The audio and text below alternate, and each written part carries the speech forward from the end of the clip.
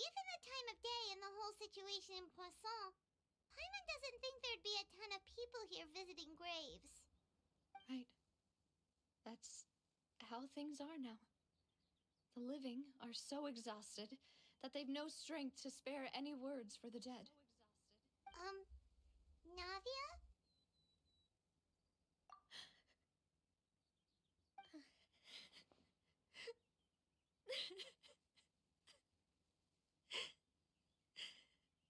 Navia, what's wrong? Sorry. I just... Malus and Silver. They won't ever come back here again. What should I do, Papa? Huh? What happened to them?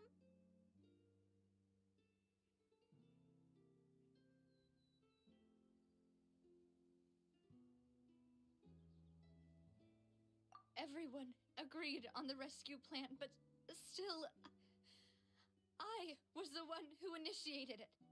They were helping evacuate the residents, but they couldn't leave in time. And they were caught in the seawater.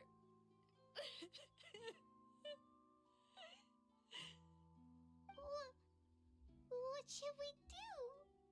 I've known them for so long. And I know they weren't afraid. But I could at least hold a funeral for my father. And I know where he rests. But as for Malus and Silver, they're just gone. I just can't.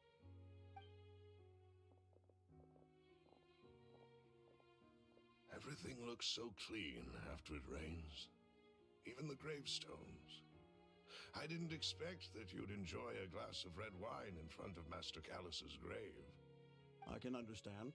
Besides, the scenery here isn't half bad. See, it's not just me. I always want to bring something when I visit Papa.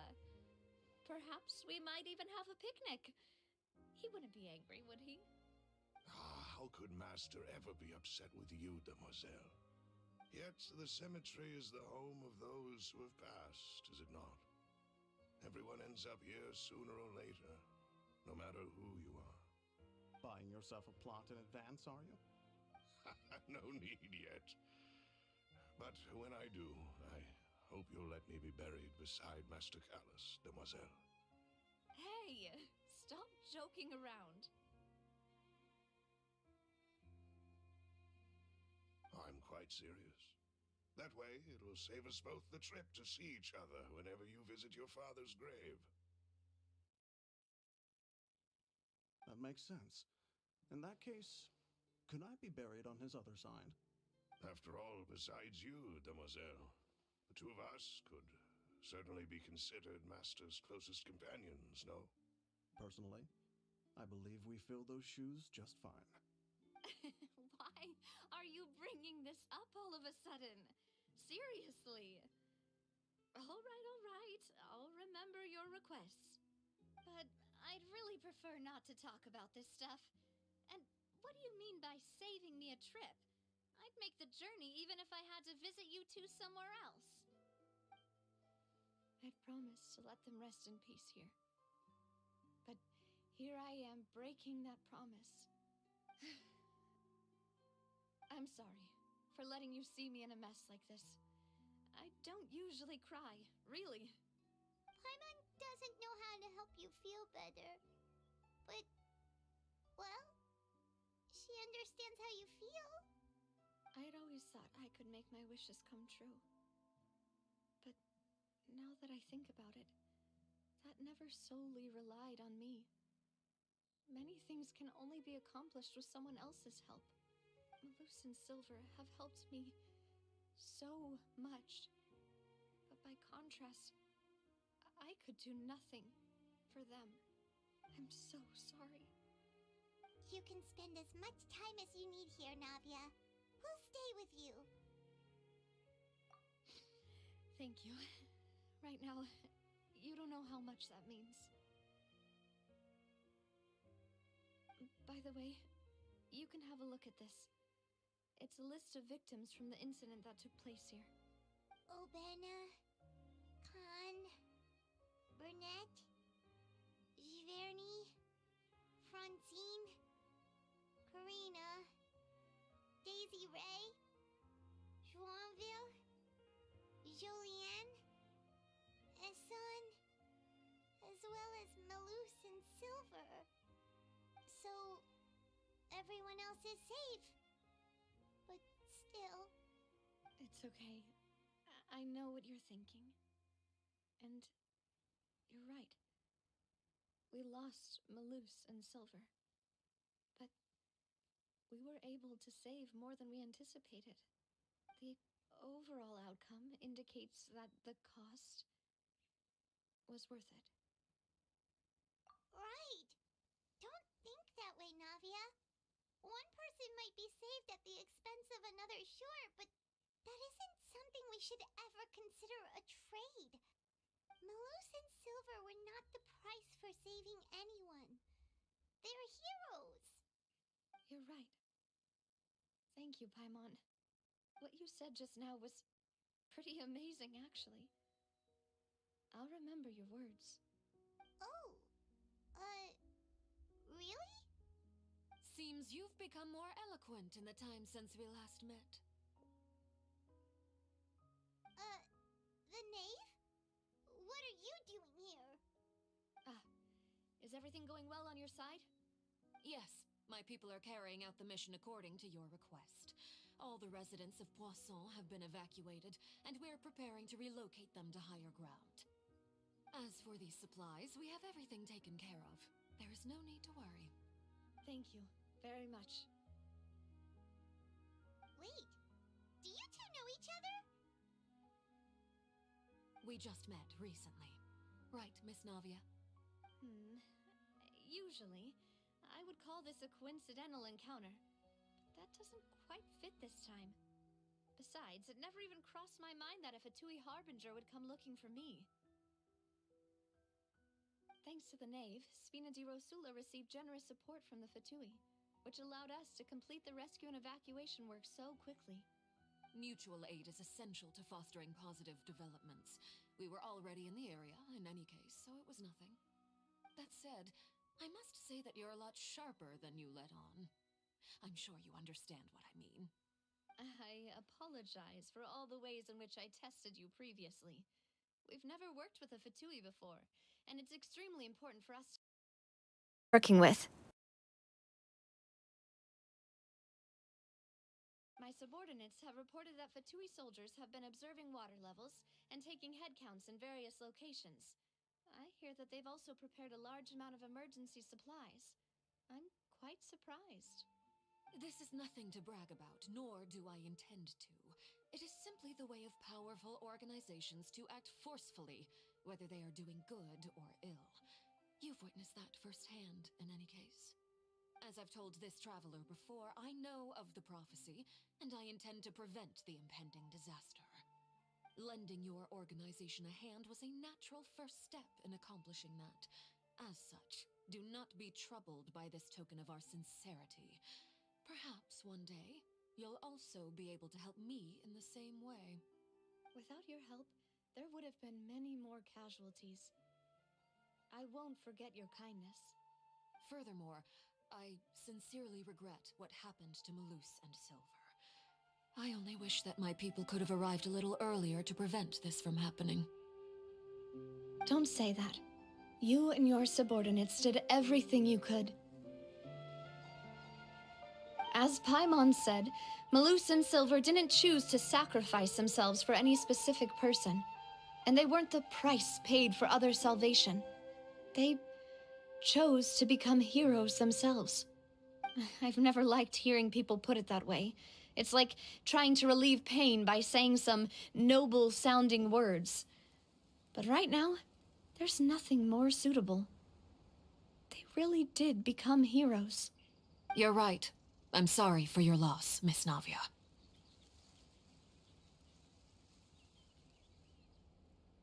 Water is life to Fontaine's people, and it also spells disaster. It's no wonder that people always say that prophecies represent fate. Fortunately, I've never been one for such opinions. So, you're one who will try to change fate then? Of course. That is why I'm going to Hotel Bouffe de Thé. I still have some things to take care of, and the children need my attention. By the way, Traveler, Paimon, one more thing. Alright, then we'll just... Huh? This isn't right.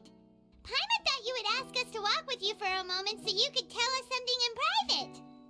That is a clever and useful conversation technique, which I do like to use when necessary. But there's no need today. It would not hurt to have Miss Navia listening in. Traveler, I'm sure you remember that I said we could work together when we had the chance. You and I both know that there may be issues with the Primordial Sea. Previously, it was the Fortress of Meripede's sluice gate, and this time it was the water levels in Poisson. These are both signals. Indeed. Allow me to share the latest intel I've received from the House of the Hearth's intelligence network with you. During some recent investigations, a child claimed to have discovered some ruins near Poisson. The ruins date back to ancient times, and seem to be worth investigating in many ways. Judging by the dating of the ruins, they may be related to the prophecy and the coming crisis. The situation is becoming more urgent, so any pertinent information will prove extremely precious. My people initially came to prepare for ruin exploration. Unexpectedly, this disaster struck, and at present, we're all busy prioritizing the rescue effort. So, that's why the Fatui were already in Poisson. I wanted to take the children along, but unfortunately, Linny, Lynette, and Fremine have all been dispatched to higher ground to assist affected residents. Judging by the dating of the ruins, they may be related to the prophecy and the coming crisis.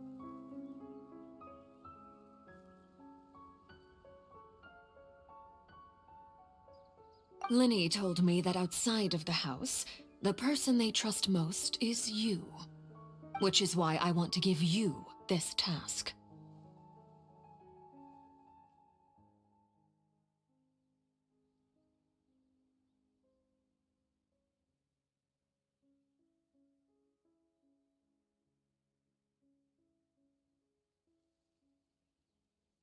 You this task.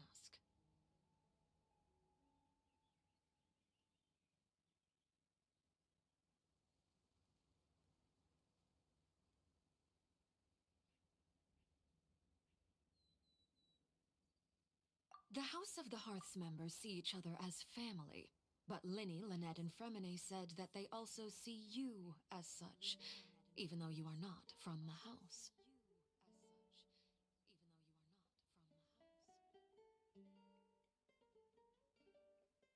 I'm sure you already understand how earnest they consider their friendship with you to be.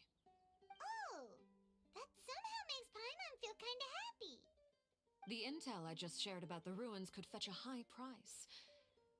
But since the children consider you family, it's only natural that I freely share it with you. Got it! So all we gotta do is go to some ruins, right? We can handle that. Excuse me, but may I tag along? You wish to join, Miss Navia? But are you sure you're up to exploring some ruins? You need to rest.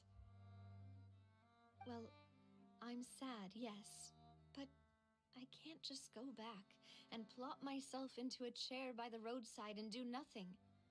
There's no point in being depressed while we still have a disaster on our hands. As my father's successor, I must live up to the hopes he had in me. Besides, I'm also doing this for myself. I need something, a distraction, to keep my mind off Malus and Silver.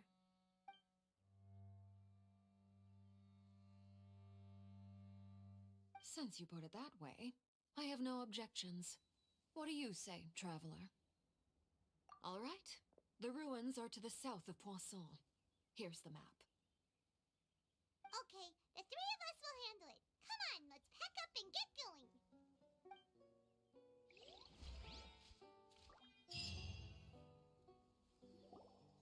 Thank you all for clearing Caesar's name. I never would have guessed that Lorenzo was the real Phantom Weasel. He never showed any signs that there were problems between him and Caesar in public. From the outside, it looked like they got along great.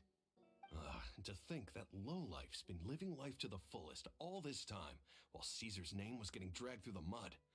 It's a travesty. At least his soul can finally rest in peace now, thanks to your efforts.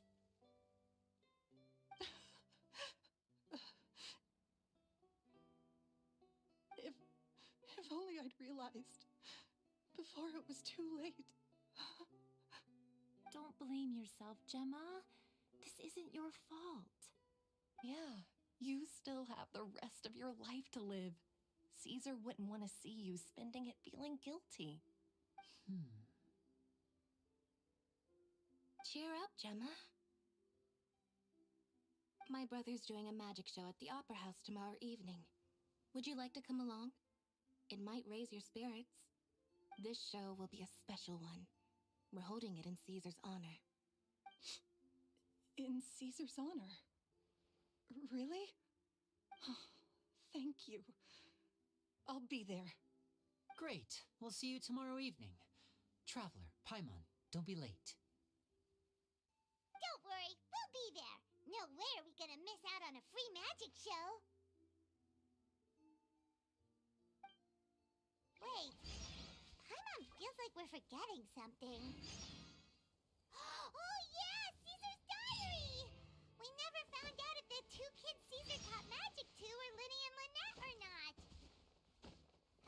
Linny changed the topic back in the workshop, so we didn't get a chance.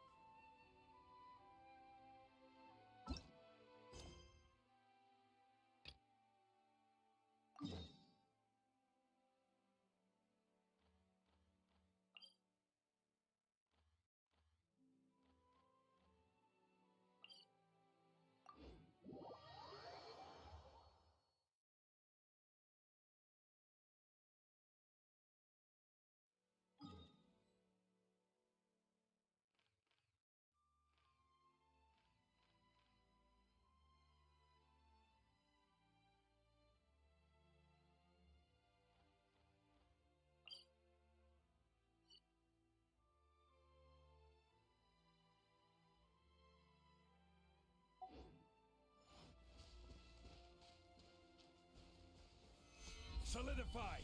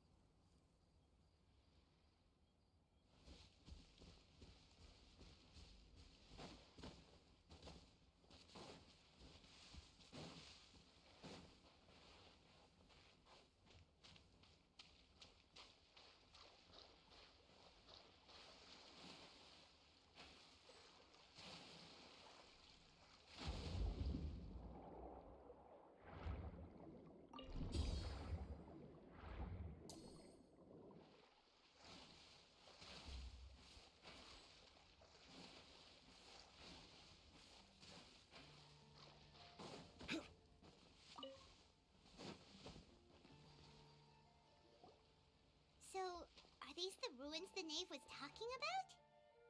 Whoa, talk about old. They seem to be pretty ancient, all right.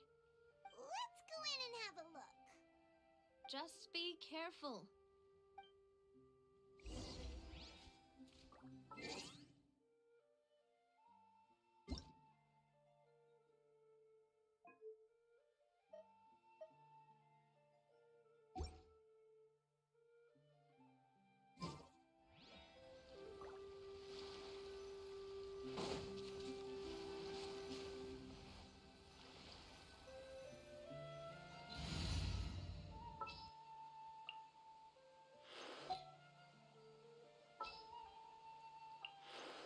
are still so many places for us to explore.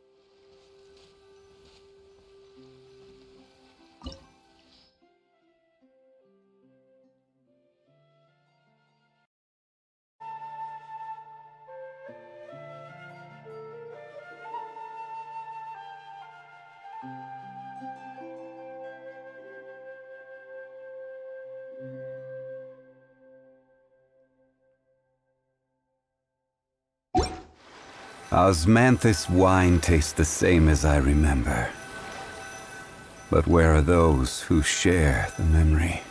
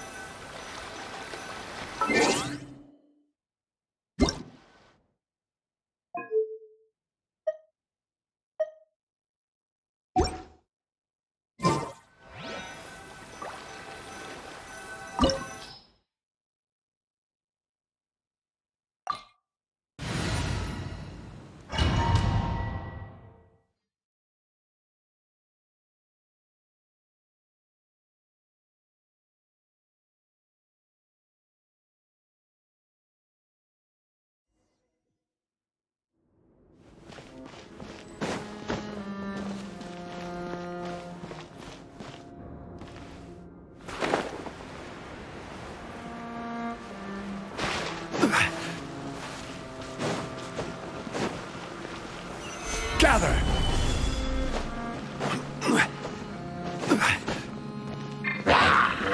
Emerge, right here. Hey! Everyone hold hands! Right now.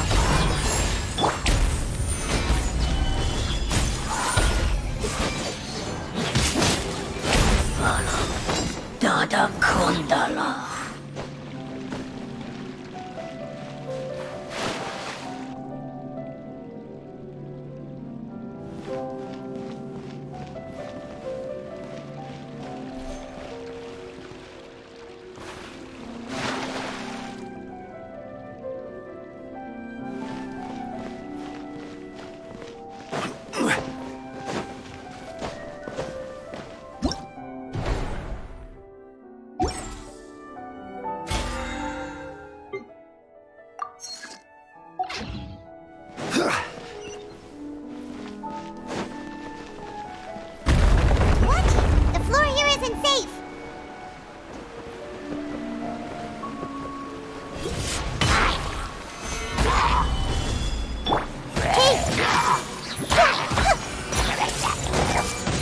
Bow your head.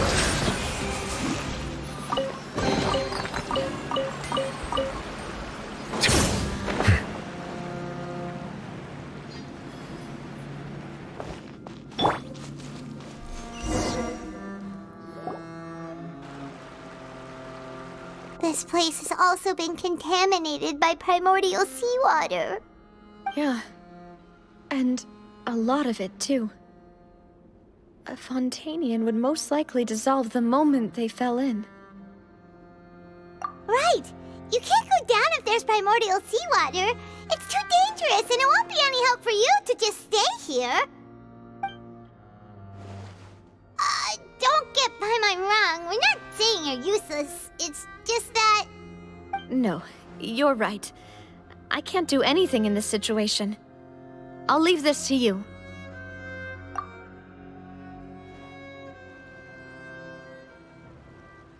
That complicates things. Maybe the only way left is forward. In that case, do you want to wait for us here? The water levels here are unstable, and there's a chance the water will rise. So staying here wouldn't be safe either. I'll go together with you. Perhaps we'll find the exit just up ahead. All right.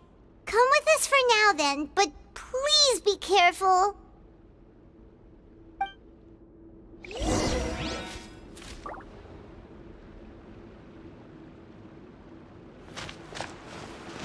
Oh no, it's a dead end! Let's try climbing over from the side.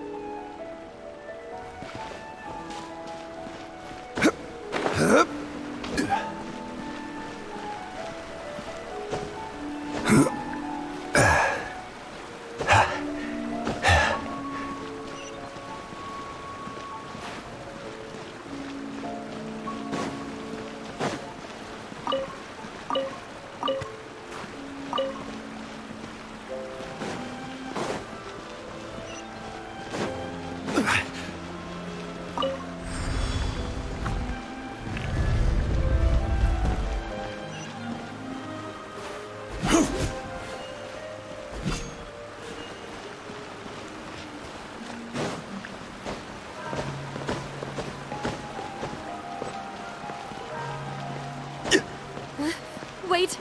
There's something wrong with this bridge!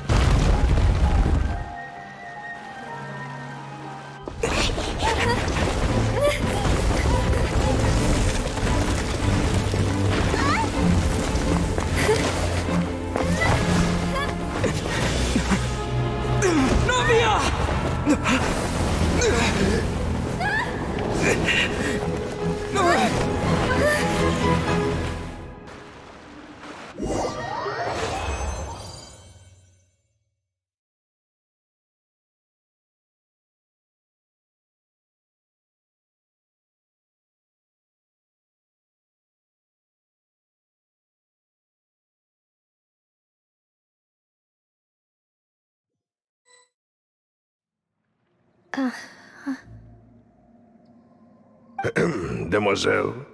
Huh? Demoiselle, what are you doing here by yourself? Would you be standing here till dark if I hadn't come to get you?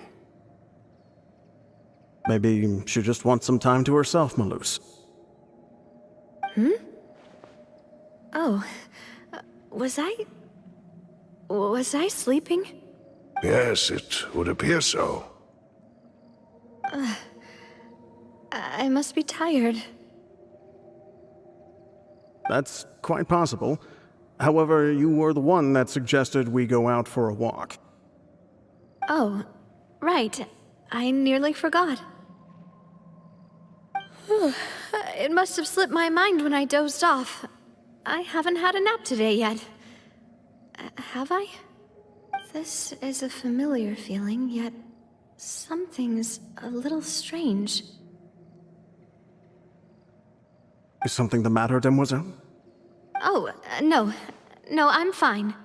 I was just trying to recall why we came out for a walk. Do you remember Mr. Giverny? He'd requested our help before with foreign merchants who had a debt dispute with him, and we'd resolved the matter not long ago. We were headed to see how things were going with him at the moment. Ah, right.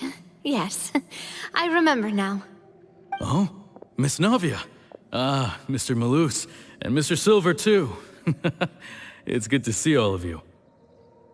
How have you been? I've been great.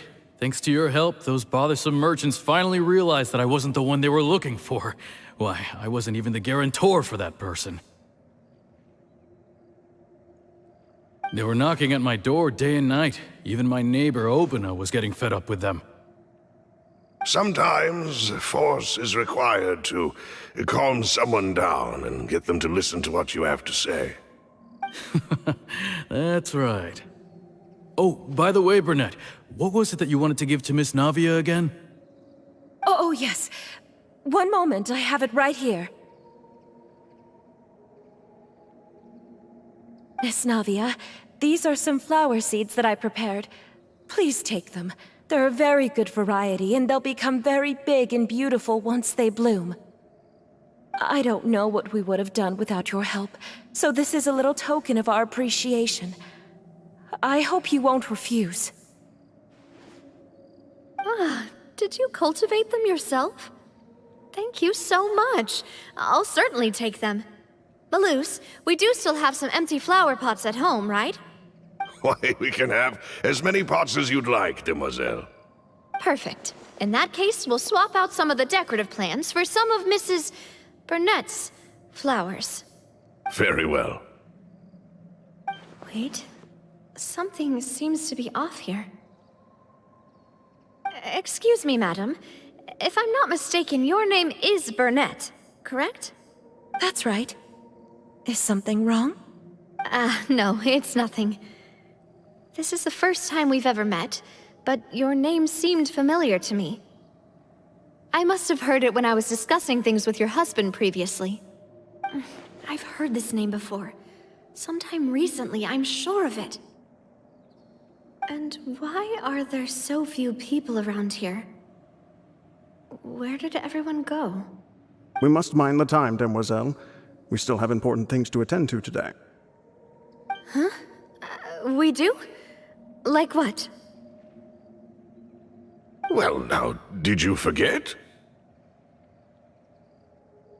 Miss Navia, here you are! I've been looking for you. Please, come to the Opera House. Your trial is about to begin. My trial? Wait, why would I need to go to the Opera House? Yes, she's right, Demoiselle. It's just about time now, so we should get going. Oh? All right then.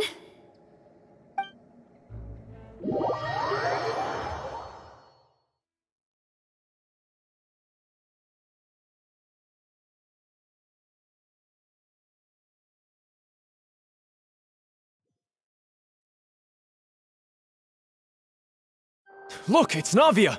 She's here! And her two attendants are with her! Goodness, everyone's finally here. There sure are a lot of people here to see the trial. And they all seem to be oddly excited about something. I even know some of these people. Karina, Desiree, Joyville, Jolien, Essen. Why are so many people here? And why do I have no recollection of this case? And as for the judge... huh? Where's Monsieur Neuvillette? Please sit in the defendant's seat. Don't worry, Silver and I shall accompany you. All right. But are you sure you can stand behind me? Typically, it wouldn't be allowed, but today is an exception.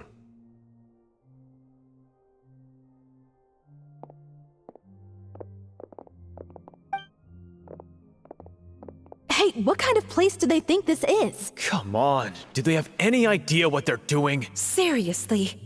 Enough with the whispering! Could someone please tell me where Monsieur Neuvillette is? And why I'm standing trial? My dear Miss Navia, have you not yet realized what you've done? In that case, allow me to explain. As all here know, you are Master Callus's successor, the head of the Spina di Rosula, someone held in high regard by every soul in Poisson. After you took over the Spina, you treated all of us just like the late Master Callus had. If anyone in need reached out to you for help, you responded. Not only you, but your butler, your subordinates, nearly everyone in the Spina di Rosula fought for the well-being of those in Poisson. Wait a moment. Aren't you just proving that I'm a good person? Yes, correct. Absolutely right. And that is why you stand accused. You have helped so many people get through so many difficulties. You are one with us. We are inseparable. We are one big family, all of us who are from Poisson, inextricably linked. And with you being so important, we couldn't possibly do without you. Therefore, this fair and honorable court shall declare you guilty, and you shall stay here. You will be together with us forever. Huh? What are you saying? Everything you have said is correct. I have indeed done a lot for my hometown, and I would be willing to be with you all, but what is the purpose of having me stand here like this? What is there to discuss? Ah, well, if that's what you think, then I have no further comments. How wonderful, Miss Navia!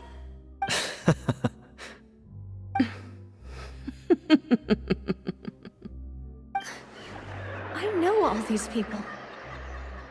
Why are they laughing? I seem to remember now. Yes, I get it. This trial is... Wait just a moment. This isn't right! Melus?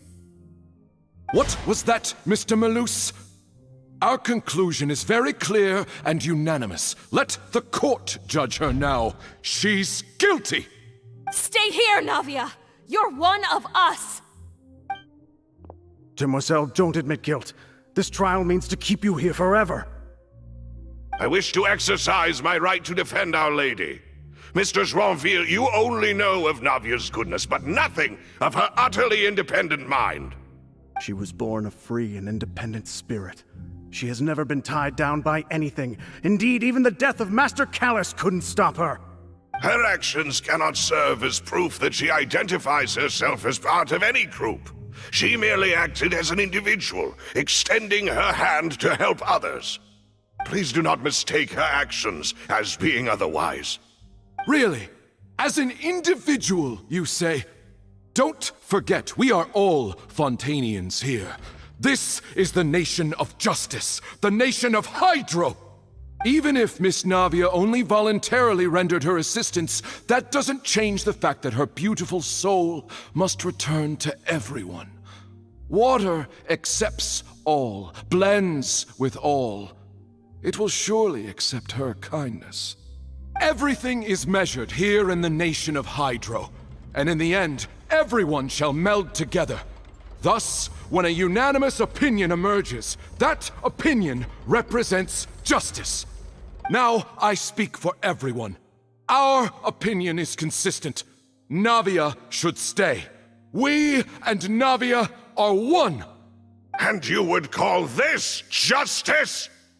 Preposterous. You are merely jealous that Demoiselle still has a chance to exist as an individual. Have you forgotten how much you all once longed to become individuals, to become independent? Do you mean to defy our justice? If your justice is flawed, then why should we acknowledge it? As you said, we can also have our own justice.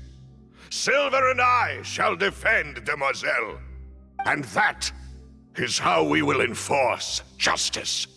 Ugh, my head... It hurts. Demoiselle. Silver, it hurts. My head is spinning. All I can see is stars swirling in front of me. I remember now. Everything that seemed odd from the very beginning.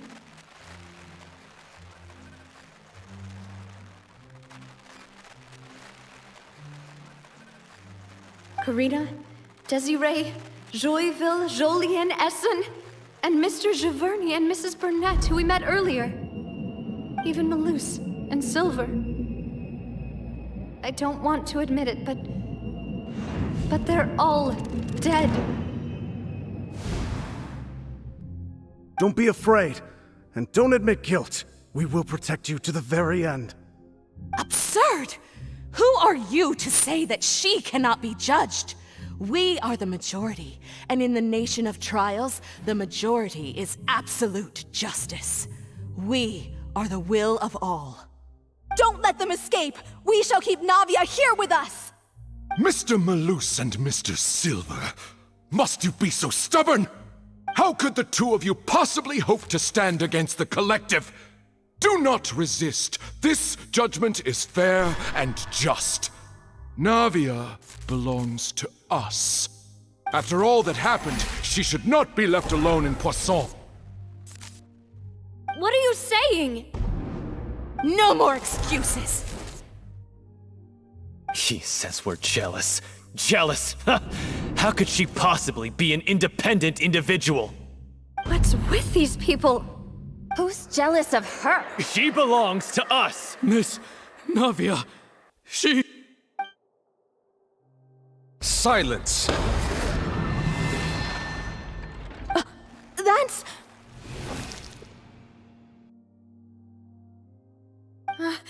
Monsieur Neuvillette! Such commotion is prohibited in the court. The accusations you just presented are nonsense and cannot constitute a proper trial. The court will adjourn for the rest of the day. In this, I shall hear no objections from any unauthorized party. Our thanks, Monsieur Neuvillette. Please leave with me, Miss Navia, while there is still time. But... Go on now, Demoiselle. This is your only chance to leave this place. What, can't bear to leave us behind or something?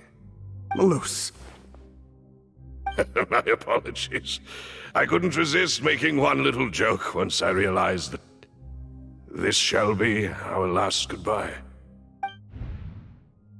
Malus. Silver. Quickly! You must come now! Goodbye, demoiselle. Farewell.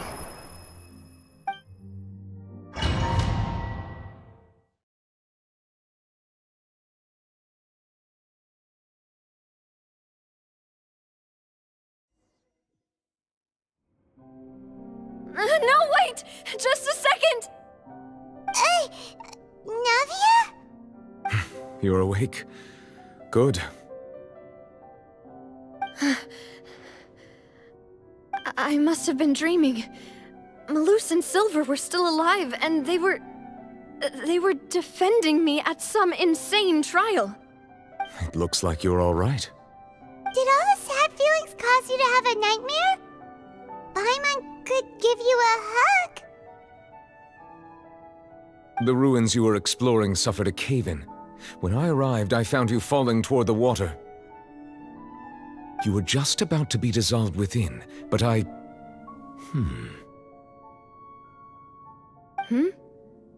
What is it? I think I saw 2 Oceanids protecting you. It was only for a moment, perhaps even a fraction of a second, but they gave me the chance to retrieve you. Were it not for their intervention, I would not have been able to rescue you before your consciousness dissipated. Wait, did you say Oceanids? You mean like what happened with Vache? Perhaps those 2 Oceanids were the people you saw in your dream. I always told them that they didn't have to protect me. To think that they'd keep doing so even after death.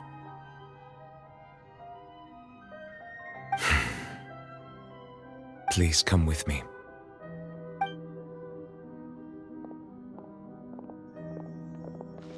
Neverlet, are you okay? Oh, I am quite all right. Perhaps there's something we could chat about? Why do you look so stiff all of a sudden? Oh, Paimon knows. You're the type who feels awkward when there's nothing to talk about, right? I merely thought that we should give Navia some time to herself. Huh? Why didn't you just say so then? Don't you think it's even more awkward to call us over like this and then have nothing to talk about? I suppose so.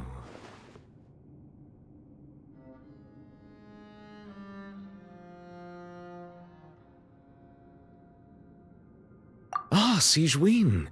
I hope all is well with her these days. Her work in the Fortress of Meropide has not been too much for her, has it? No way! Don't worry. She's doing fine down there. She's an amazing head nurse. I see. Well, that is good. I have always worried that Sigewinne would need a lot of time to understand the world of humanity, just as I have. Oh, and the Duke also says hi! Even though Sigewinne made him do that. He hopes that you haven't been overwhelmed by all that's happened lately. Thank you. I have indeed been busy lately, and I also hope that everything is going well in the Fortress of Meropide. He still doesn't know what to talk about. Let's chat about something else then.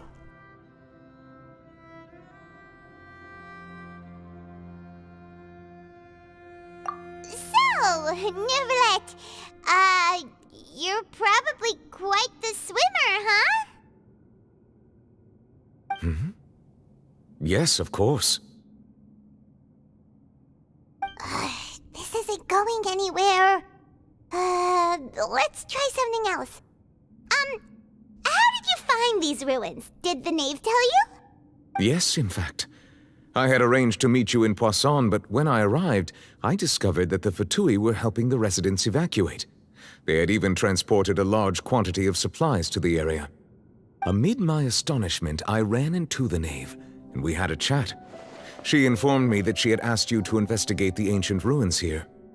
Yeah, we originally planned to meet up with you, but we thought you might still be busy with all those official documents.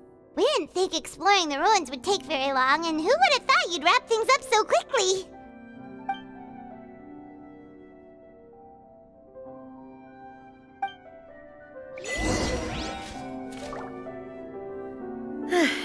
I'm sorry to have kept you all waiting like that.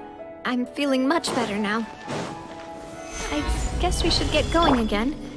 Will you come with us, Monsieur Neuvillette? Yes, if you wouldn't mind my company. All right! Another one joins the party! Let's get going then!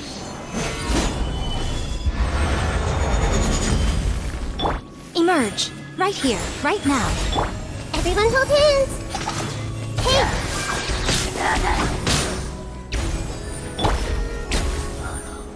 Stabilize!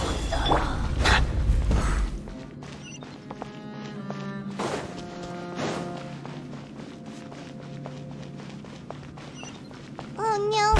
Another unstable path! Watch your step!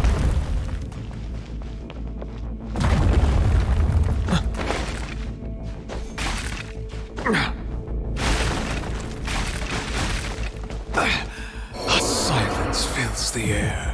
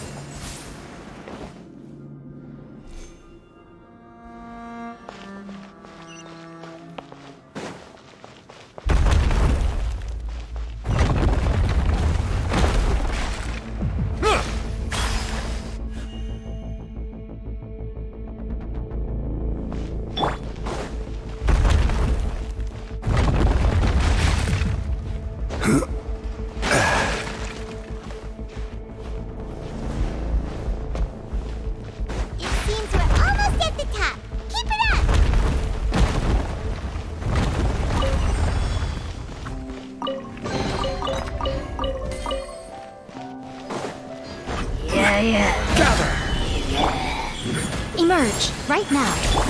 Hey! Settle down!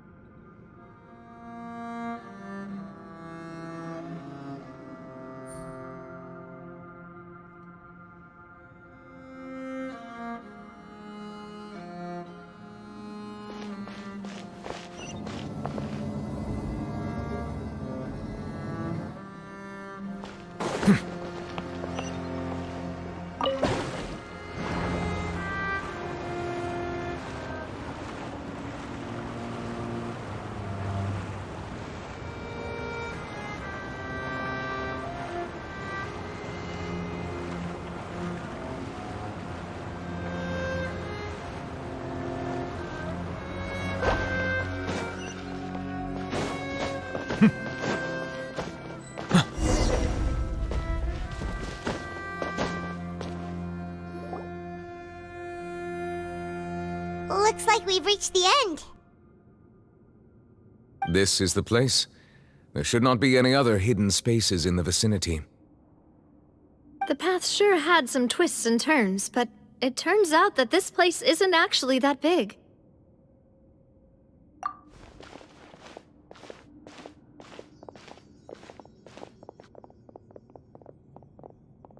Stone slates? It seems like they were put here as an offering. Could we take them down and have a look? Perhaps we should just leave them be for now.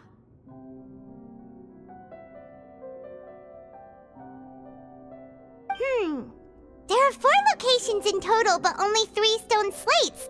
The slate that should be in the first empty spot is missing. The surrounding walls also show signs of damage. There's something written below. Let Paimon see. Reason dictates that this nation be destroyed. I shall record the history of its future here in its past. Say what? It feels like someone left these slates and these words here for a purpose. But does he mean that Fontaine should be destroyed? That would fit the circumstances dictated by the prophecy, yes. Indeed, the slate's contents correspond to it. Take the second slate, for example. There's a person kneeling here. She seems so dedicated. And there's a whole bunch of other people behind her doing the same. She's facing this... what is this? Some kind of island in the sky? And is that Lady Farina in the third image? Did the Hydro Archon fall into the water? And is that a ring of people around her? Paimon doesn't quite get it. Are they all in the water? The fourth image. I know this one. This exactly matches the content of the prophecy.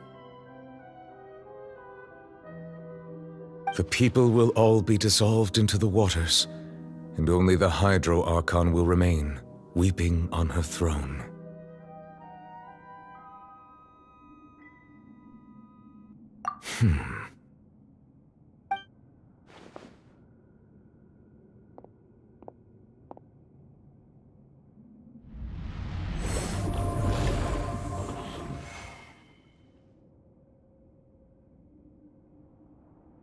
More information should be hidden in these slates, but I fear I cannot easily uncover it, most likely due to us missing the first slate. I am very sorry. Don't blame yourself, Monsieur Neuvillette. Deciphering ancient stone slates isn't one of your duties. Ooh, Paimon's getting the chills just looking at these slates. This says that it's the history of the future, right? That means the prophecy's sure to come true. I really hope it doesn't mean that. Still, Paimon feels like these images are kind of weird when you look at them together.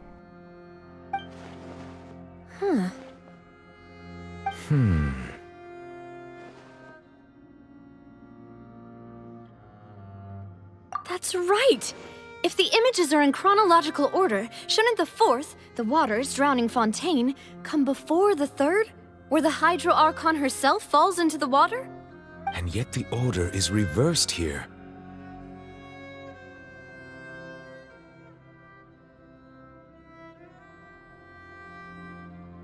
If we go by timing, Lady Farina only emerges in the third image.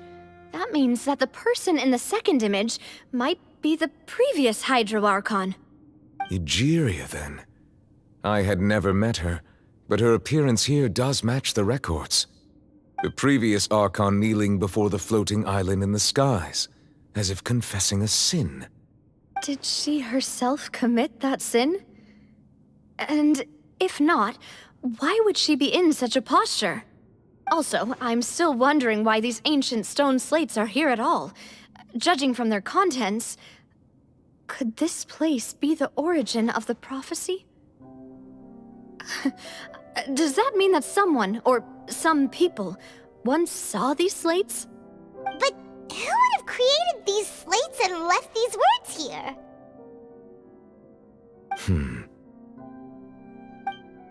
It It seems that any further clues will have to come from Farina. In that case, there's no time to lose. There's nothing else to be gained here, so let's head back first. Yeah, we better get somewhere safe for now.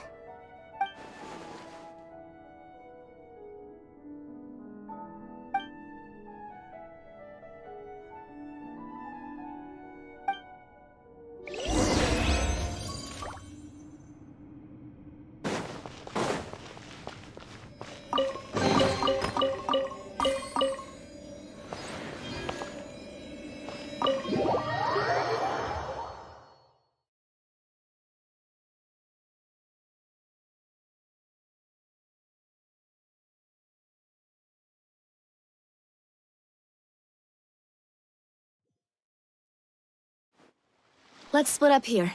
I'm going to check on what's happening with the Spina. You know how it is. There's some things you just need to be there for yourself. You still have energy for that, Navia? Paimon's already beat!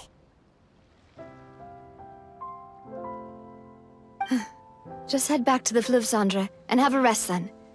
Thanks for keeping me company all this time. I'll depart as well. Thanks for your hard work today. Rest well, everyone. Traveler, I will go talk to Farina tomorrow morning to ask about the stone slates.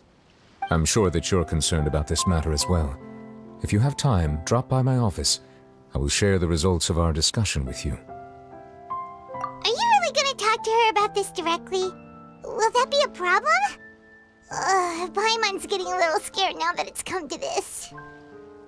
She has long been harboring secrets and will not give them up easily, which makes it all the more my duty to ensure that she understands the present situation. Alright, we'll leave it in your hands then. You're probably the best person to talk to her anyway. I will be carefully considering my words tonight. Traveler, Paimon, our safe house at the Fleuve Cendre is always open to you as ever, so please don't think you're an imposition. All right. I'll be on my way then.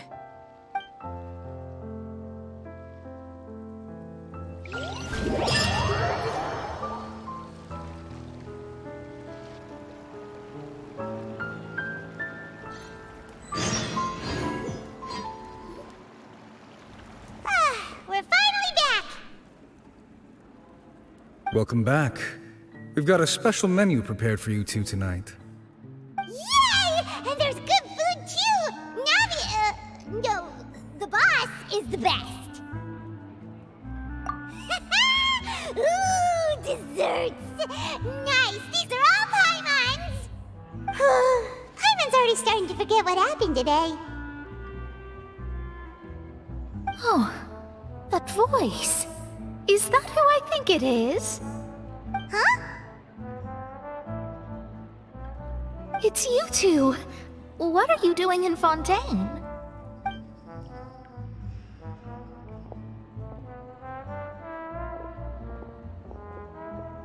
Mona?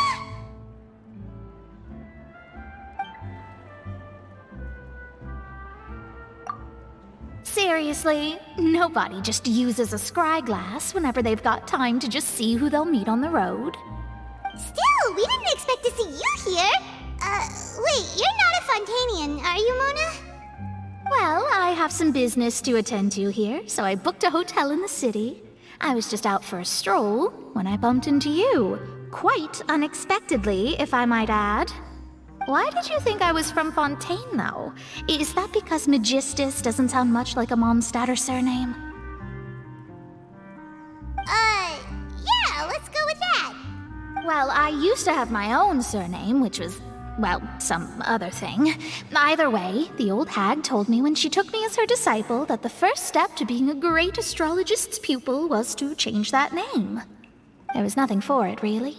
She really is amazing at astrology, so I changed my name to what it is now according to her wishes. To my surprise, however, Magistus is not the name of some ancient house or clan. It isn't? Nope.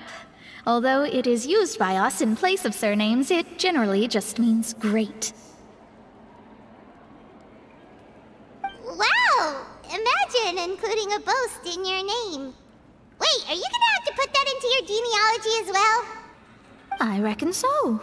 In any case, I'd give my disciple a name like this as well, if I were to take one.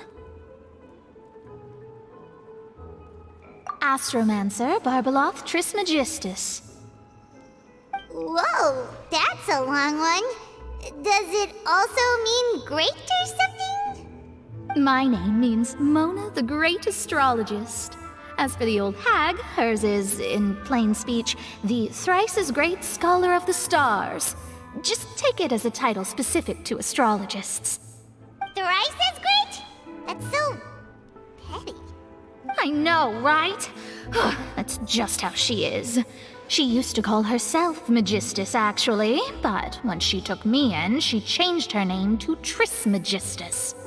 Talk about excessive. Magistus is thus the calling card of our school, so to speak, which makes it about the same as a surname. It's all right if you don't get it. You can look into it further should you need to study astrology more deeply.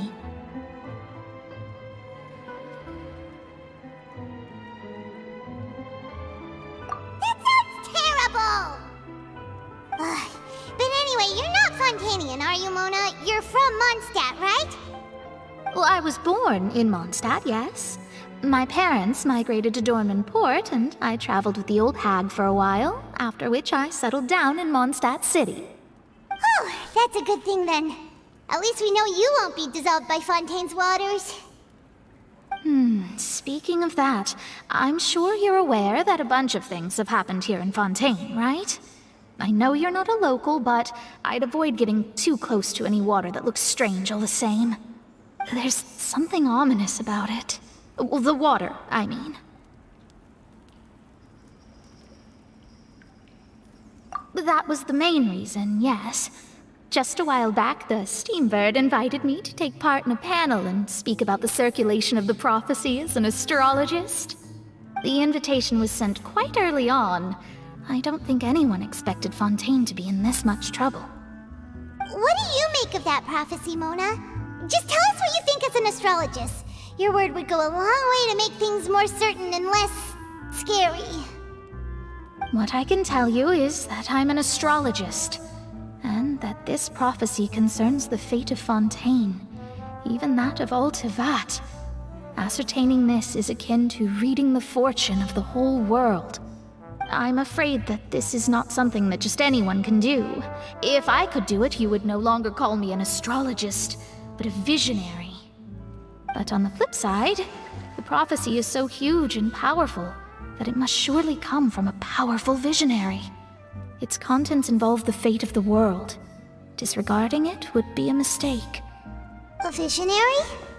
Sounds really powerful and all, but does such a person really exist? Of course. The old hag could do it, and I'd bet there are others amongst those Hexenzirkel colleagues of hers who could do something similar. Huh? Are you sure? All right, I'll help you. It isn't often that I see you with such a serious look on your face. I'll tell you once I hear back from her. Thanks, Mona! You're amazing as always! Oh, well, this is something only I can do after all. So yes, your praises are quite welcome. That's the greatest of astrologists for you! Of all the people we know, you know the star's the best! Indeed. That's the spirit. Oh, sorry. I came to see what all the commotion was about. If there's anything you need, do not hesitate to inform the Spina di Rosula. Oh, whoops. Guess we were getting a little too carried away there. Well, I'll go tend to my own business now. If I receive any news, I'll be sure to come find you two again. And there she goes, quick as rushing water. And here we are with the Spina guy giving us suspicious looks. If Paimon hadn't spoken for you, it'd be you getting all the weird looks. The things Paimon does for you. That's more like it.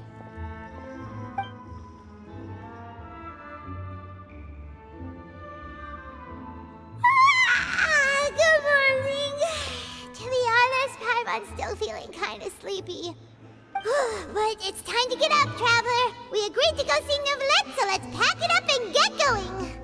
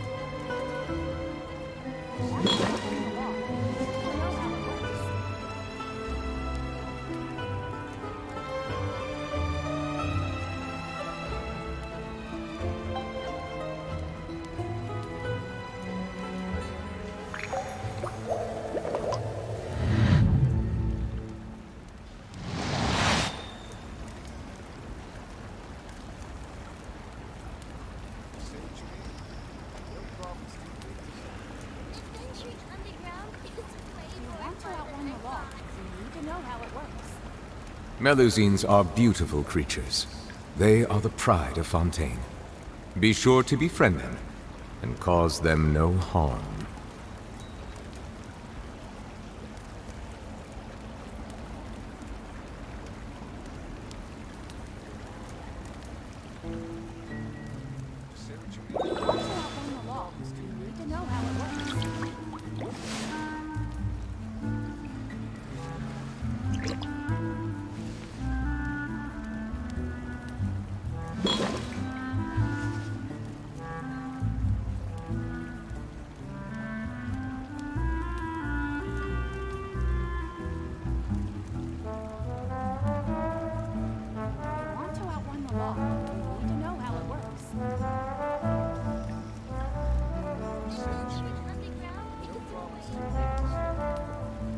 I see the value in my own work, but I also see the meaning in all the endeavors of the people of Fontaine.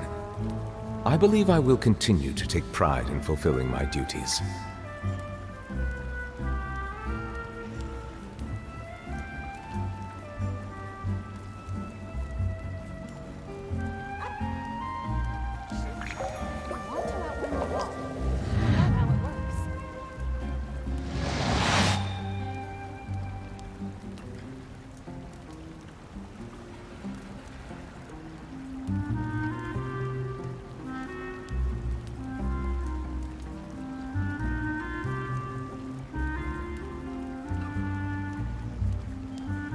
Water comes in many flavors to the discerning palate. Mondstadt's water is crisp and pure, while water from Liyue...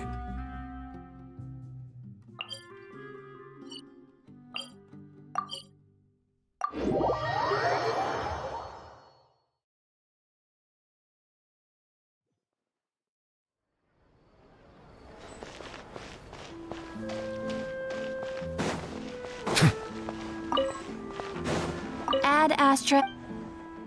Thank you for. Ad Astra Abyssosk.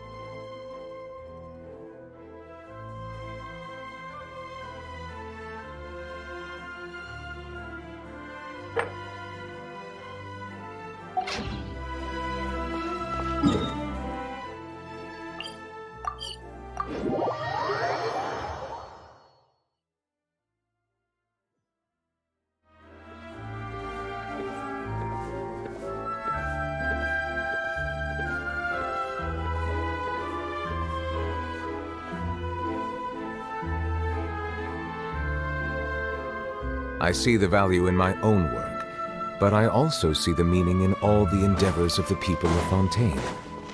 I believe I will continue.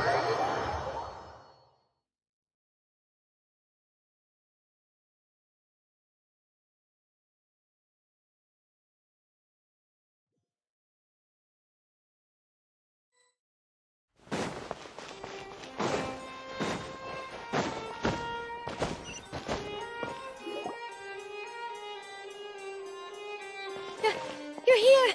Finally! Is something wrong? Monsieur Durvalette and Lady Farina, they seem to have gotten into a dispute. Please go see for yourself.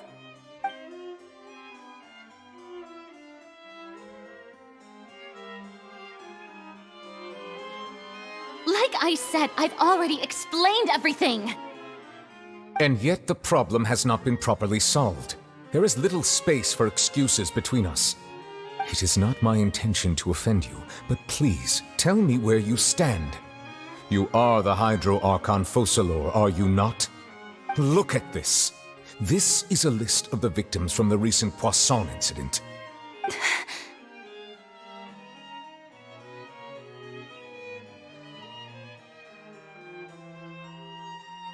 You mean... they're all... We did not arrive in time to avert this disaster, and I will not have it happen again. I will say this once more. You must tell me everything you know. Yesterday, I found 3 stone slates in some ancient ruins near Poisson. Do you know anything about those? Seriously? You're questioning me like this is a court case now. I don't know anything about that. But you found them in some ancient ruins, you say? That's correct, which is why I came to ask you some questions.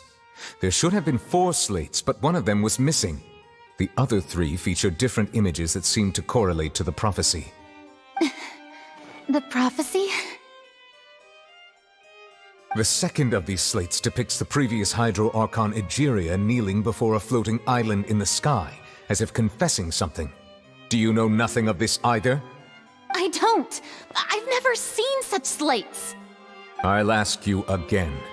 Do you really have no information regarding the previous Archon? My deciphering of the slates indicates that the Hydro Archon Egeria once had to confess to, or apologize for, a certain sin. If anyone would know about it, it should be you. All gods don't have the same secrets, you know. She was herself and I'm me. Is it really so strange that I know nothing?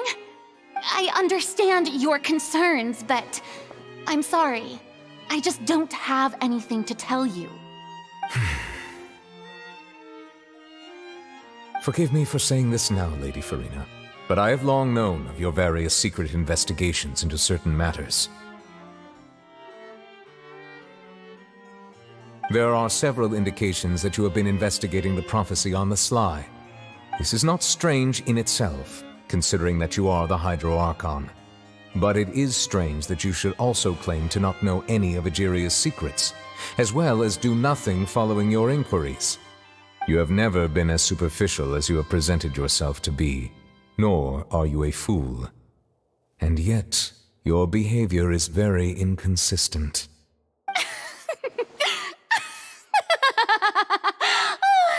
So you've been watching me all this time, have you? I didn't think you were that type. You... Well, since you know about my secret investigations, then you should know I'm actually working to take care of it. There's no point questioning or suspecting me. You're the Eudix, but you're still my subordinate. You should be following my lead. Just trust in me, you're Archon, and do as I say. Never mind whether you can truly convince yourself to or not. It'll all turn out fine. That's all I have to say. We do not discuss this matter again. Oh, the opera's about to start. Toodles!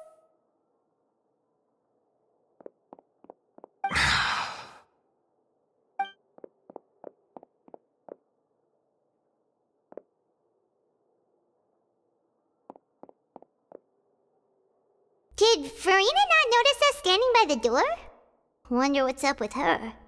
She was smiling. I assume you've been outside for a while now? Oh! You noticed! Seems Farina didn't even realize we were here. She was in a great panic, though I cannot discern the reason. Our discussion reached impasses time and again, a state of affairs that we cannot allow to continue. Still, I do not understand. Dialogue is the basis for understanding, so why did she keep refusing to engage?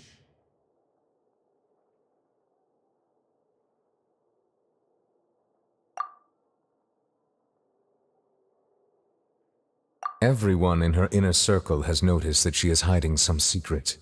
The issue is her attitude. I fear that she will not reveal anything unless absolutely forced to. We may have to create a situation in which she will have no choice but to speak. Oh? Like what? Normally, people will only reveal the truth when standing trial. Perhaps we must have the Hydro Archon experience just such a scenario. But Farina's seen so many trials, and she's really good at dodging questions. How do we make sure that she won't just slip away at the first chance she gets? We will need to consider this thoroughly, join forces with various parties, and then do what we can. If at all possible, I would prefer to recuse myself from this affair, but we must prevent the prophecy from coming to pass. This may be cruel to her, but all Fontaine is in crisis. The information a god possesses is too precious, and so we must take a chance on this. But who will lend us their aid to do such a thing?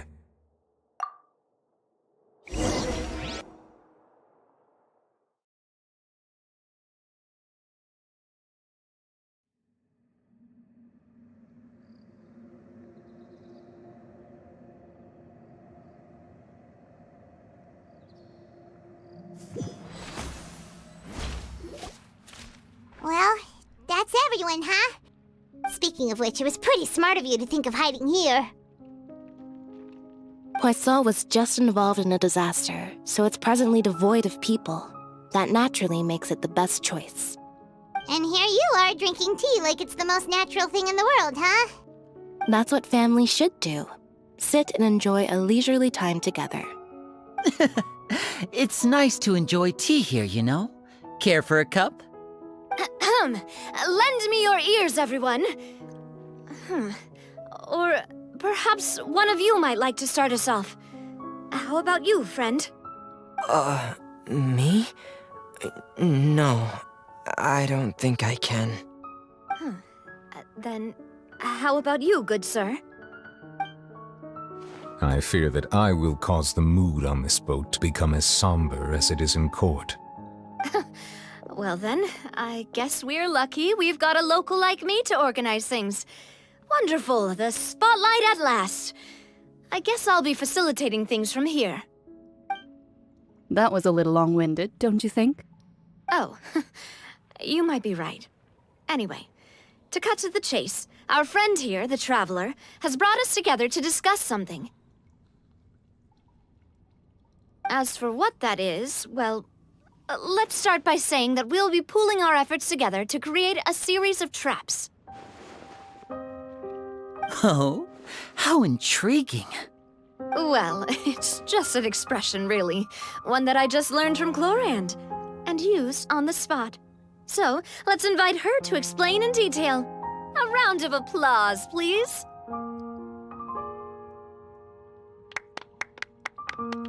Huh?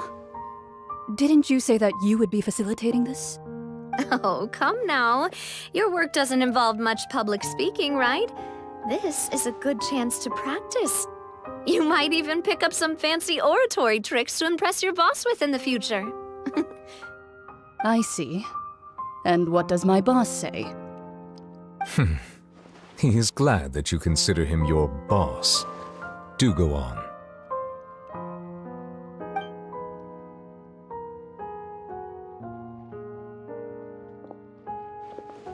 In that case, do any of you have experience hunting? Not that I recall. Fremine and I once used a wooden stick in a basket to catch wild rabbits when we were younger. As for Lynette, oh, right. You were sick that day, weren't you? I've also gone diving to catch some fish before. Does that count? I'm afraid not. You may or may not have heard, but Fontaine once played host to a group known as the Marechaussee Hunters. Though that was their name, they did not hunt animals, but rather various monsters left behind by the ancient dynasty of King Remus. Today, Fontaine's monster population has already thinned greatly, so the hunters have blended back into society, taking up arms in other lines of work. They even left a unique methodology of hunting in their wake. A trap comprises of the following components: bait, a trigger, and a containment device. Sometimes a lethal implement will also be necessary to deal with the prey. So, if we were to build a trap together, right now, what would you choose to build it with? For me, I would prefer something basket-shaped. Pigeons and rabbits will see the bait and naturally enter the snare. Our line of work requires a deft hand, and we're some of the best in the industry, so you can count on our techniques. You used some of those techniques while moving the people of Poisson, didn't you? My subordinates mentioned that you even performed some magic for the bawling children. Yes, and I even managed to gather some intelligence in the meantime. I'm quite the multitasker if I do say so myself. I'm afraid I can't claim that as my strong suit. I prefer more stable methods, like placing bait in the water and waiting for the fish to come within reach. That's the kind of method I would count on. Calm and steady. Exactly the kind of person who would catch loads of fish. And I can be their assistant. With discretion, I'm sure. I'd probably use some sort of mechanical animal. Papa once bought me some small clockwork squirrels, mice, and such. When placed in the forest, they can attract others of their kind. I remember that you liked those too, didn't you? I did. And that would be a good way to go about it. If they're realistic enough, animals of the same kind will follow them all the way to the trap. What about you, Monsieur Neuvillette? I fear I do not have any related experience. That makes sense. You usually solve problems directly, without the use of any such tricks. But I do have one more question for you, Monsieur. If we were to create a trap now, how would you design it? I would like for it to be effective, but bring no harm to the prey. A more gentle trap would be ideal. Kind, as always. However, our intention doesn't necessarily change the containment device and the type of implement we need. If we wanted to kill the prey in one strike, we would need a powerful implement. However, that also goes for prey that must be captured and safely contained. Wait, why's that? Only a hunter who's a true expert at subduing their prey can snare it without harming it. The line that divides life and death is often exceedingly thin. So are we going hunting together? We hadn't thought of seeing ourselves as hunters. It kinda works, but maybe it's still not the best metaphor. If our means of capturing and dealing with our prey is to put them on trial, then the hunting metaphor is actually quite accurate. But we shall require much more courage than any hunter to judge a god, a being whose seat is an exalted throne. Oh, so that's what's going on. Sounds very interesting.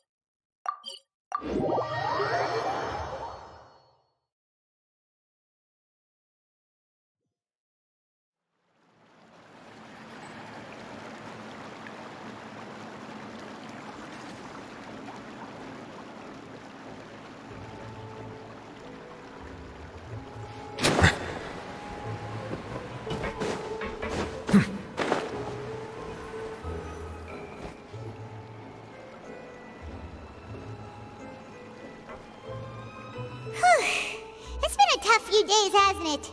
So much has been happening. Paimon didn't think the meetings would go on for so long, but everyone seemed pretty fired up, huh? Paimon thought they'd be at least a little frightened. Well, Fremine was, now that Paimon thinks about it, but everyone else just looked a little surprised.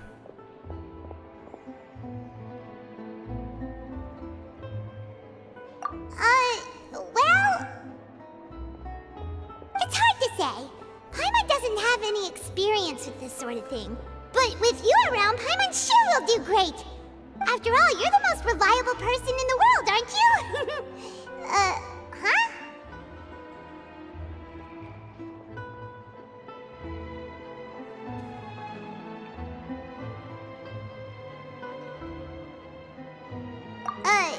Did you just pour some tea? Paimon didn't notice you doing that at all. Then what's that? Paimon's never seen that cup before. Don't be frightened.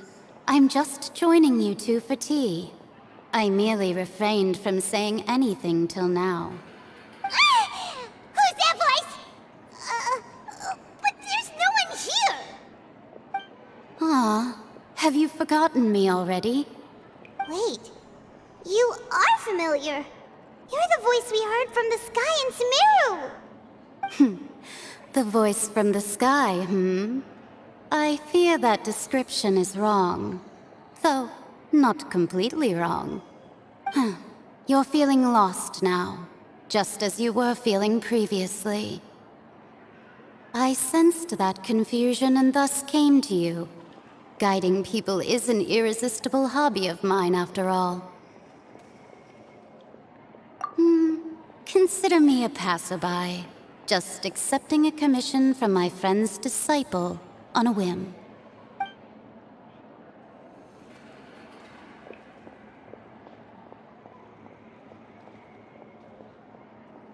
The prophecy. Yes, what has been prophesied will be fulfilled. You may view such things as the history of the future. What? Then is there any way we can stop it? I believe you have witnessed a failed attempt with your own eyes. Can everything in Tevat so easily be changed? So you've caught on. Just as prophecies are usually only the future as seen from the perspectives of the gods, could things be happening in hidden corners where the gods' gaze does not fall? Are the things that you shall see different from the fate that the gods perceive?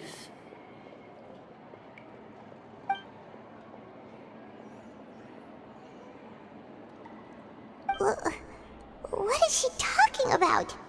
It all sounds really impressive and important and stuff, but it also sounds kinda scary.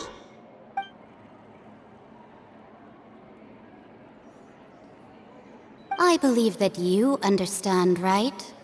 Some things are insignificant, but others you must reach out to change. Ultimately, fate shall serve as your only guide, no matter what will happen in Tevat's future. All you need to do is to play your part. This was good tea, by the way. Thank you for your hospitality. Well, that'll be all for today. The voice. It's gone.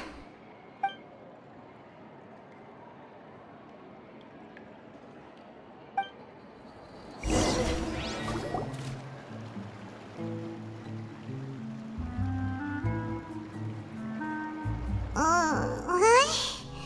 I want to hear someone talking. All right, coming. Hey, it's you who's getting lazy, okay? Well, I see I've walked in on some lively banter. Luna!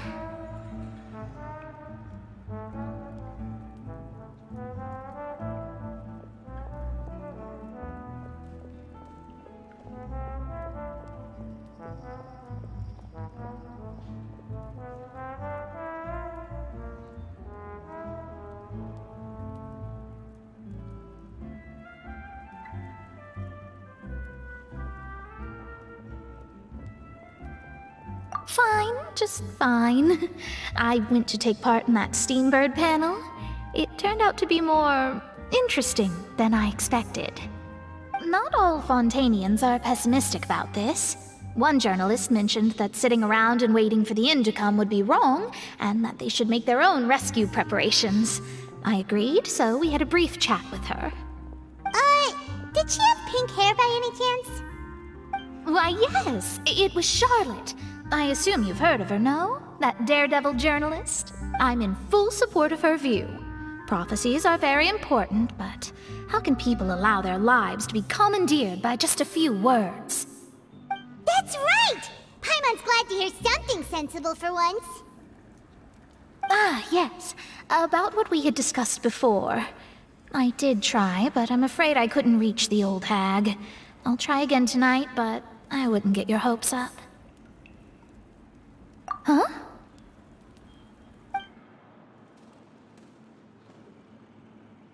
Goodness gracious. Are you serious? She said that even the god's gaze has blind spots. Pretty bold if you ask Paimon. Most people would believe the gods to be all-knowing, right? The Hexen Circle members are certainly anything but ordinary. As for the mage named N, the old hag has mentioned her a few times. She said that N's sense of direction is incredible, and that she loves guiding those who are lost. But I've never met her, and if she were still alive, she'd be... well, suffice it to say that the hag's at least a few hundred now, and N's been around for longer than that. Whoa, the Hexen Circle sounds like a scary group. But they must really stay in shape to live so long. Their abilities alone are pretty terrifying. If she came to see you personally, then the problem you're facing must truly be of great importance. Well, it's not like Paimon could understand anything she said. Yes, she was quite cryptic, but I suspect she means that there is still a way to turn things around. She didn't say when or what that would be, though, so... perhaps it is something that you cannot know right now.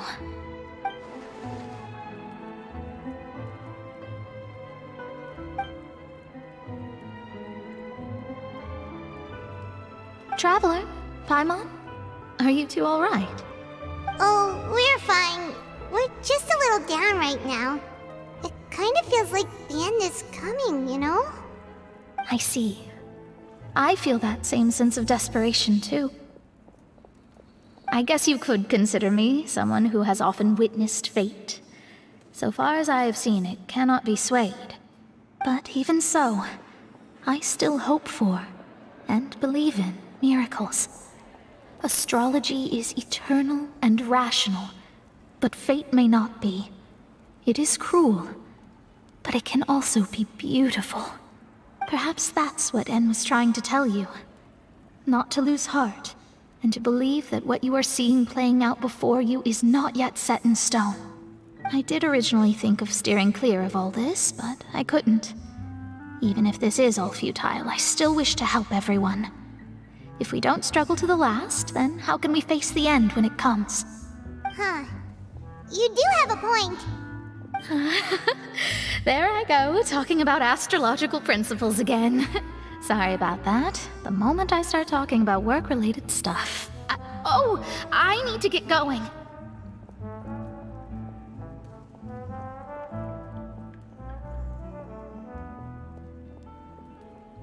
It was worth trying to comfort you, even if only a little. I believe that you'll help those who are struggling in the same way I did. I suppose that might be why we always seem to meet by coincidence. Paimon feels kinda moved by what Mona said. But also kinda sad, too. Hey, Traveler, Paimon suddenly feels like going outside for a walk. Let's go! Let's walk around the city, shall we? There's a few spots we always like to walk by.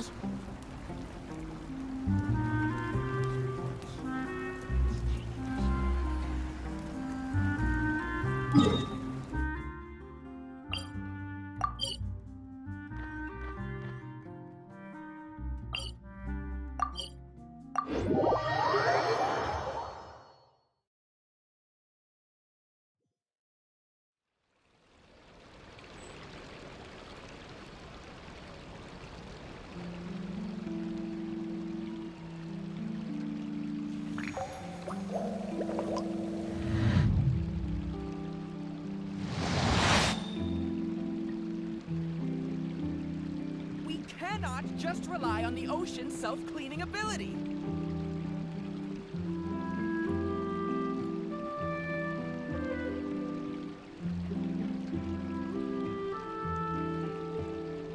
Melusines are beautiful creatures. They are the pride of Fontaine. Be sure to befriend them and cause them no harm.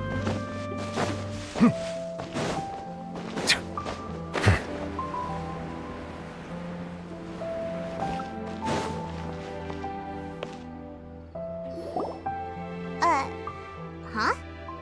Our names are written in this newspaper. What's going on? Let Paimon see!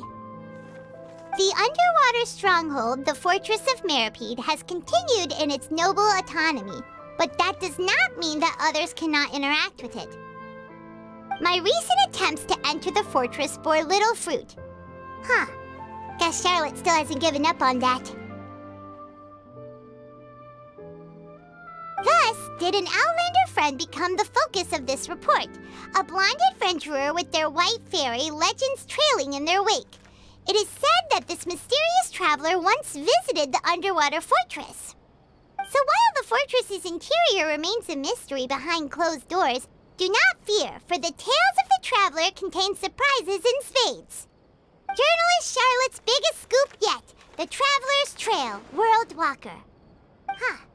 Charlotte took so many awesome photos of us and we never even noticed her. She hasn't been able to get a hold of anything at the fortress, so since we're easier to find, she's using us as the subject matter instead? Ugh, seriously? Well, fine. Those headlines and photos do look cool, so Paimon will forgive her this time.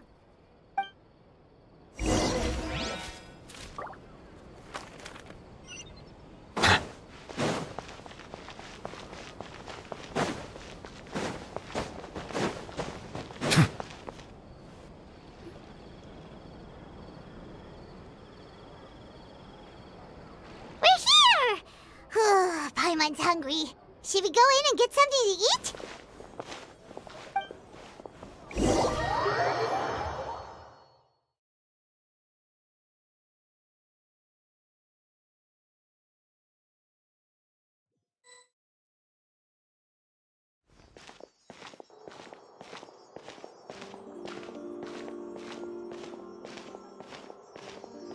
Hey, quick!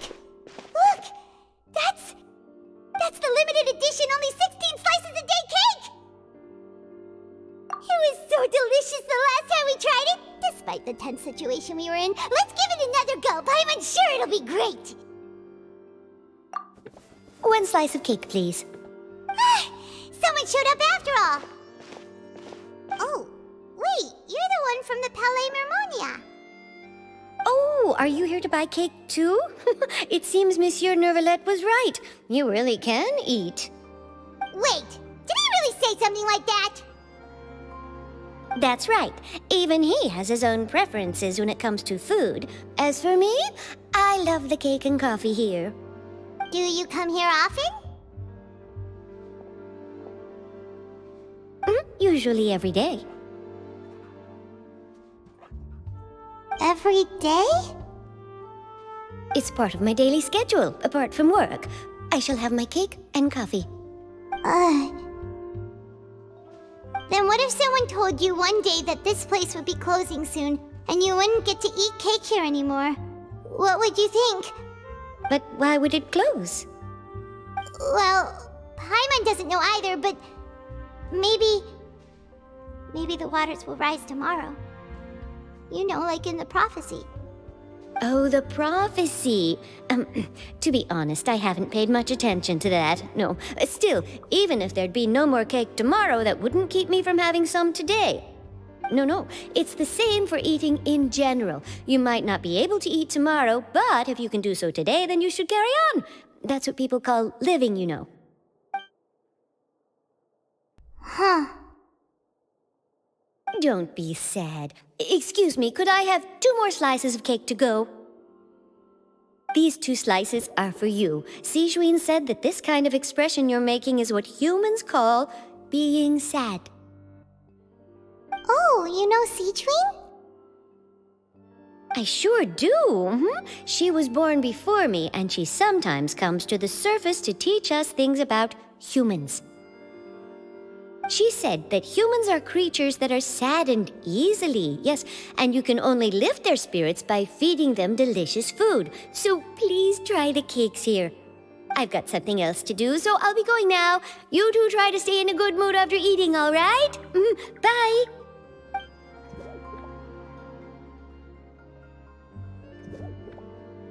And there she goes! Alright, let's dig in. Paimon's sure this cake will be delicious.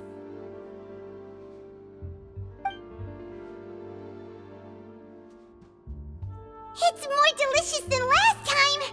And the flavor gets even better with a sip of tea.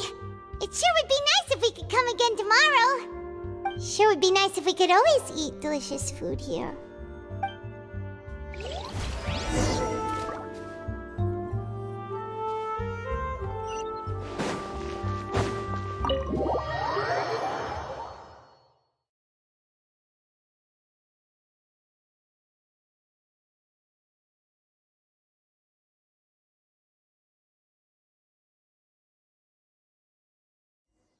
Oh, we're near the Steambird office. Let's go look for Charlotte and have a chat. Wow! If it isn't the Traveler and Paimon! Oh, have you seen the article I wrote about you? Ha! You've got some nerve! You just used us to make some quick mora! Oh, you needn't worry about that. I heard that you were in Poisson some time back, so I sent you a letter to discuss just that. It appears you didn't receive it, though. It's all right, though. I've set aside the amount intended for you. I've even set the table with some food. Really? Oh, you're the best! You're almost a little too easy to win over, Paimon. If I were a journalist with ulterior motives, you'd be in trouble now, you know. Oh, Paimon knows you're not like that. Still, what brings you here all of a sudden? Were you looking for me? A friend of ours met you a while back, and when she mentioned it, we thought of coming to see you. Her name's Mona. Ah, so you know Miss Mona as well. She's a guest columnist for our paper. Really good one, too. She's so young and already such a brilliant astrologist. So she mentioned me? What did she say? She said that you're a real daredevil of a journalist. Nice. In which case, can this daredevil journalist dare to request an exclusive interview with the legendary Traveler and Paimon? Huh? So your article in the paper today doesn't count? Oh, of course it doesn't. That was more like live photography. What I'd like to do is dive deeper and ask you to talk about the things you've seen and experienced. Yeah, are we even qualified enough? Why not? If I say you're worth an interview, then you're worth it. But not right now, of course. I'll need a few days to prepare. Oh, in that case, we'll just chat when you have the time then? Oh, so that's a yes? Ooh, splendid! I'll tell the editor-in-chief immediately. I'll have to apply for lighting, a venue, some props, and... Whew, so much to get done now. Talk to you later. Wait, Charlotte, Paimon's still got a question for you. And what's that?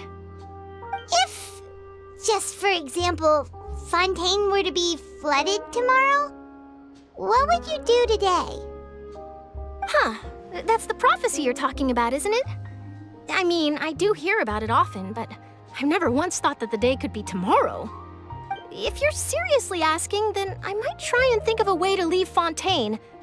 Oh, but I'm still a journalist first and foremost. That means I have a duty to be reporting from the scene. And secondly, I wouldn't forsake my homeland that easily. From what I've seen, most people don't know what they'd do should the worst come to pass. In truth, it might be better just to behave like normal rather than worry over such an end. So in all likelihood, I'd probably still be prepping at the office for that interview of ours. I know what you're thinking. That sounds a bit sad, but I've always believed that it's best to do what you enjoy. Just think about it. If this nation really were to be suddenly destroyed tomorrow, but I still successfully finish an exclusive interview with a truly unique person, then the story I would wind up writing would truly be timeless. And then do you know what I'd do? Well, I'd write that story, send it for printing, and use messenger pigeons to get copies out to the various nations as soon as possible. I'm not a dreamer, nor am I a workaholic, but I do love my job, and I'd be proud of leaving such an article behind. I guess you could say that I was born to be a journalist. But anyway, that's my answer. And on that note, I'll get back to my preparations. That's so nice. All of a sudden, Paimon actually kinda envies her. Anyway, let's go and take a look at the sea, shall we?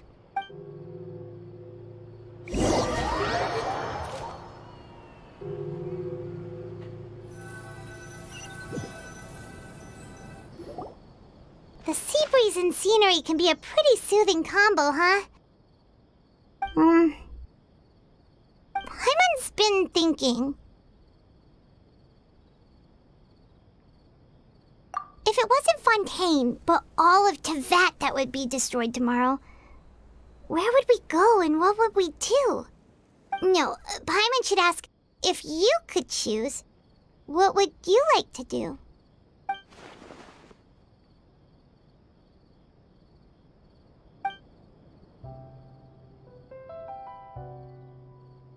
We've always been moving to the next destination, so we haven't spent much time thinking about these kinds of things. We didn't have to either, with us always being on the road and whatnot. You mean, still traveling? Huh. Wait, isn't that what we've always been doing?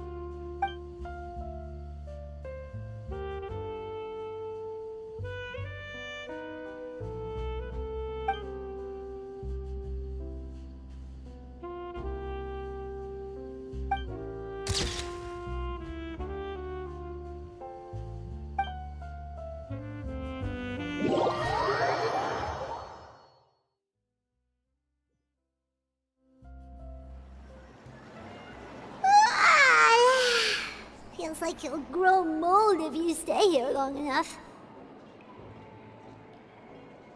But it's still better than the Fortress of Mirapede, that's for sure. It's not only damp there, but salty too. Ah, so the two of you are still here. Wonderful. Oh, you're from the Palais Mermonia, aren't you? Yes, I'm Isadora. Monsieur Nervillet sent me to look for you two before. I heard that afterward you went to the Fortress of Meropide.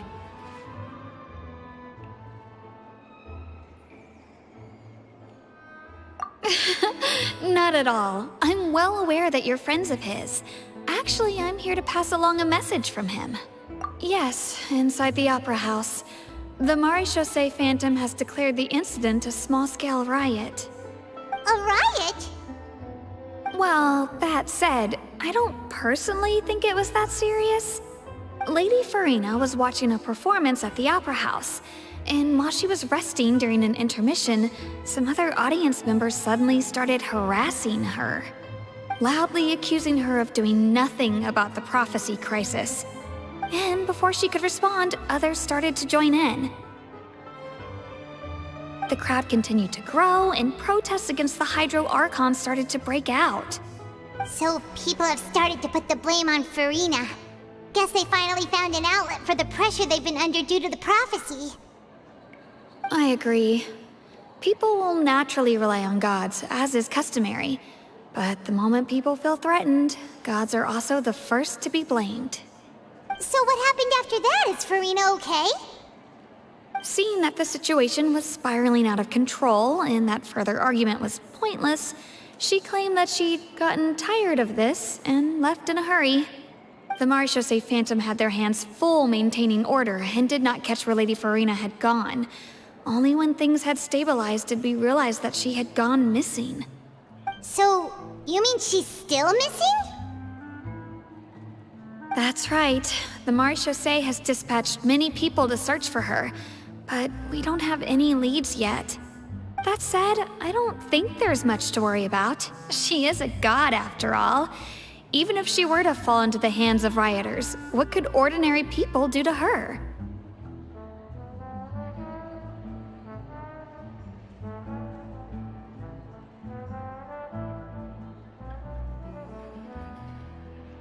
Good. Monsieur Nervillet sent me to tell you about the situation, but he didn't say anything else. Don't worry, this is more than enough to go on. Thanks for keeping us informed. Ah, is that so? Well, alright then. In that case, you two take care. I'll be heading back to the Palais now.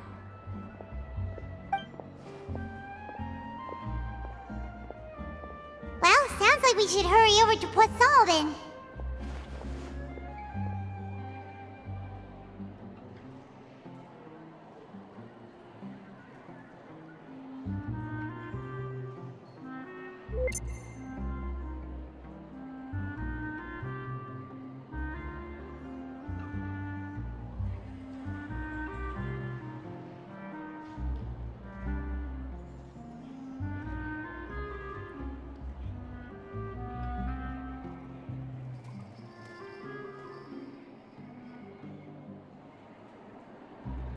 If we know Farina, she won't try to fix things in this situation. Instead, she'll look for a place to wait out the heat. And as we also know, she may be loud and dramatic, but she doesn't have a heart of stone. When Nervillet was talking to her in the Palais Mermonia, and she heard about Poisson, she couldn't hide her sadness and remorse. It would be hard for her to ignore being accused by the public today. Paimon thinks Farina's probably taken the opportunity to slip away to Poisson and try to relieve the sense of guilt that she's feeling. Huh. Well, what do you think?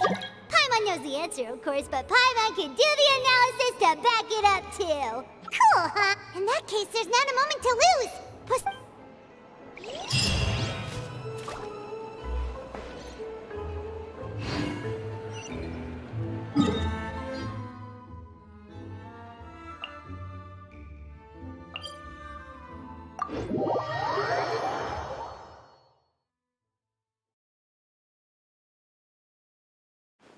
This place looks deserted.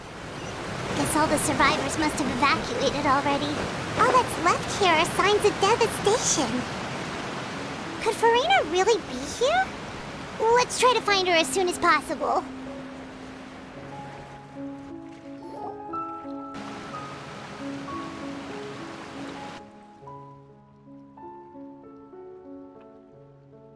Ah, that's Farina, right over there.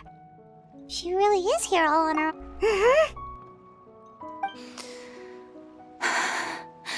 Should I just give up? This is all meaningless. What was meant to happen did happen after all. Everyone's dead. I'm sorry. I am so sorry. Give up, Farina. There's no point in holding out. I'm sorry. But what can I even do other than to repeat meaningless apologies over and over? Who's that? Don't worry, Farina. It's just us.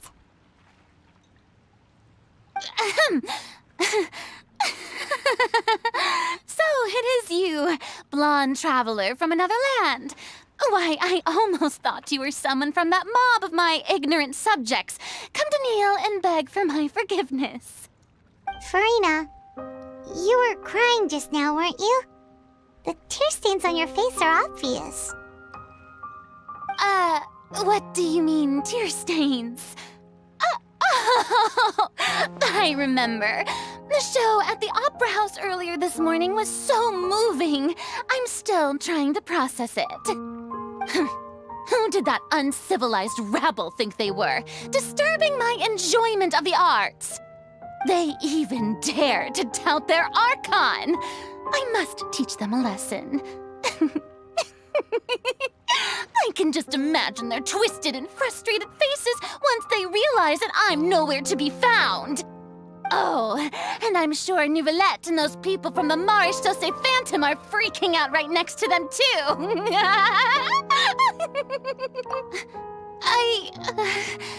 Of course not. Hey, there she is! The Hydro Archon's over there! Quick, after her! Farina, those people seem to be after you. They are... They're just some rabid fans who want to cut the line because they haven't been able to meet me in person, aren't they? That's against the rules. I can't let them get their way. Farina just ran off! Quick, we have to catch up with her!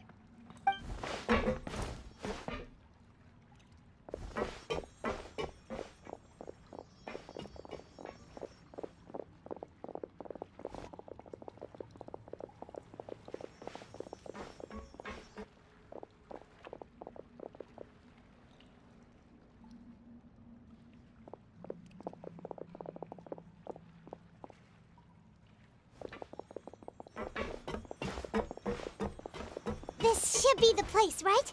Hey, Farina! There's a good hiding spot over here. Quick, come to Paimon before the rest of them catch up to you. What is this place? Hurry, they're almost here! Fine. I suppose haste is warranted. Lead the way.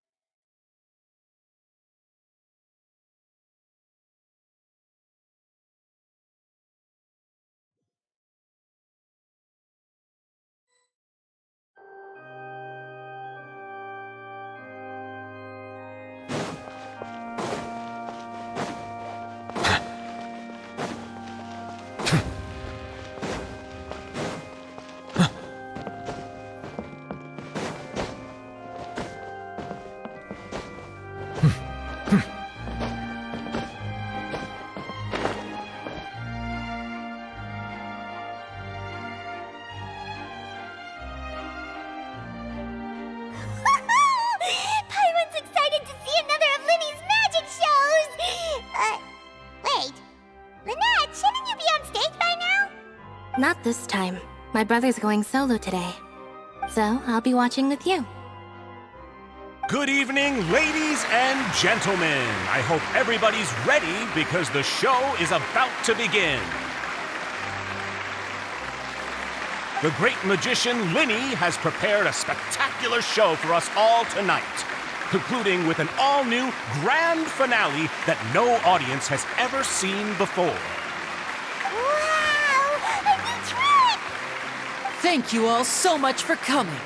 Now, prepare to join me on a journey through the mystical and miraculous.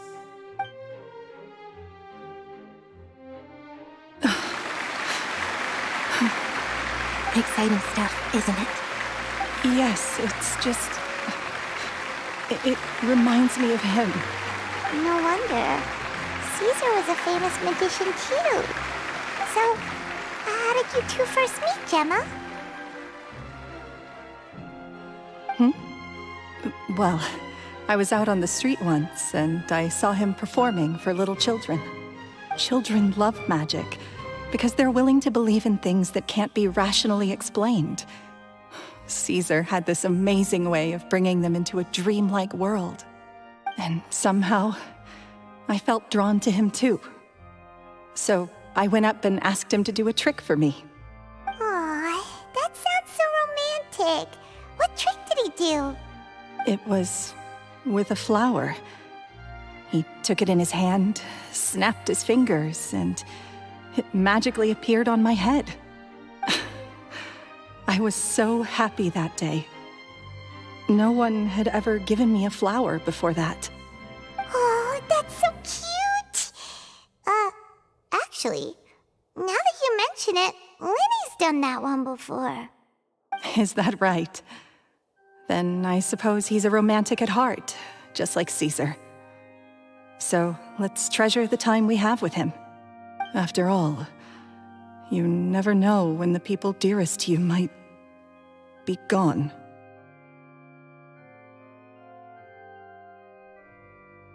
That's right. It's all over now. Paimon doesn't really know how to comfort you, but at the very least, no one's gonna be intimidating you from now on. You can breathe easy at last, right? Right. Yes, you can breathe easy now, Phantom Weasel. See? Even Lynette says... Wait, what? The Phantom Weasel? Lorenzo escaped? Where is he? What do you mean, Phantom Weasel? As Linny once said, a performer's job is to commit fully to their role and put on a flawless performance for their audience. But once the bag of tricks is empty and the curtain falls, it's time to end the show. The spotlight is no place for someone with no more cards up their sleeve. It's been 10 years, Gemma. Aren't you tired of the grieving widow act? I think it's time to put an end to it. What are you talking about? Paimon doesn't like this riddle. Traveler, Paimon doesn't like where this is going. Come on, say something! Ladies and gentlemen, I hope you're all enjoying the performance so far. There will now be a brief intermission, after which Linny will perform the most electrifying act of tonight's show, the one we've all been waiting for. The final performance will take place outside of the Opera House, so please make your way outside in a calm and orderly fashion. The Phantom Weasel never did like public places, did they? Don't worry, this place will be quiet soon. Let's talk somewhere else for now.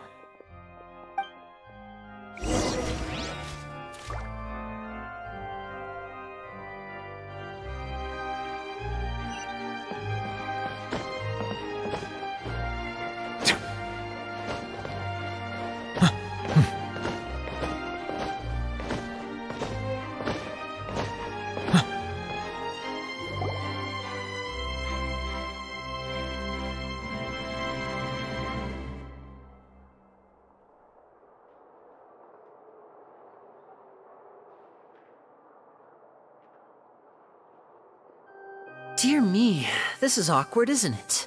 And unfortunately, I'm all out of gadgets, so I'm afraid I can't do any tricks to liven up the mood. This is a big mistake for a magician to make, but thankfully, I do have a backup plan. Now, who wants to hear a story? Linny, don't we have more important things to address right now? Lynette accused Gemma of being the real Phantom Weasel a moment ago. Oh, what the heck's going on? All in good time. Magicians are good at guessing what people are thinking. I know the questions you want to ask. And as it happens, the story I'm about to tell might answer a few of them. Really? Well then, let's hear it! Paimon's dying of curiosity here! Let's go back to the very beginning. A decade ago, when the Phantom Weasel was terrorizing the court of Fontaine, She never missed a target, never left a trace, and no treasure was safe from her thieving hands. But as her infamy grew, so did the readiness of the police, and her opportunities to act became ever fewer.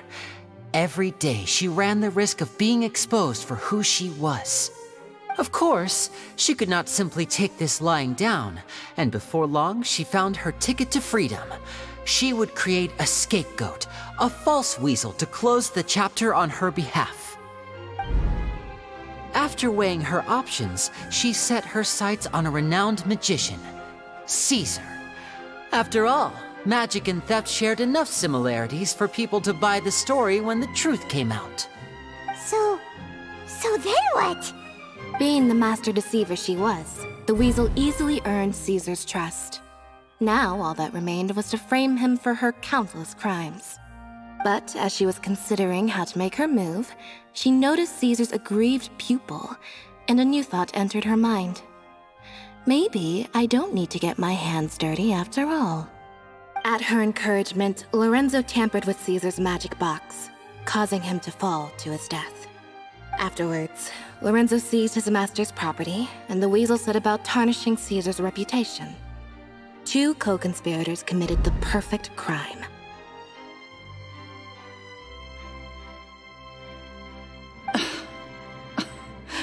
I've got to hand it to you. You're both exceptional storytellers. It's enough to make even me wonder whether there was really another mastermind behind all this, pulling the strings. But I just have one question. You seem to think that I am the villain in this tale. What's brought this on, Linny? Is it something that Lorenzo said? Don't worry, Lorenzo said nothing at all. But I never believed that he was the weasel, and in fact, my investigation only made me more certain of that. He was too forthcoming with his confession, as if there was something else he was trying to hide. How disappointing. So you'd sooner trust Lorenzo than me, even without a shred of evidence? A magician is an expert at playing the audience to get the result they want, and I have no doubt that you, Gemma, are equally talented in this regard. With a little help from Lorenzo, you put on a very convincing performance. The lovesick fiancé, whose devotion to her betrothed is unshakable, even under threats of violence. Caesar was maligned and hated by all for 10 years, but you? Everyone sympathized with your plight. Who would suspect for 1 second that the lovely young lady always seen weeping in front of Caesar's grave was actually the mastermind behind his demise? No, not that poor lady. Perish the thought. Wait, so you mean the whole intimidation thing was just a hoax? Gemma and Lorenzo were both in on it? But why would Lorenzo agree to that? And why didn't he sell her out even at the end instead of admitting to being the weasel himself? Yes, why indeed? Maybe Gemma herself could enlighten us on that question. Well, Linny, if you're so confident in your version of events, then I think the answer should be obvious. Having killed Caesar with his own hands, Lorenzo was plagued by overwhelming guilt. Revealing the Phantom Weasel's true identity would serve no purpose. But if the weasel remained free, then she could take care of Lorenzo's loved ones. An excellent answer, though sadly a little dull. Is that right? Well, don't let me bore you. If you'd care to change the topic to something more interesting, I'd be much obliged. As a matter of fact, there's one thing I'd really like to understand. Why would the real weasel have targeted things that only have value to other people? Could you shed any light on that? Of course. After all, we're just telling stories here, aren't we? If I had to guess, I would say that the real weasel must have had a terrible childhood. Left to fend for herself after her parents died young. Betrayed, scorned, beaten. She'd scrounge waste paper from garbage bins to draw on, using twigs and dirt for lack of ink and pen. She'd sew ugly ragdolls from whatever scrap material she could get her hands on. This was her only source of happiness in life. But it was all she needed, and she was content. Until the world decided that even this was too good for her. Once again, she was betrayed. And this time, everything was taken from her. She felt like life was a miry pit that dragged her further down the more she struggled to escape. At that tender age, she should have been happy. Instead, she stood in the shadows and watched with envy as all good things in the world passed her by. This was a fate too cruel for anyone to bear. Her pain became a breeding ground for dark thoughts. Thoughts which festered and grew into a twisted solution to her troubles. I detest the happiness of others, in all its forms alike. I will rob them of everything they hold to be good and true, and it will fill the void in my soul. That's some pretty heavy stuff. Now it all makes sense. Does this story satisfy you, Linny? Yes, it is quite to my tastes. Thank you for helping to clear up my confusion. Huh. That's right! What drove you to write that letter, Gemma? What were you trying to achieve there?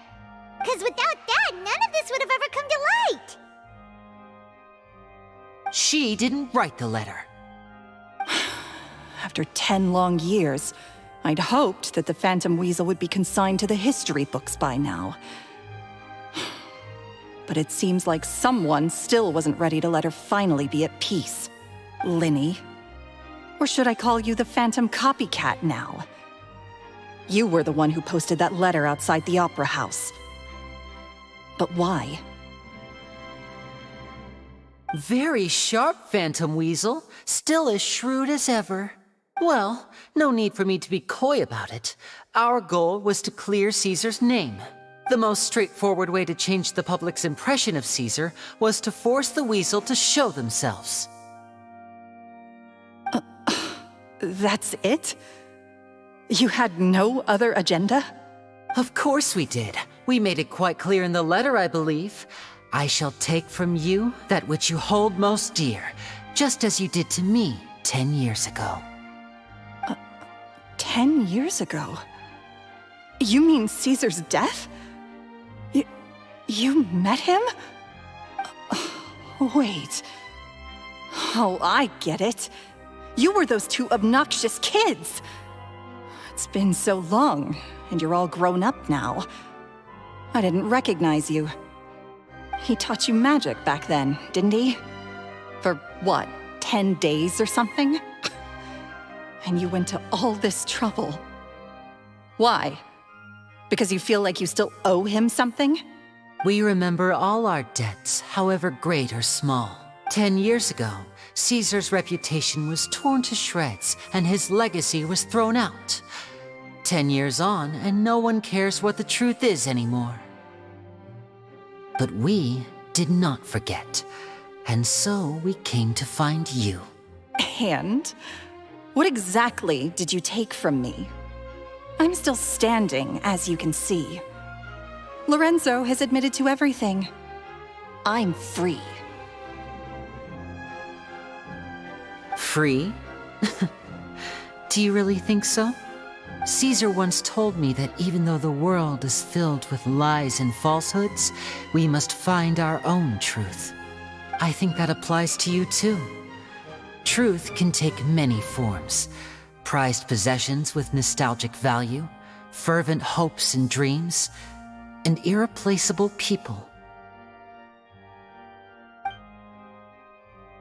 Life took many things from you, and those wounds never healed. When they ached unbearably in the dead of night, stealing became your way of numbing the pain. What are you trying to say? I'm saying that for the last 10 years, you've been living a rather uneventful life. Perhaps that's because you found something other than a life of crime to fill the hole? Back to Lorenzo for a second. He murdered his own master, played along with your act, and took pains to make sure any suspicion would be directed towards him. But what did he have to gain from all that? He knew who you were and the things you'd done, and despite that, he was willing to give everything up for your sake. He's the reason that you haven't felt the compulsion to steal in all these years. You're more than just accomplices in murder. You're the only real friends each other has. So I think you know, deep down, that he is the only truth you have in your life. But that truth is gone now, and I guarantee you, you'll never see it again. Congratulations on your freedom, Gemma. Your freedom will cost you dearly. From now on, you'll be all alone in a world full of lies and falsehoods. I do hope you'll be able to bear it. You've still got a long life ahead of you after all. Gather round, one and all. The time has now come for the amazing Linny to perform his final act in tonight's show. I'm sure you're all wondering what he has planned for the grand finale. Well, wonder no more, for the answer is a death-defying high-altitude escape. A high-altitude escape? I'm sure you all remember the magician Caesar. This was the very trick that led to his fatal fall, after which he was dubbed the Phantom Weasel. But we have now learned that Caesar was wrongly accused, and that the real Weasel has now confessed to their crimes. Guess that's my cue to leave. Whew. I've been practicing this one for ages now, but I'm still a little nervous. Traveler, Paimon, I hope you enjoy the rest of the show. There may be a lot of people watching tonight, but you alone are my true witnesses. Lenny, wait. You two hid a lot from Caesar. He went to his grave without ever knowing your secrets. So what about now? Are you an open book? Or are you still the same as ever? You don't have to tell lies to end up isolated and alone. One day, you'll end up exactly where I am today. Maybe then you'll finally understand. You're wrong. I'm nothing like you. So, what are we, doing now? Like Linny said, when you're ready, let's head outside and watch the show. But what about Gemma? She'll figure out what's best for her soon enough. Oh, and if you'd like to see Linny after the show, you know where he'll be. All right. Well, let's go and watch Lenny's finale then. This trick's a pretty dangerous one, but he should be able to pull it off, right?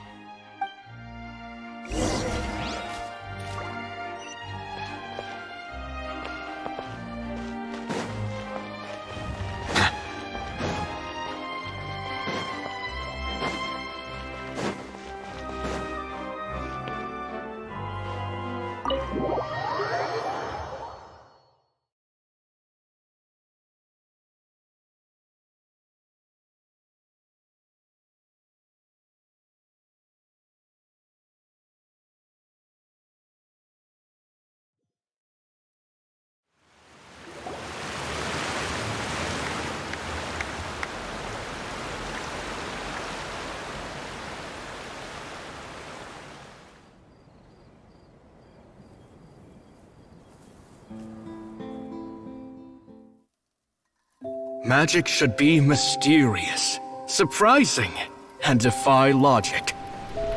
Magic is hard work. Every single movement has to be practiced thousands of times. It's alright. We're used to that.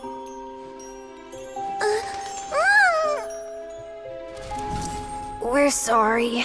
You've taught us so much, but we can't tell you the whole truth. It's okay.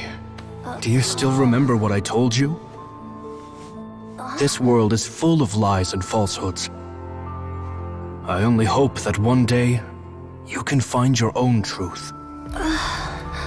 What about you? Have you found your truth? Magic is my truth. I want to perform a magic trick so great that people will always think of me when they talk about it. for a magician, what greater honor could there be?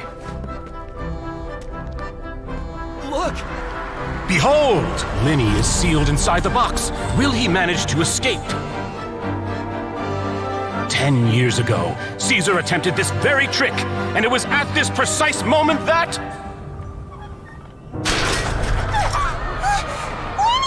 Watch out!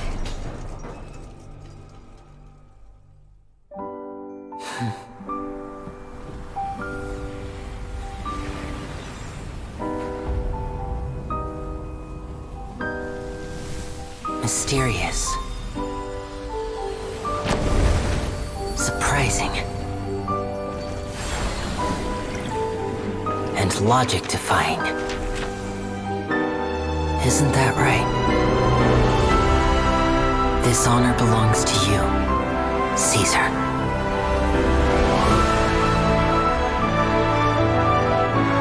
I'm just sorry it's a little late.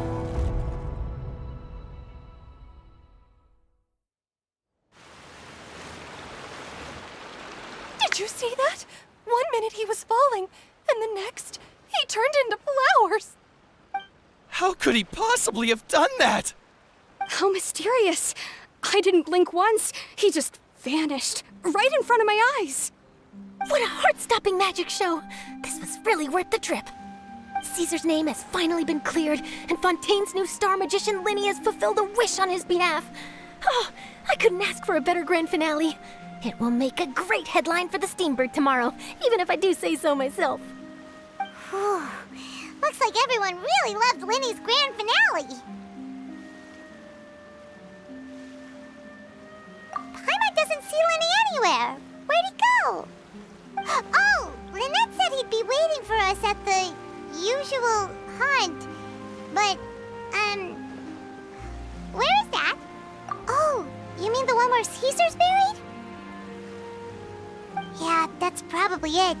This whole magic show kinda seemed like Linny's way of saying goodbye to Caesar. So it makes sense that that's where he'd be afterward.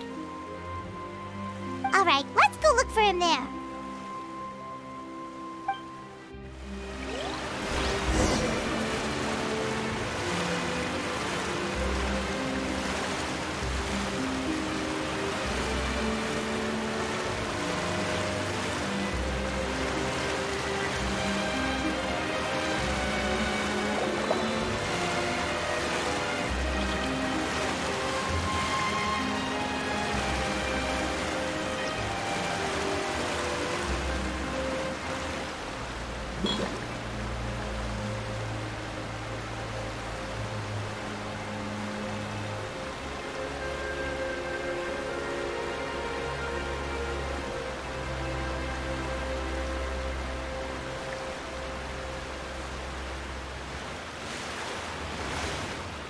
Water comes in many flavors to the discerning palate. Mondstadt's water is crisp and pure, while water from Liyue has an enduring aftertaste. In Inazuma, the water possesses a depth of flavor unlike any other. Sumeru's water, meanwhile, has a rich and complex flavor profile, but it must be savored patiently to fully appreciate it.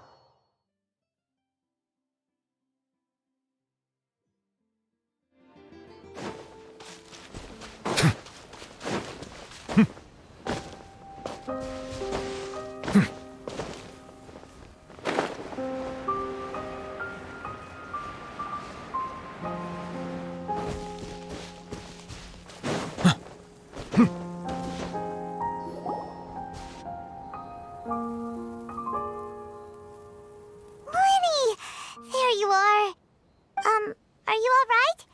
Paimon was scared to death when the chain broke. Paimon was sure something had gone horribly wrong. Magic is a performance art. A magician has to get creative to keep the audience on tenterhooks. That's our job. So I tweaked Caesar's original setup a little to keep it fresh. I was honestly a little nervous during the live performance. The thought of falling, suddenly feeling weightless, seeing the sky and the ground spinning and spinning.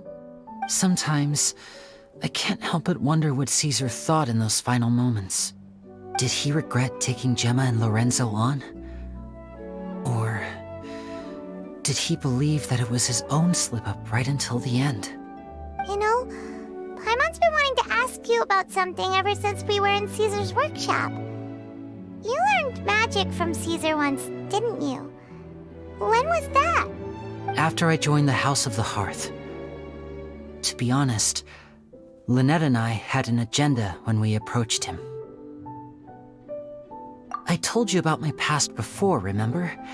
As a young boy, I survived by secretly learning magic from street performers. I'd watch their tricks and try to figure out how they were done. But I quickly realized that observation alone could only get me so far. What I saw was the polished final performance, but the rigorous training they put in behind the scenes remained invisible to me. I needed to learn how to improve my sleight of hand, hone my misdirection skills, and make niftier props. We were gifted enough that we'd made some progress by ourselves, but without proper guidance from a professional magician, we quickly plateaued. So that's why you sought Caesar out?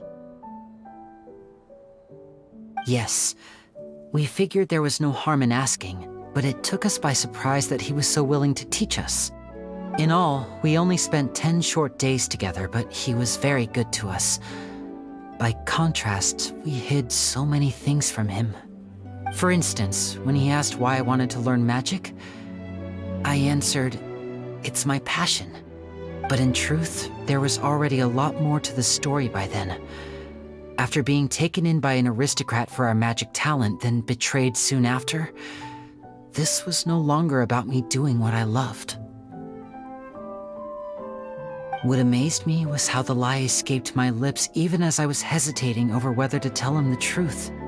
Trust is a beautiful thing. Sadly, I'd forgotten how to trust by then.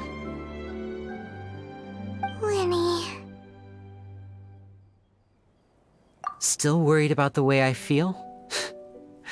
You really are a gentle soul, aren't you? But don't worry, I'm used to it now. From the mansions of the elite to the House of the Hearth, lies and selfishness have followed me and Lynette everywhere we go. After Caesar went on tour, we became busy with our missions.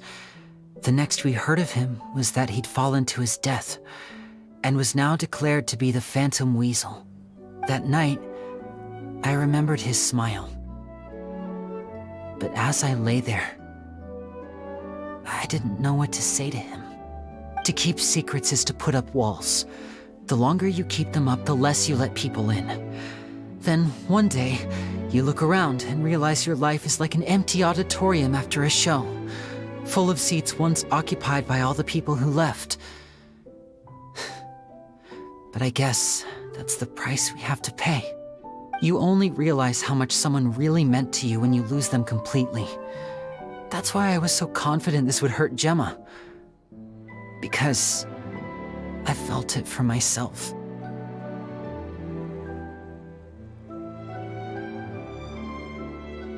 Yeah, cheer up, Winnie.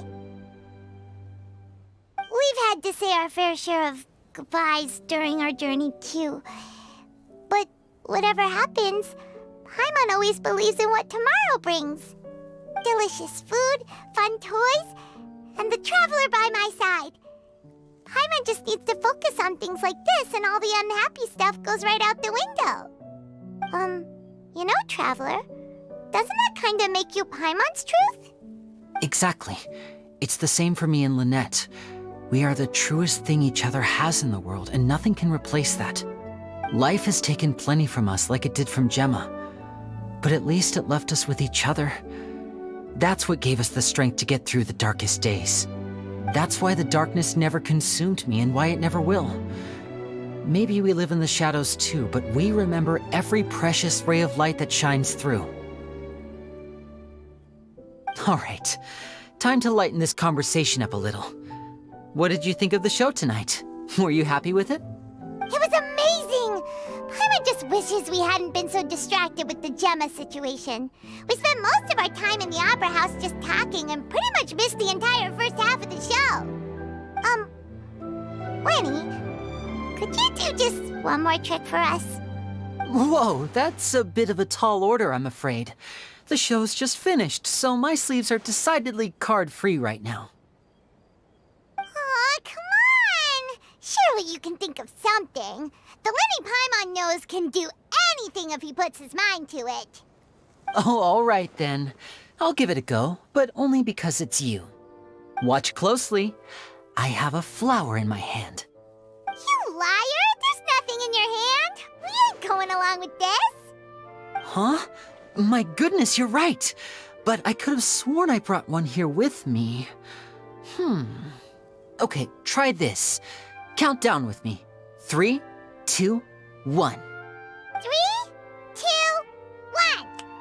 1. Now, have another look around. Maybe the flowers appeared somewhere else. Really? Let's see.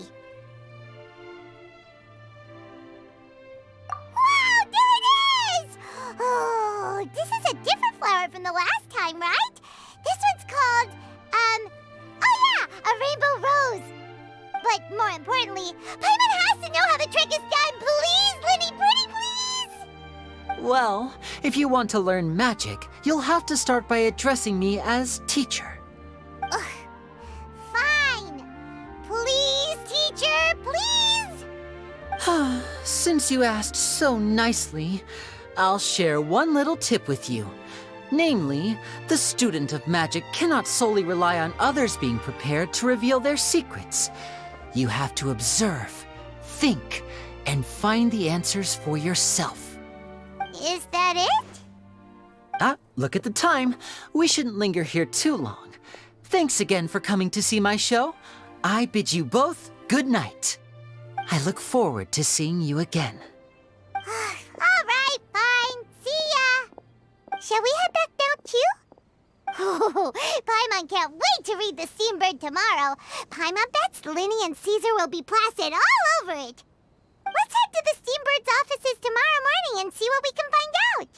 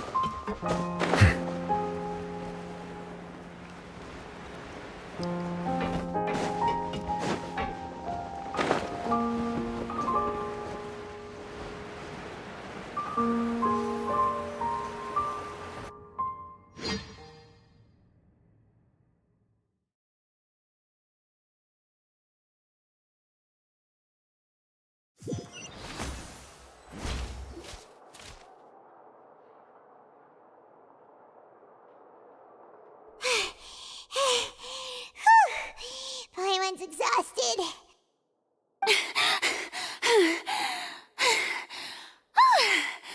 I'm so tired. I totally thought they had caught me. No, I mean, I merely gave in to the sheer enthusiasm they displayed.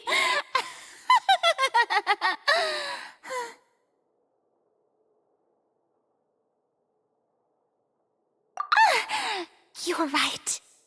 Yep, that's a good girl.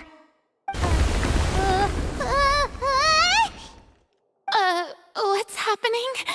The ground's shaking. Is it an earthquake?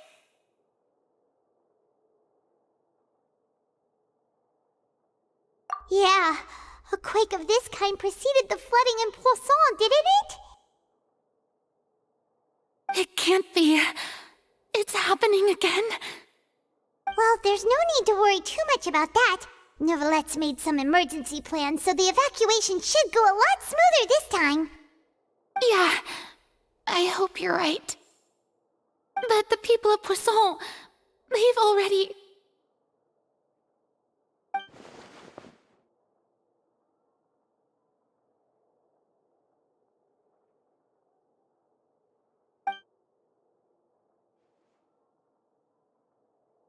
It's true.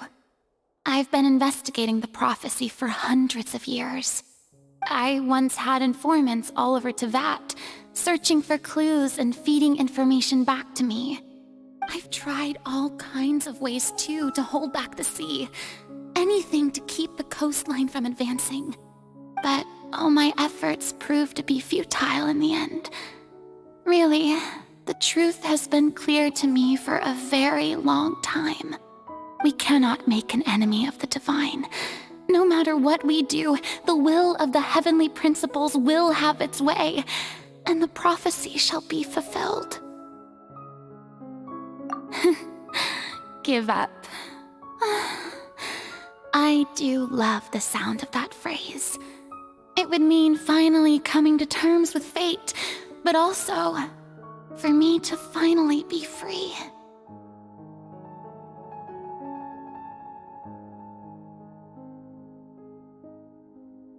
Indeed, I've thought about giving up so many times, especially after we almost lost Poisson. Fate is really unreasonable, isn't it? It has no heart and obeys no rules.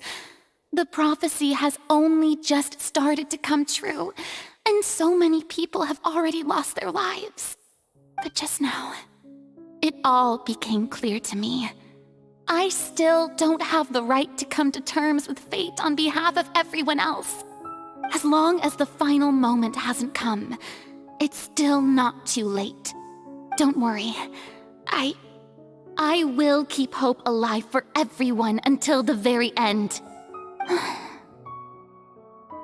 Well, that's enough for now. I got the impulse to play the stricken maiden, but honestly, considering my rank and station, that wasn't a good fit at all.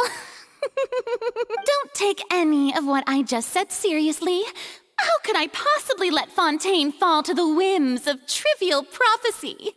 Come on! Paimon could have sworn you were actually being honest just now.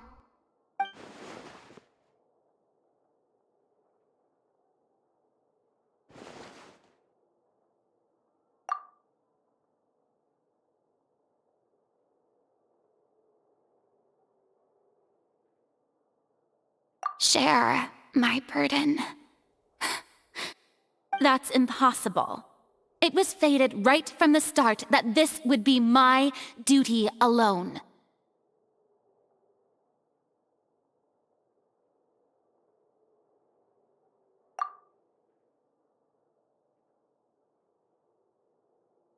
A witness. Yes, I've heard that you came to Tevat from beyond the stars, yes. In other words, you never belonged here. And if Tevat is, in its entirety, a show on a stage, then you're just a spectator, aren't you? If that's the case...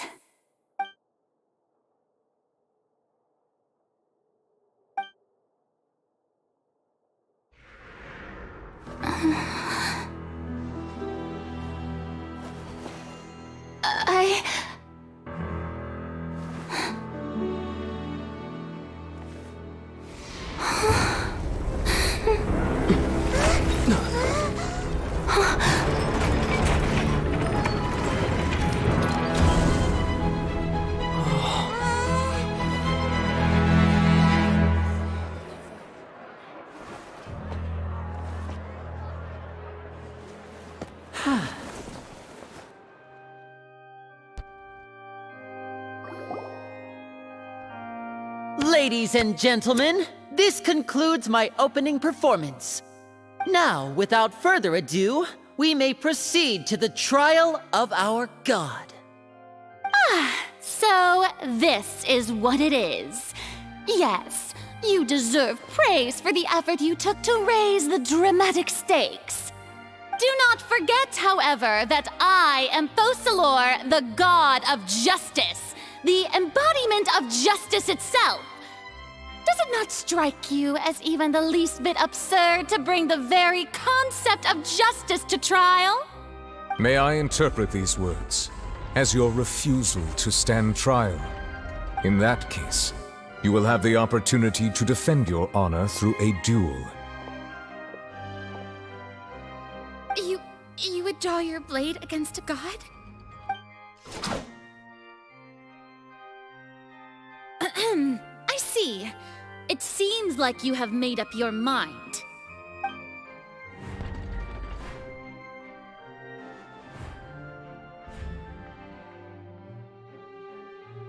Paimon can't believe it.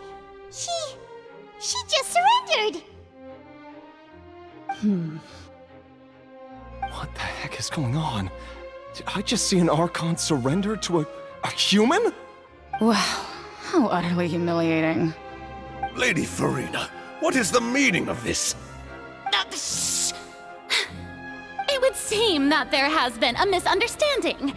To be clear, the raising of both hands is not always an indication of surrender.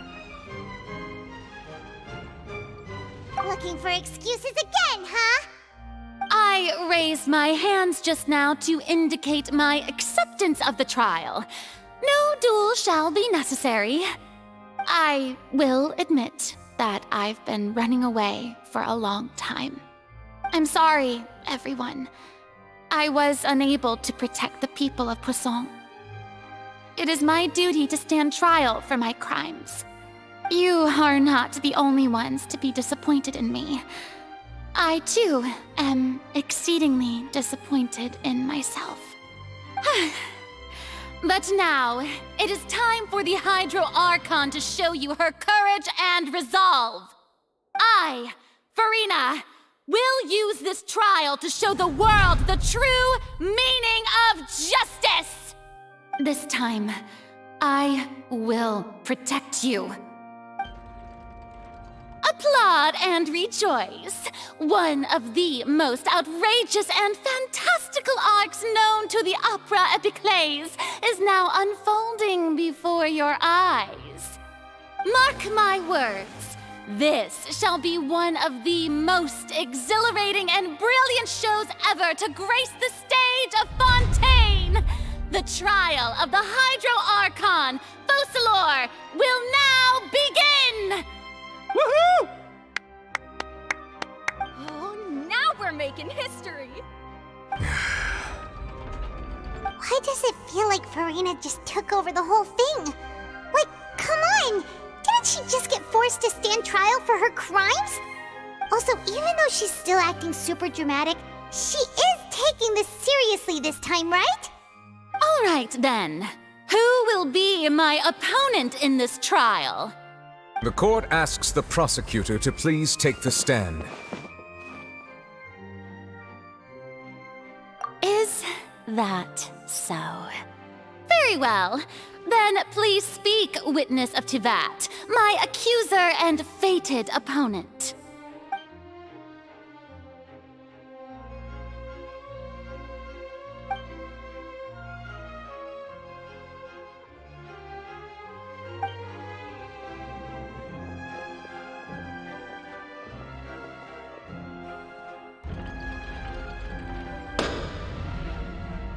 Also, please allow me to ask, as a final question before the trial begins. Just how much work did you do to force me onto this stage? Well, we did do a lot of prep after the meeting that day.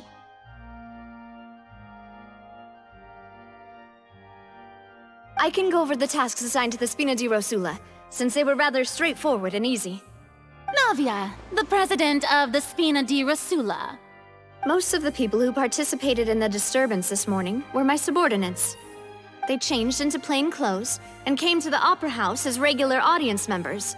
waiting for the perfect opportunity to incite insurrection against you.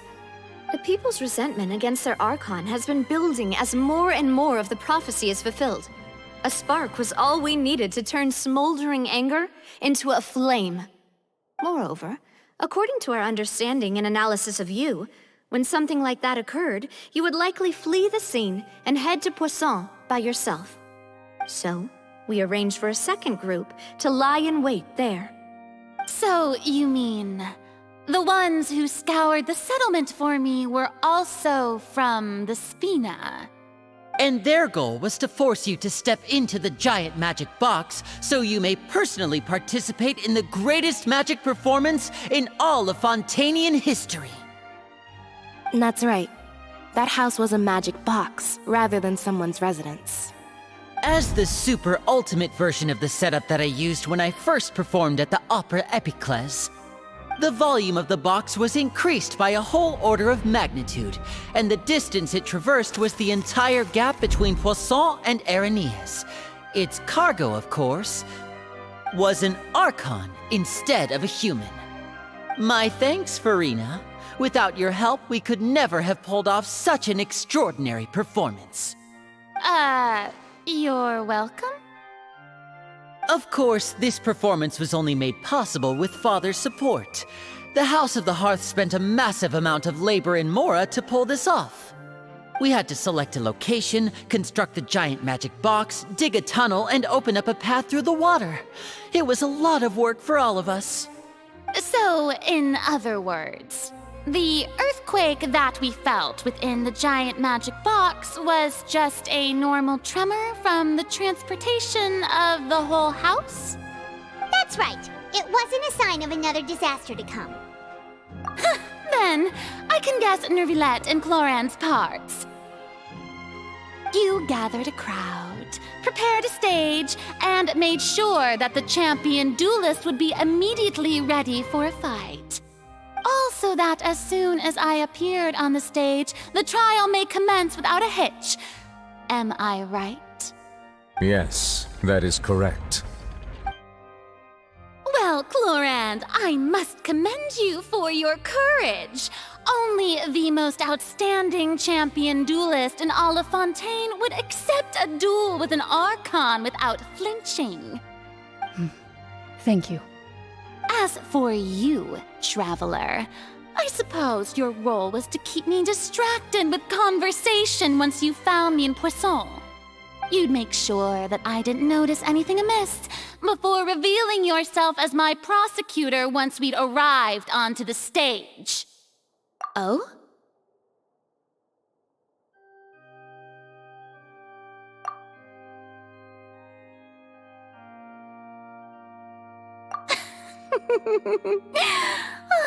Is that so? Then I suppose I must have missed my final chance. It's fine. It matters not. What's done is done. The stage is already set, so there's no reason to disappoint the audience. Let's see this trial through to the very end.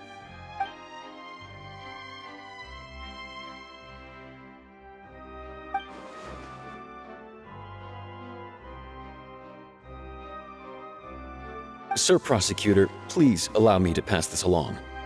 This is a document that Miss Charlotte applied for and received permission to share with you during the trial. According to her, it should speed up the proceedings. Huh? Charlotte wanted to give us something? Oh, so she's here too! Hey, Charlotte! Oh, let Paimon see. Isn't this the exclusive interview that she did with us before? So she's already finished it, huh? Wait, then that means this document is a perfect timeline of everything that's happened ever since we stepped foot in Fontaine! So in other words, we can refer to this anthology of evidence every time we want to use something from our journey as evidence for an argument! Let's quickly confirm the information in it. Just think of it as a refresher, alright? You defeated the Hydro Archon in the very first duels you took part in at the Opera House. That's one for the history books, all right. I didn't think that you'd wind up getting to the bottom of the case I'd been following all this time. This is the first time a Fatui Harbinger. She's an extraordinary person. The fortress of Meripede was almost... According to Monsieur Neuvillette, I nearly lost my awesome friend Navia. The words of someone as extraordinary as a witch can probably only be truly understood when something surreal happens to you.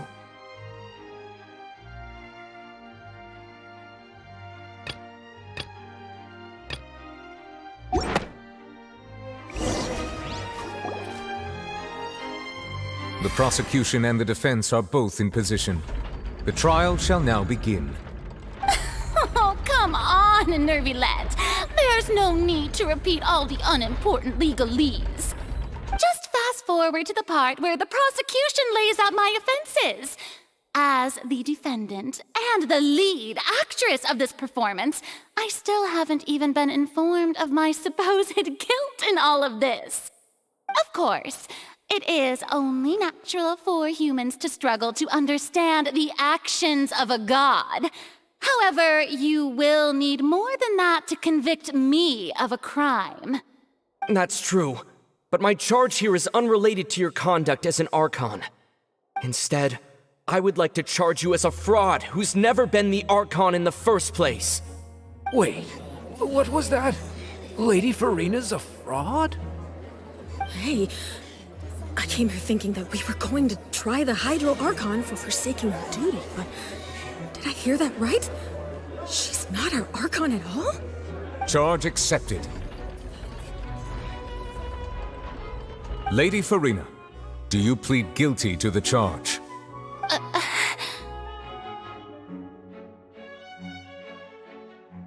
Lady Farina. I plead not guilty. How can I be guilty? There is no way that I, Focalor, otherwise known as Farina de Fontaine, a member of the Seven and the Regina of all waters, kindreds, peoples, and laws of Fontaine, could be anything other than your true Archon. Yeah, even though Lady Farina can be rather eccentric, isn't it going too far to doubt her very identity? Yeah, I've never questioned her identity either. Sure, Lady Farina can be super irresponsible, but what grounds does that prosecutor have to make such a huge claim? I have cause to believe that common sense will prevail in this case. Many of the members of the audience have known me as the Hydro Archon ever since they were born. There would be no fooling their memory. See? Even the Oratrice has decided to show me its favor. Are you sure you want to commit to a charge that will never be upheld? If you wish to drop the case, I can promise you as the God of Justice that you will not have to face trial for making a false accusation. We will treat everything that's happened as a dramatic spectacle and move on with our lives. What do you say to that? Huh. An argument with near impossible odds, huh? We have to not only refute Farina's claims, but also overturn the long-held beliefs of the people.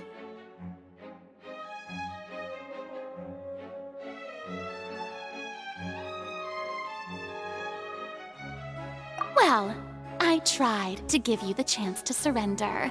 If you must persist, then let me ask. If you believe I'm not the Archon, then what manner of being do you think I am? And if I was not the Archon, then how did I manage to live for over 500 years?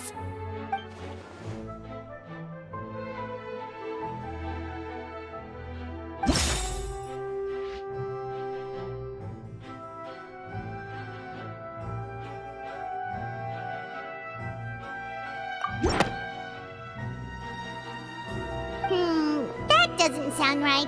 Paimon doesn't think this clue can be used as compelling evidence to build our case.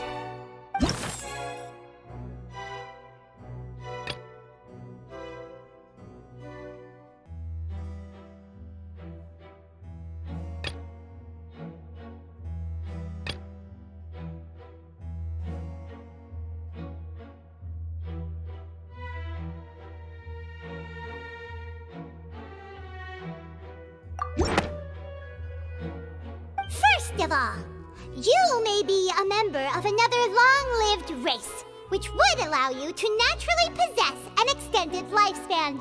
And second of all, even if that wasn't the case, there could be other ways to extend your life.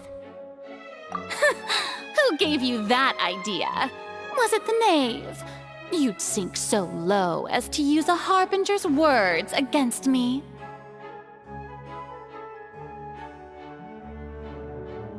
A curse?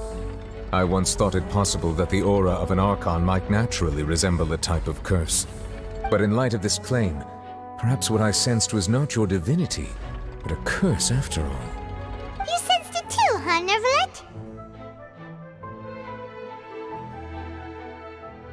Lady Farina is actually a human? Well, it is true that it's extremely difficult to tell humans and gods apart just by looking at them. It's not impossible.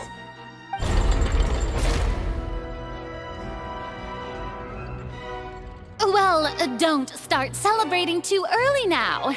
Even if I have been carrying a curse like you said, how does that prove that I am merely a human being? Besides, everyone knows that the main difference between a human and a god is the possession of authority. Gods can do what humans cannot. That's why they're worshipped as gods. For centuries, manifestations of my authority have served the nation of Fontaine. One need only to turn their eyes towards the Oratrice Mécanique d'Analyse Cardinal in this very opera house, or consider the endemnitium that is used in every aspect of life.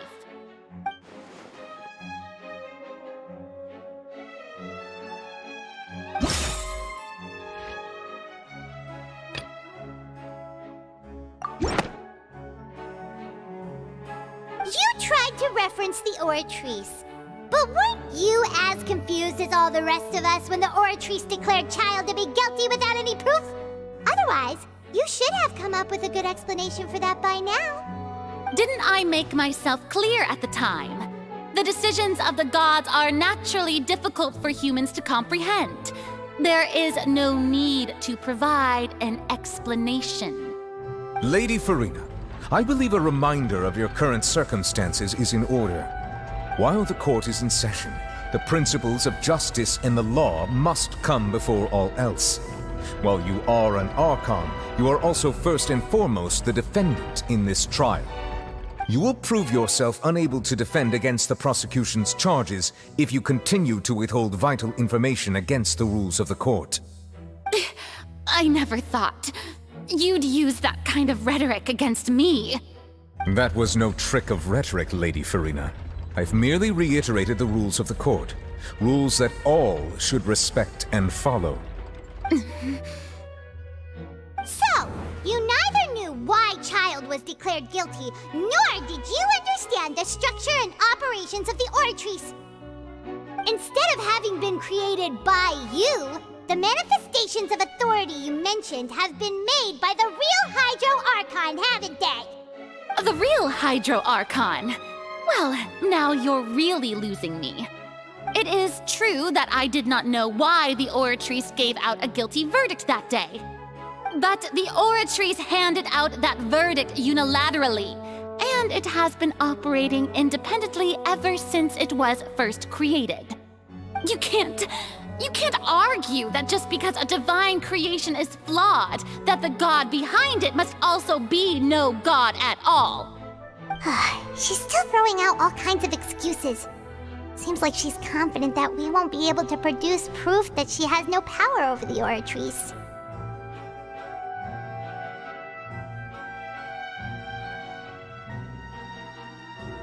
My power as an Archon. There are many ordinary citizens in the audience. How can I just carelessly demonstrate the formidable power of an Archon? If that poses a concern, I'm prepared to extend my protection to the audience. You don't need to go that far.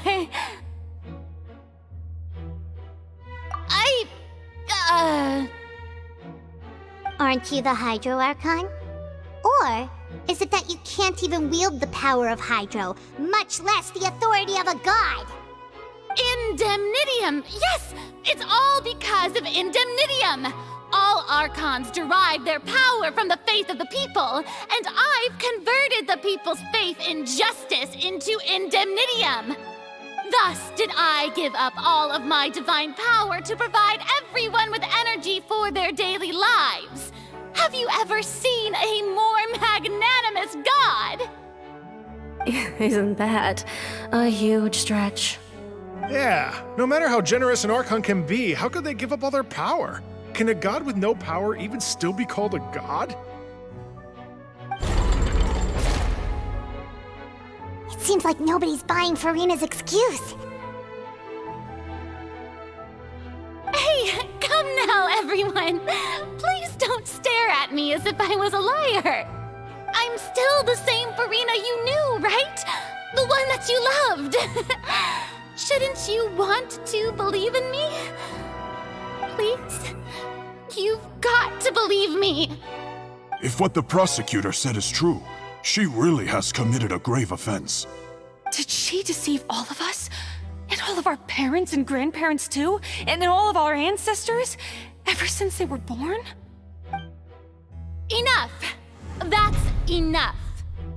Tell me then, if I'm not the real Hydro Archon, then who is? If you have no evidence of another Hydro Archon's existence, nor can you find anyone who can back up their claim to be such, then what grounds have you to say that I'm not actually the real deal? Wow, she came up with yet another argument. How can we refute her now? Seems like she really doesn't want to give up.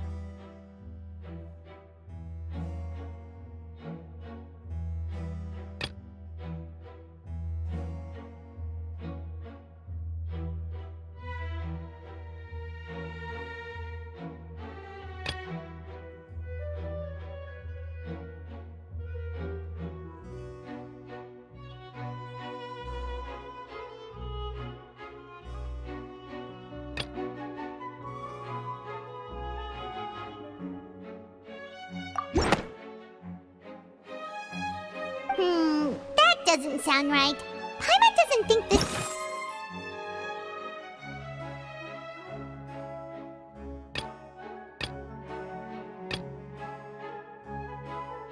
Clue can be used as compelling evidence to build our case.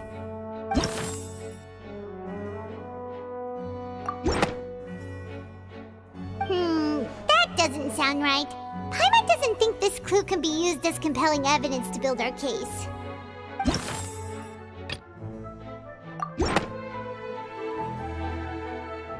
It has been established that all Fontanians can dissolve in water from the primordial sea. And that means... Since you insist on claiming to be a god and not a human, then there's a method that you can use right here and now to eliminate all suspicions of you being the latter. Miss Navia, please apply to serve as a temporary attorney for the prosecution before addressing the court.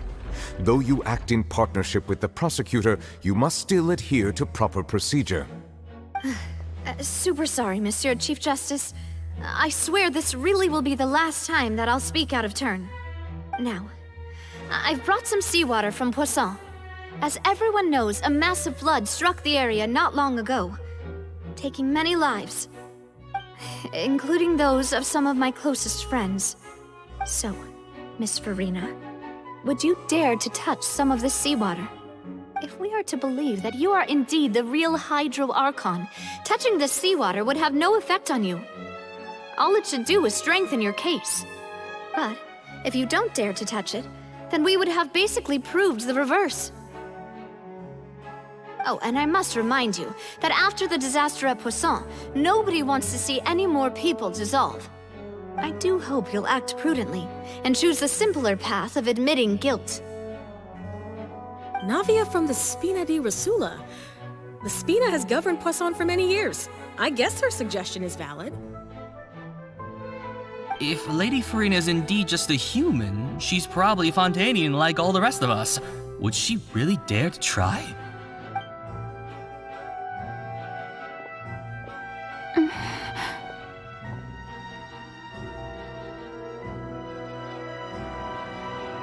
Lady Farina, this test has been unilaterally proposed by the prosecution.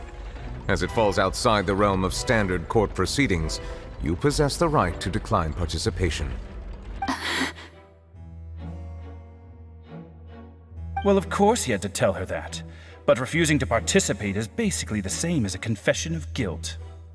She's just staring at the water without saying a single word. It really does seem like she's quite terrified of it. That could only mean... What's going on? Is she really planning to... that's not what we thought she would... Due to the inherent risk of the test, Lady Farina, you may...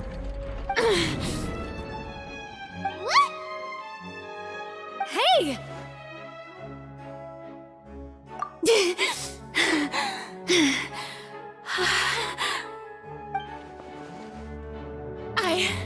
I'm fine! Look at me, everyone! My hand is still here! I haven't been dissolved! Will you believe me now? I really am your Archon! I'm nothing like a normal human who would fall apart as soon as they touch this water! Really? Was this not the most obvious thing in the world? Miss Siegewin? If you're present, Miss Siegewin, please come forward and attend to the defendant. Siegewin? Don't be nervous. It'll just take a few seconds. Let me see.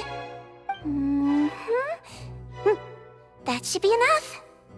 Please announce the results of your evaluation to the court, Miss Siegewin. As everyone doubtlessly saw, Miss Farina was displaying symptoms of hyperventilation and flushed skin. These indicate that she was experiencing the adverse effects of exposure to primordial seawater. The extent to which she was affected is the same as other humans when exposed to primordial seawater of a similar concentration. Thank you, Miss Siegewin. Lady Farina, you may return to the defendant's stand. Oh wait, what did she just say? I didn't get dissolved! Shouldn't that be enough to prove my innocence? Well, considering your tendency to run from your problems, we did originally prepare a direct sample of the seawater around Poisson. However, after extensive discussion, we exchanged it for a sample that is not concentrated enough to dissolve an actual human. After all, on the off chance that something entirely unexpected might occur, we don't want anyone else to lose their life to the sea. Yeah, so out of regard for Farina's life, you secured a low-concentration sample and asked the head nurse to serve as an expert witness. It's a great thing that the direct sample wasn't actually used. Farina could have... I can't believe... You...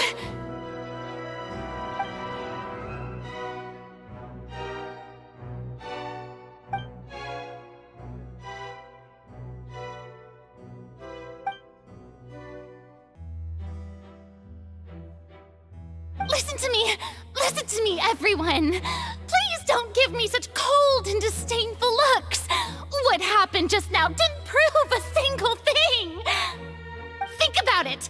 How can you conclusively prove that an Archon can't also be affected by the primordial seawater?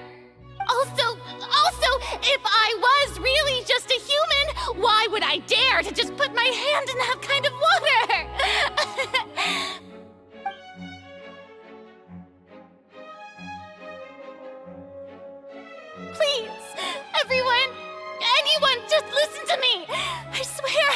I really am your Archon!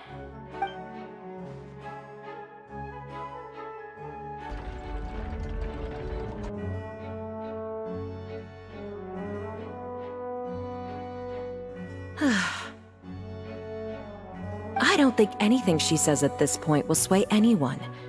The odds are just too stacked against her now. With all the things that have been said, Paimon doesn't think there's any way left for Furina to win. I believe the time for arguments and presentation of evidence has come to an end. If there are no objections, we will move on to the final judgment.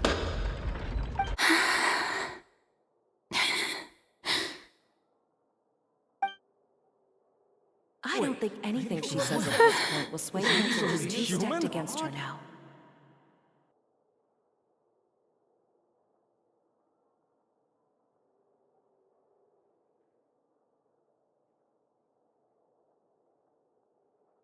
In my capacity as Chief Justice, I shall now render judgment on Furina's misrepresentation of herself as the Archon of Fontaine. As a human who knowingly deceived her fellow citizens, Furina is guilty.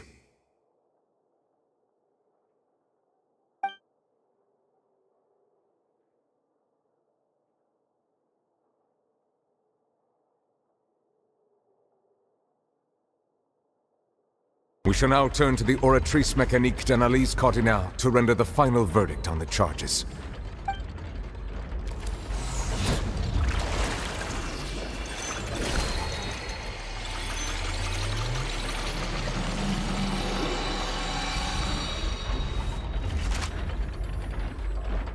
According to the judgment of the Oratrice Mécanique d'Analyse Cardinale, Furina is... Well, what's wrong? What's the Oratrice's verdict? No, the Oratrice also displays a guilty verdict. Isn't that correct then? However, the exact wording of the verdict is thus: the Hydro Archon, guilty, to be punished via the death sentence. The death sentence? That's actually one of the available sentences? I've always thought that it was just a myth. The one and only time the death sentence has been handed out at the court, and it's been given to the very person we've worshipped as the god of justice? What an unexpected twist. Furina's been sentenced to death by the Oratrice? We just wanted to use the trial to show her the seriousness of things so she'd tell us the truth. How did things escalate this quickly? This outcome is indeed quite strange. According to Fontaine's current definitions of justice, as well as its recommendations for criminal sentences, is this sentence really appropriate for the crimes that have been committed? Yeah! Even Vacher wasn't sentenced to death by the Oratrice. You know, the real evil mastermind behind the serial disappearances case. Indeed. Not only is Furina's sentence overly excessive, the very point of our trial today was also to prove that Furina has never been the Hydro Archon in the first place. But now, the Oratrice seems to have deliberately invoked the title of the Hydro Archon. What does this mean?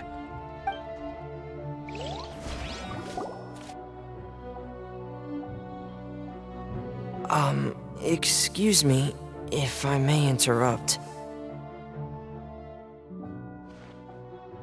Is the trial still going? Fremine! You finally made it. I assume this means you've completed your mission? Mm-hmm. Any mission Father assigns to me will always be top priority.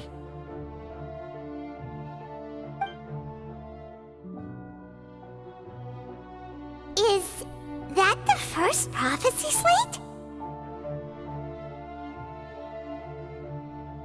Huh.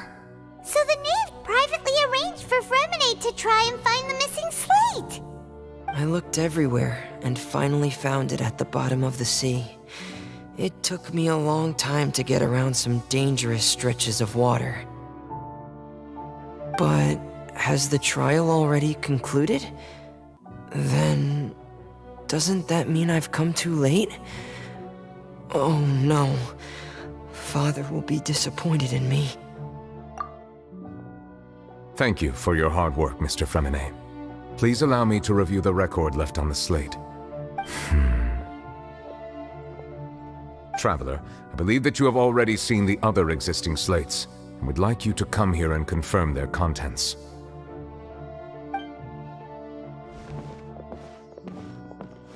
Huh? So what do you see? What is it?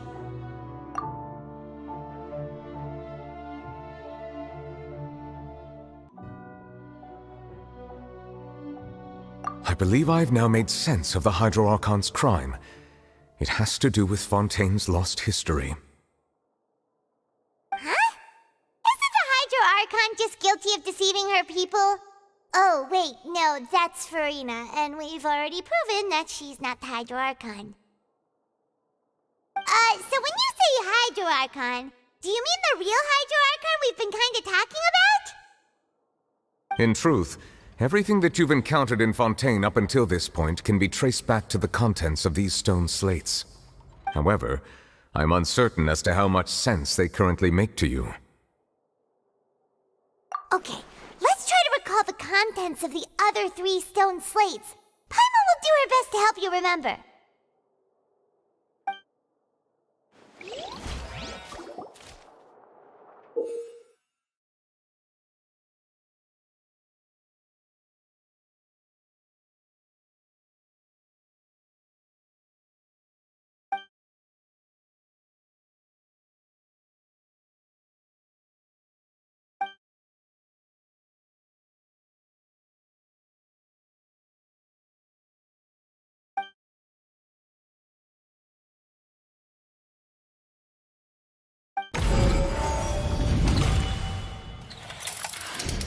The first stone slate describes what you just said. It seems to show the previous Hydro Archon using her divine power, and then the Oceanids turn into humans. Does that mean that Fontanians are transformed Oceanids? Oh, Paimon wasn't expecting that. But if Oceanids can turn into humans, then perhaps this process can be reversed as well. The second stone slate shows Celestia floating in the sky, and the Hydro Archon and her people worshipping it together. But the heavens still brought judgment down upon them.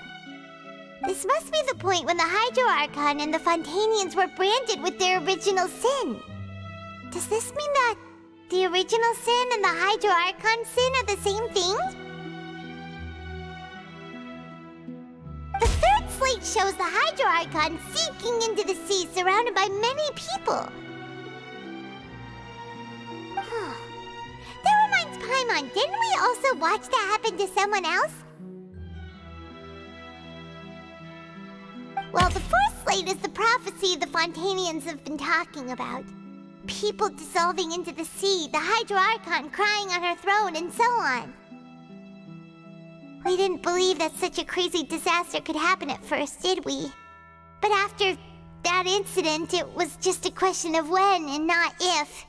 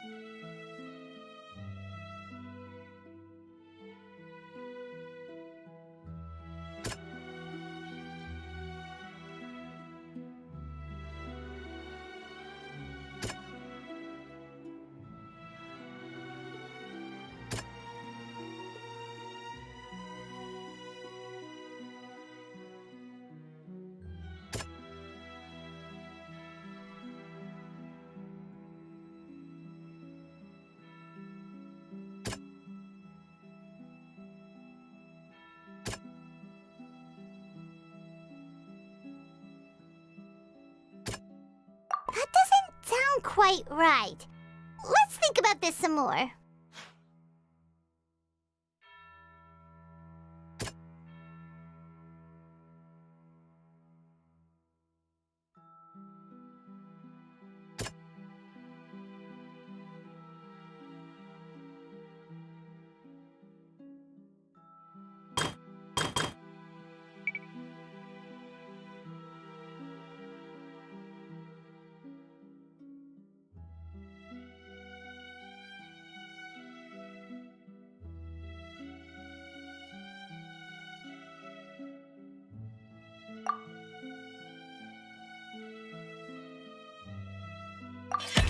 We know from the case of the serial disappearances of young women that Fontanians can be dissolved in primordial seawater, and the first stone slate tells us that long ago, the Hydro Archon used her power to turn Oceanids into humans. This might be the reason that Fontanians can dissolve.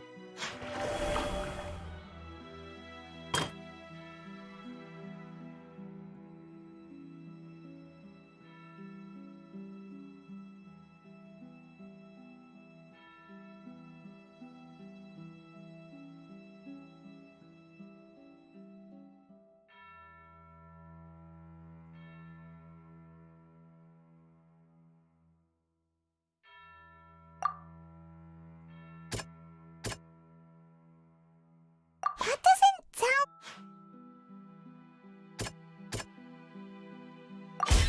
Perhaps what is about to take place has all happened before. The true sin of the Hydro Archon that Nervalet mentioned, and the original sin cast down on the people of Fontaine by Celestia, as recorded on the stone slates.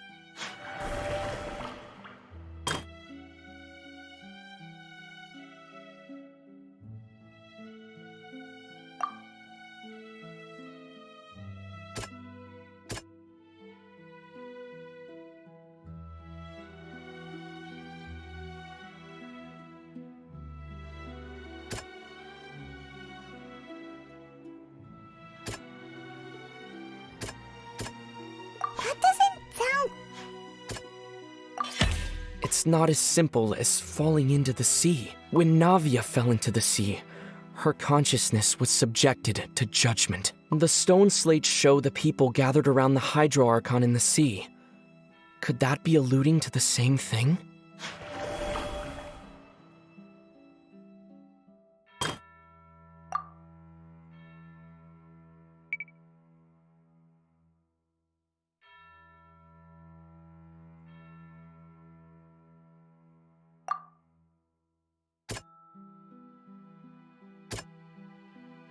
That doesn't sound quite right.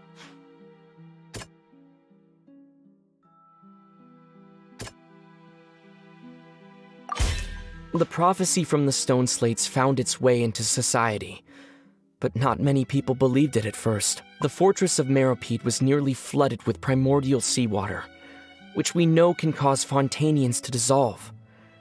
It seems increasingly likely that the prophecy may come true. If we hadn't dealt with it in time, things could have gone very badly.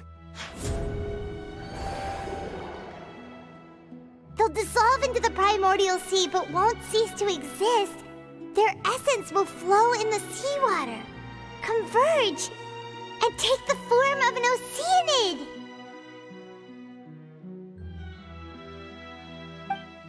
The Hydro Archon was sentenced to death in court, shocking everyone present. Perhaps this means that her sin was actually Fontaine's original sin. Navia fell into the water inside those ruins, and she nearly dissolved. She was surrounded by the people of Poisson in a court within her consciousness, and was forced to take part in a trial meant to make her stay. The eruption of the primordial sea at the fortress of Meropide was the surest sign that the prophecy was about to come to pass no matter what. The prophecy's contents can all be verified by recent events. If we combine what we know together, loads of truths should come to light.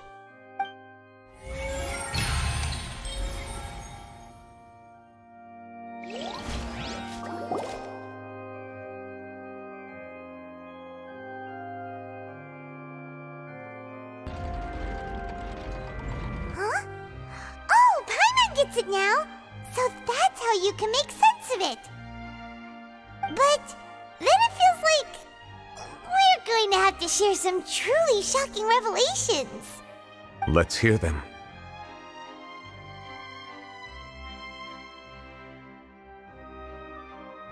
Incredible. Linny, did you hear that? We're not real humans. All Fontanians were originally created by the late previous Hydro Archon, with Oceanids as their basis.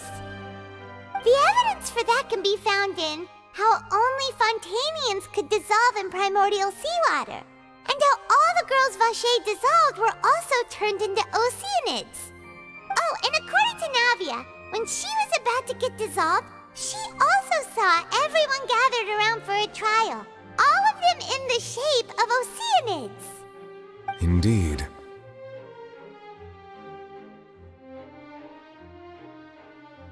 Yeah, and it follows from the content of the first slate that she probably angered Celestia by creating humans without prior permission. That could also explain why the Oratrice judged the Hydro Archon to be guilty. It's to account for that ancient sin. The Hydro Archon's true sin was creating us? And yet, after many hundreds of years, the Hydro Archon's creations have turned around to try to judge the Archon within the Opera Epiclese. The twists of history are often the most unexpected of all. Yeah, isn't the image here just like when Navia fell into the sea? So wouldn't it be trying to show the image of the Hydro Archon also falling into the sea once the prophecy has been fulfilled in the fourth slate? In the end, the people will all be dissolved into the waters, and only the Hydro Archon will remain weeping on her throne. Only then will the sins of the people of Fontaine be washed away. Did Paimon get all that right? You've made some keen deductions. I must say, given how much you still don't know, it is impressive that you've already managed to connect so many pieces of the truth. However, while you were able to decode all the information on the slates, they've also been etched with an additional layer of hidden information using a different power source. When we were at the ruins, I tried to decipher the hidden information recorded in the slates. But since we only had 3 slates at the time, I was unable to come to a full conclusion. Now that the slate collection is complete, I shall make another attempt to decipher the narrative recorded within. If everything goes well, we should finally be informed of the unadulterated truth.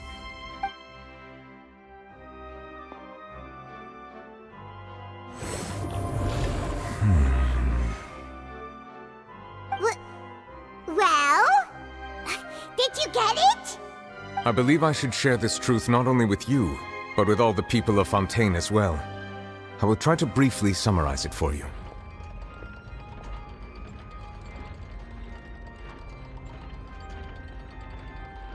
Your hypotheses regarding the origin of Fontanians and the sin of the Hydro Archon were both correct.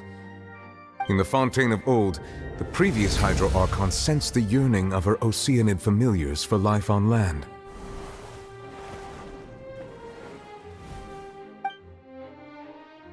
The Oceanids were enamored with the beauty and romanticism of human beings, and wishing to have those experiences for themselves, expressed to the Hydro Archon their desire to become of a similar kind.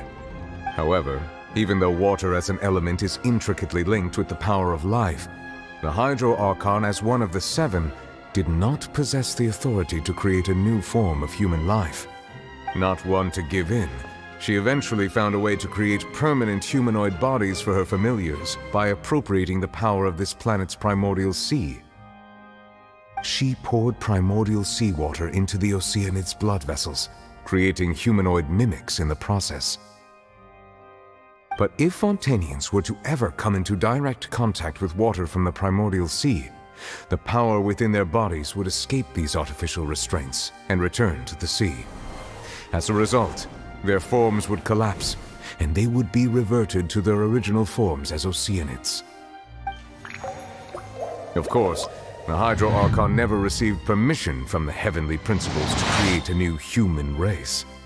And thus, The Hydro Archon and all of her creations came to shoulder the original sin of appropriating the power of the primordial sea.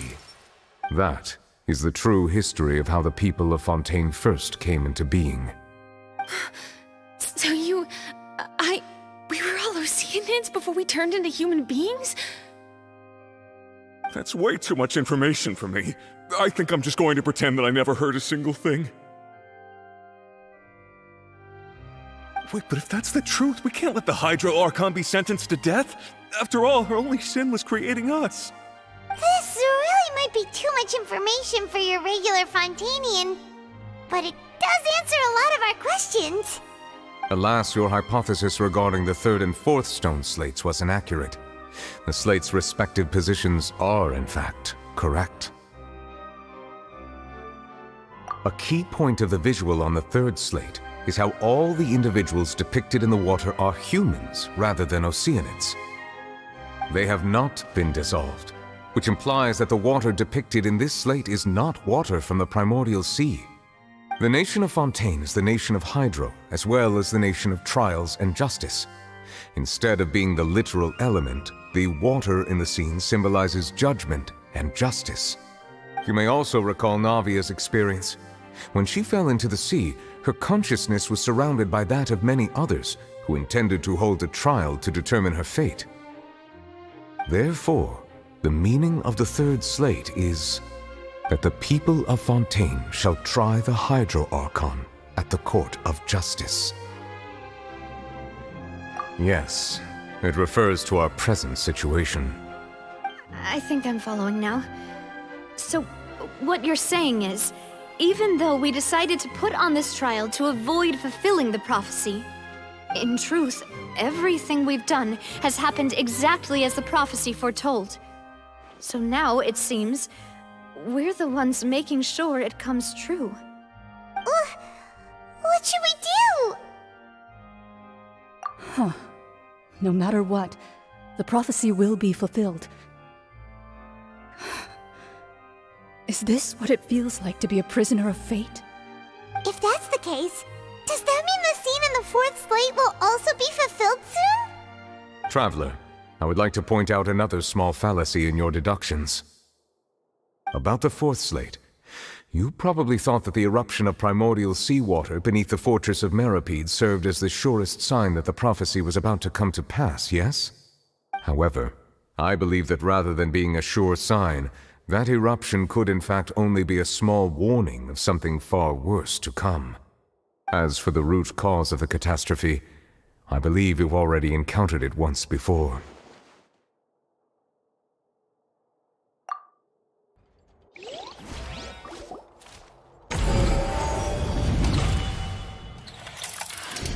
This eruption was just a small warning of the things to come.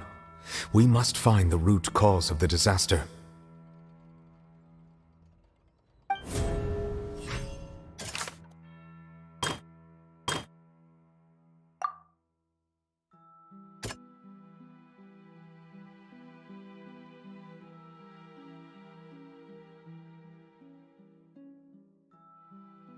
That doesn't sound quite right.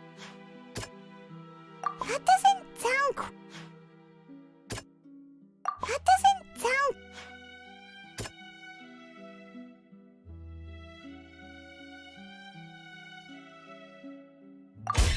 It was both dream and reality.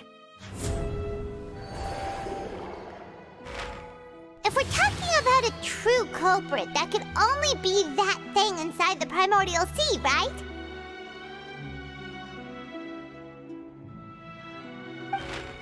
The truth, the original sin, the trial, and the root cause of the disaster.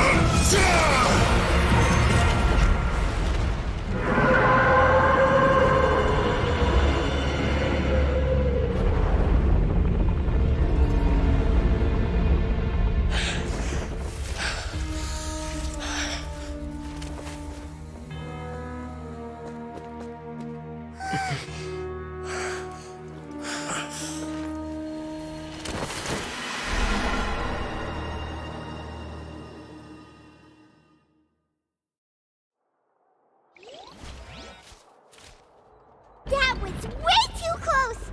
How did that thing just burst into the Opera House? Wait, was that the huge whale you saw in your dream? So we've met it at last. I understand very well why it has chosen to make an appearance here. That whale does not belong to Tevat. It is a monster that has traversed the stars, weeping all the while. It has been greedily consuming the energy from the planet's primordial sea, using it to grow. That is the main cause for the rising sea levels. And once it has finished consuming all of the energy contained within the sea, its next step will be... You said that when the Hydro Archon first created Fontanians out of Oceanids, she filled their blood vessels with primordial seawater. Precisely. That whale finds the blood of Fontanians nigh impossible to resist. Therefore, when it left the primordial sea, it decided to make its next stop a packed opera house full of food. We just barely managed to push it back, right? In that case, won't it come back to target the people again once it's managed to recover its strength? That is correct. Indeed, it is more accurate to say that we should thank that Harbinger for buying us some time. Without him, the whale would have likely come onto land far sooner. From the way he looked, he must have been fighting the creature for quite a long time. That battle maniac. We've always known that he had a special connection with that whale, but we definitely didn't expect it to help us out like this. Anyway, now that we know that this whale is the actual cause of the disaster recorded in the prophecy, all we need to do to stop the prophecy would be to find a way to beat it up, right? It is too late. It had already absorbed too much of the primordial sea's energy before we could notice it. At this point, it has become practically integrated with the sea itself. Even if the entirety of Tevat were to be destroyed, it could still survive and swim off towards some other world. That's not something I will accept. We've already done everything we can, and we even found the true culprit. We've come so far. You can't just tell me that the last hurdle is some impossible foe. That's just not fair. Indeed, that's not how a grand performance should end. I'll fight it to the end, no matter what. So the prophecy will be fulfilled no matter what, huh?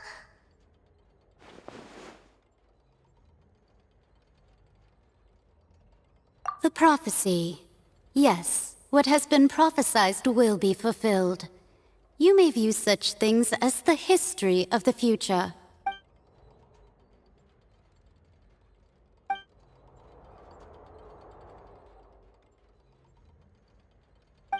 Just as prophecies are usually only the future as seen from the perspectives of the gods, could things be happening in hidden corners where the gods' gaze does not fall? Ultimately, fate shall serve as your only guide, no matter what will happen in Tevat's future.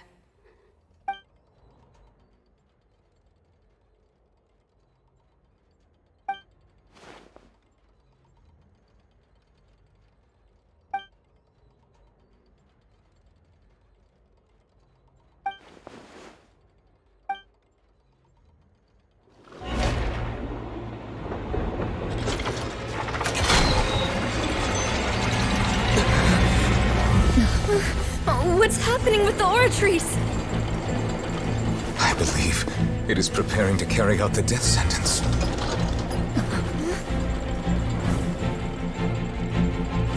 Farina!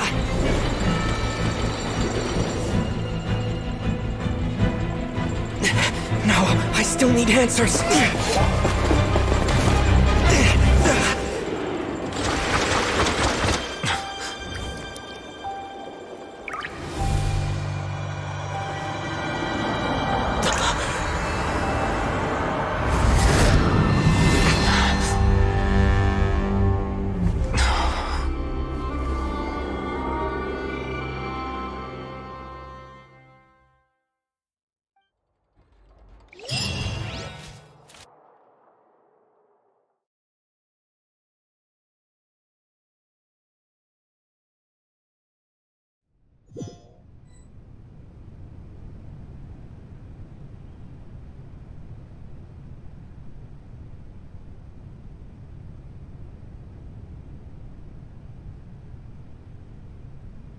You.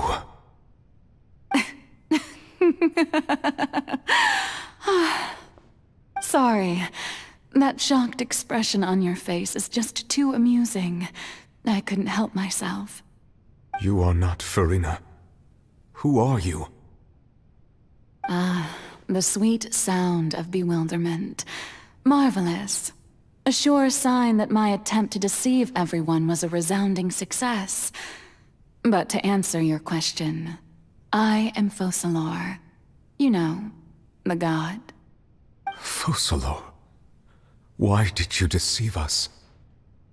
Oh, that wasn't my goal, of course. Goodness, no. But I had to fool everyone else too, if I was to stand any chance of deceiving the heavenly principles. Deceiving the heavenly principles? It's all because of that pernicious prophecy. Dreadful, wasn't it? Everyone doomed to dissolve. Fontaine condemned to be flooded.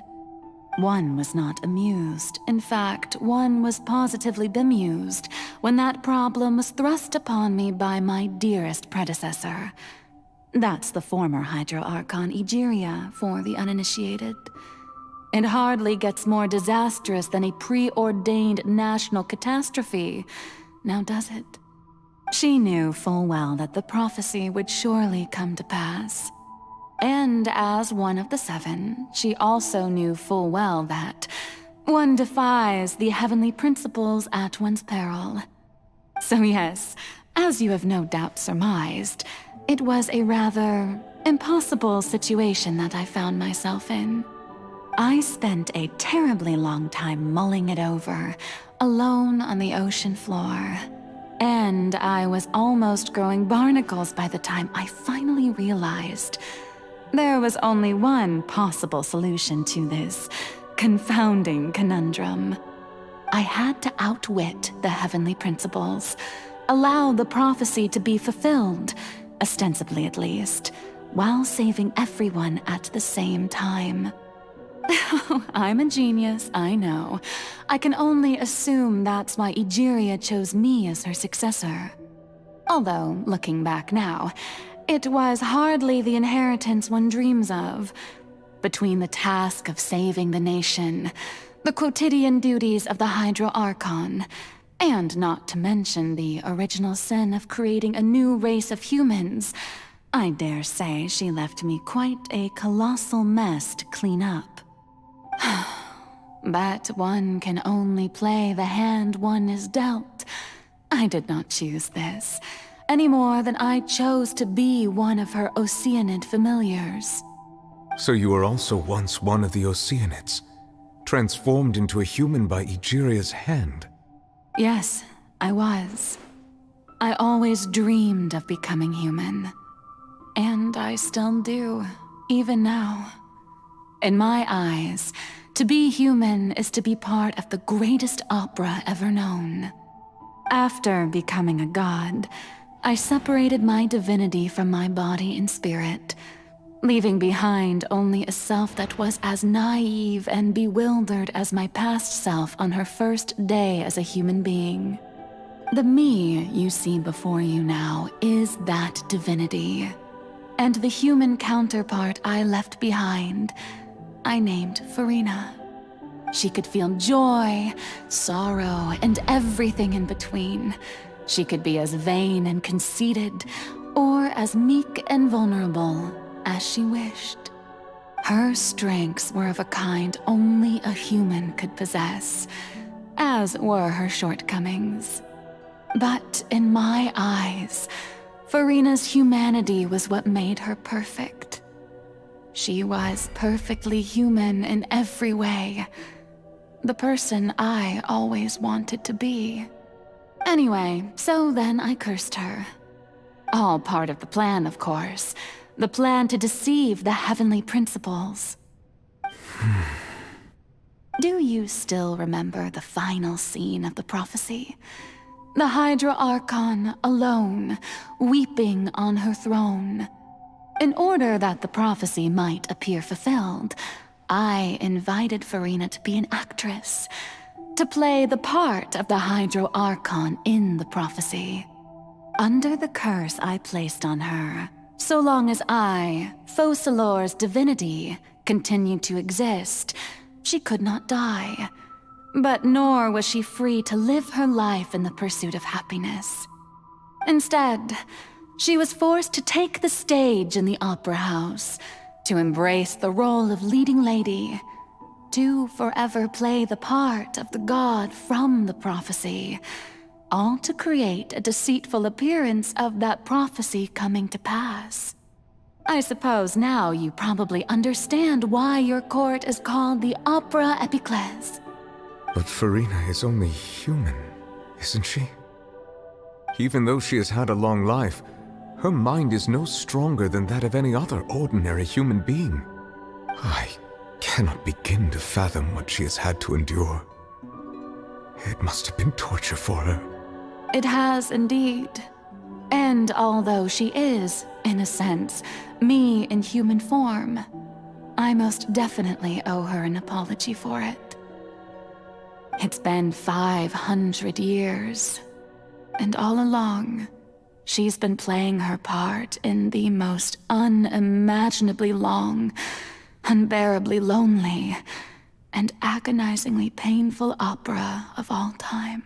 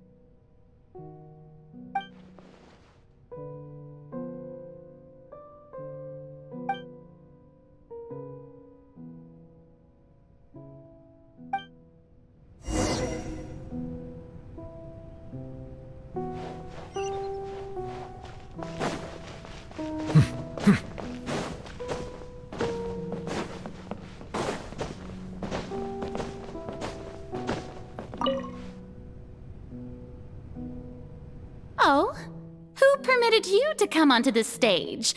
Now, I understand your admiration for my august self, but I must ask you to keep to the rules. All right. It is not my intent to reprimand you. There is no need to state your name. Just be off with you. Do not distract me from my performance. Oh, do not jest. Can you not feel it? I am Focalor. The eyes of countless Fontanians are upon me. I must, at all times, display the utmost elegance and nobility.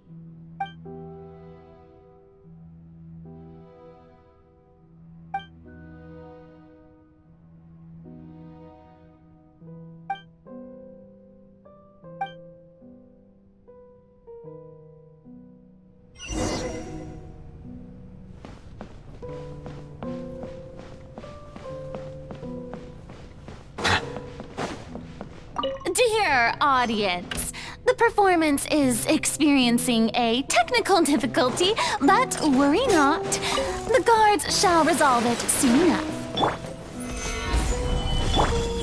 Right here, right now. I see everything. Bow your head.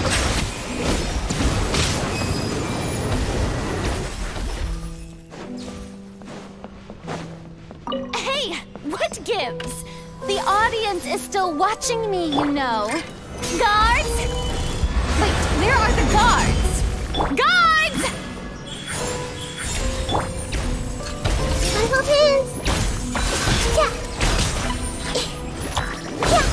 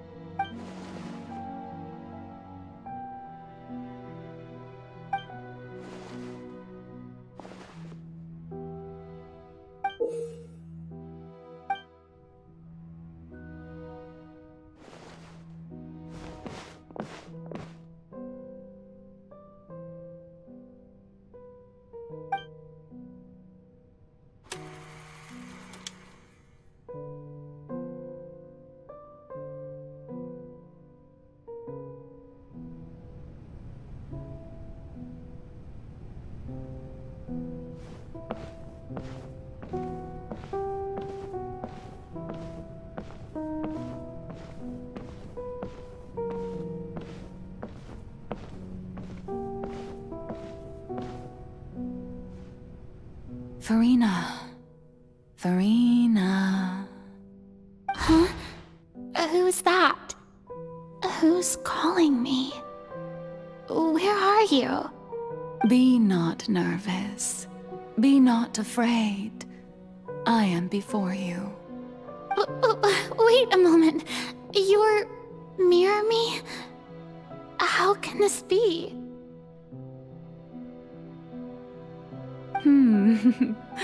Mirror you, huh? You know what? That's not bad. Let's go with that. Mirror me? What do you wish to say? The prophecy. Have you heard of it? What prophecy? Wait. I know. I think. I don't know why, but it's in my head somehow. The people will all be dissolved into the waters, and only the Hydro Archon will remain, weeping on her throne. Only then will the sins of the people of Fontaine be washed away. Oh, very good. You know it well. What's going on? I can't seem to remember anything clearly. The only thing I know for sure is this prophecy. Will it really come to pass? Yes, it will. And that is why I've come to you. Disaster will come to Fontaine sooner or later. Things will develop just as the prophecy declared. There is no escaping it. But doesn't that mean everyone will die? I'm a Fontainian just like them. Will I dissolve too? Oh, don't worry.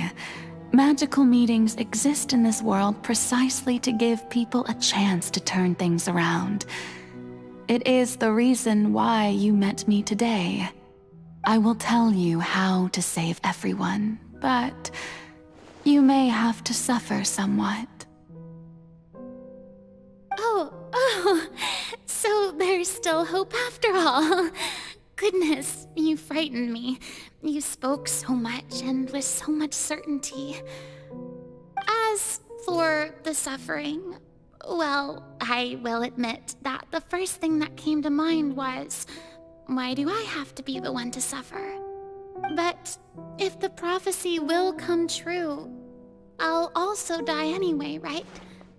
So if I've already met you as my magical meeting in this world, if there were scales, with all the people of Fontaine on one side, and my pain on the other, is it not obvious where the scales should tilt? You truly are the perfect human, my ideal. I suppose this would also be the justice that belongs to you. Huh? Don't worry, it's nothing. Listen well. Fontaine has just lost its Hydro Archon. I need you to play a role, that of the new Archon. Play as a god? That's right. You must begin a never-ending masquerade. You must never let anyone suspect your identity. If you can keep it up, then I shall have my way of defying this prophecy. But should your identity be revealed, then all hope will be lost. But how will I do this? A human assuming the role of a god without being exposed. Don't worry. What you must do is not to turn yourself into a real god. You simply need to play the role of a god as humans imagine them to be. Being a human yourself, I'm sure you already know what such an entity would be like. Remember, your true challenge will not be pursuing divinity, but contending against humanity. I'm still not sure I understand, but I'll try. I'll try to do this. So, how long am I going to have to play this role? To accomplish this mission, you will have to stay on the stage for many, many years. You will endure and not grow old until your task ends. But I promise you, all will eventually end in a magnificent and dramatic trial, and everyone will be saved. A trial? Huh. How exciting. I'll be looking forward to it.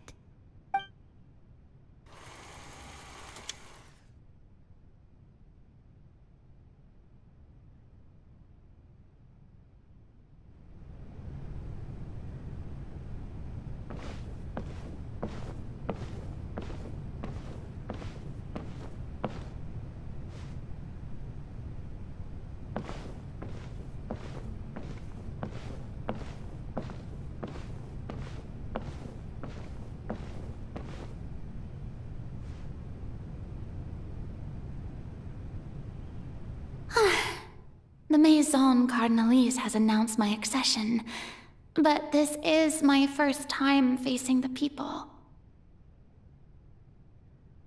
What should I say to most appear like a god?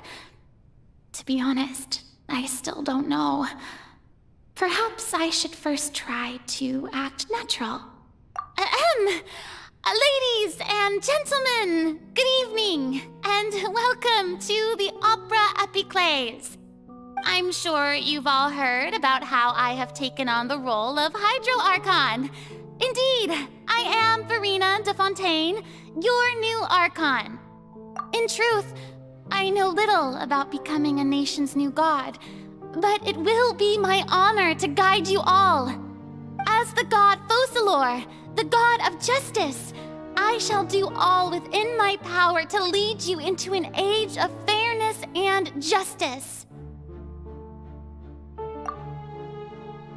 Once again, thank you all for coming. If you should have any questions or suggestions, please send them to the Maison Cardinalise. The future of Fontaine will require us to work together, after all. This should do it. I thought I might stammer, but thankfully, I was able to convey my thoughts just fine. Okay, and next.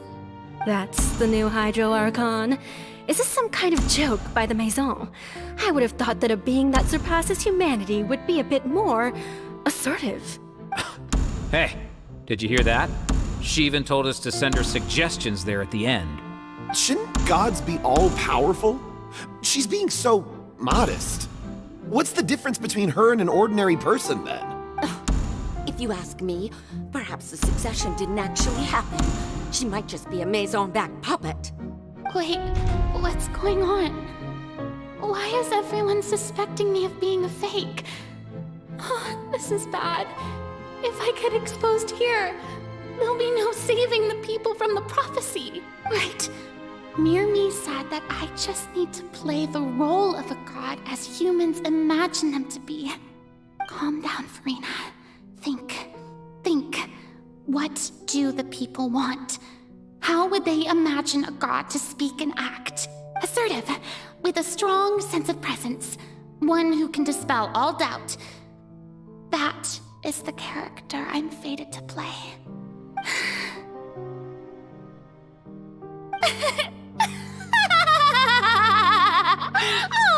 Oh, very good, my people. Only ones such as you are deserving of my rule.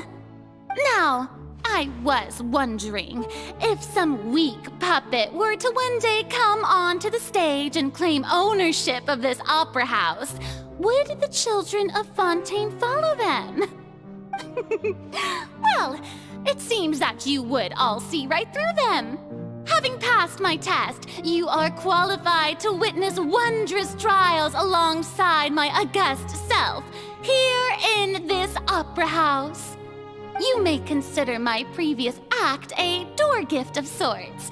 I thought it was a debut that suited the atmosphere.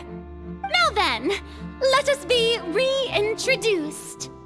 Ah, So that was just a performance. How could I have forgotten that we were inside an opera house? Her personality. It's quite shocking, to be honest, but I suppose it's a better look than before. Such a fascinating and bold deity. How wonderful! Our future may yet be bright after all. It seems I've turned them around. Best follow this flow and restart my accession speech.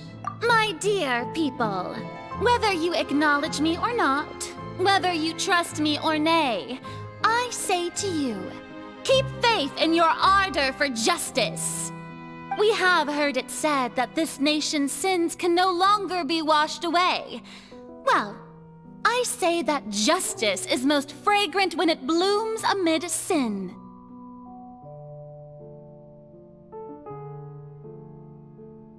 No, this won't work. They'll suspect me again. I must play the role that they want me. The scales of justice should not weigh heavy in the hands of its god.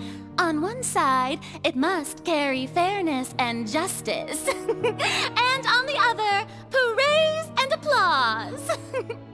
May law be the prayer on our lips. May judgment be our worship.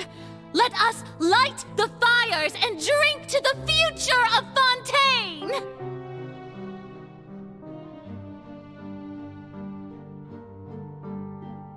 There is no trouble in this world that justice cannot solve.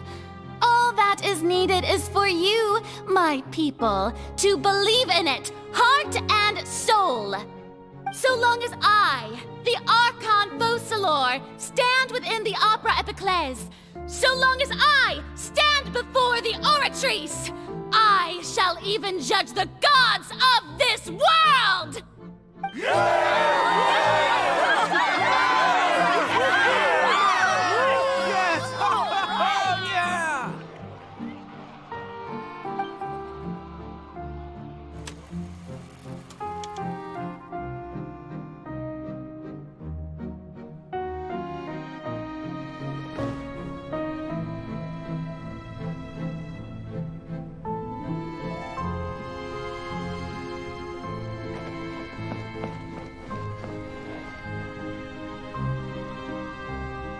Lady Farina, here are today's case reports, as well as a summary of the follow-up for your perusal. Come now. Was I not just at the Opera House in person? Leave these kinds of things to Neuvillette. Besides, none of these trials were the one that I'm looking forward to the most. If I may be so impertinent, what kind of trial are you truly looking forward to? A magnificent, dramatic, and wondrous trial. A trial to end all things. How could you hope to understand? That's true. I fear I lack the ability to grasp your divine thought, Lady Archon. No need for fright, and do not take what I said before too seriously. Go now, do your duties. The trial I await. It will come one day.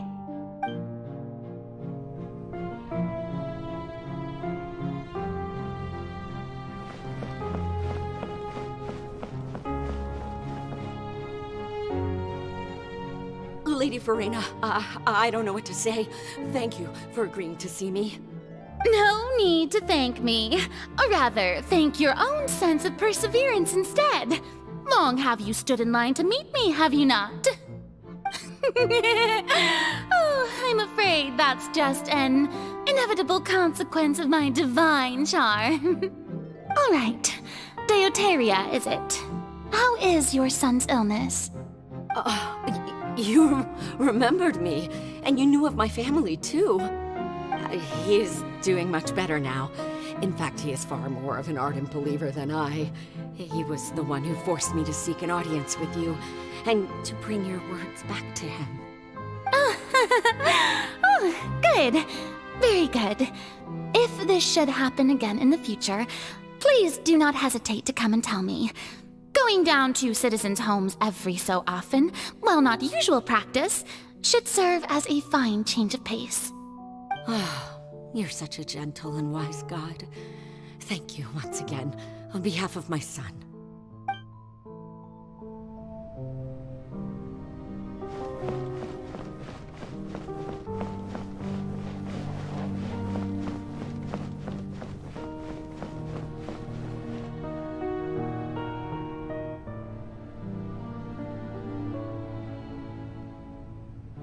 Lady Farina, here are the latest hydrological reports. As for the specific parameters you asked to take note of, I'm afraid things still don't look good. I see. It's as I thought then. As your god, I did already expect this, but I wanted to see how far your human wisdom would allow you to analyze it. All manner of signs indicate that the prophecy will still come to pass. Forget it. That's not something you need to worry about right now. Well, as I understand it, the Fontaine Research Institute is also trying to find a way to counter the rising water levels. Really? Have they found anything? I'm afraid that they haven't found any effective solution thus far. Oh, is that so? Well, no wonder. This issue has reached the realm of the gods, after all. Still, their spirit is praiseworthy.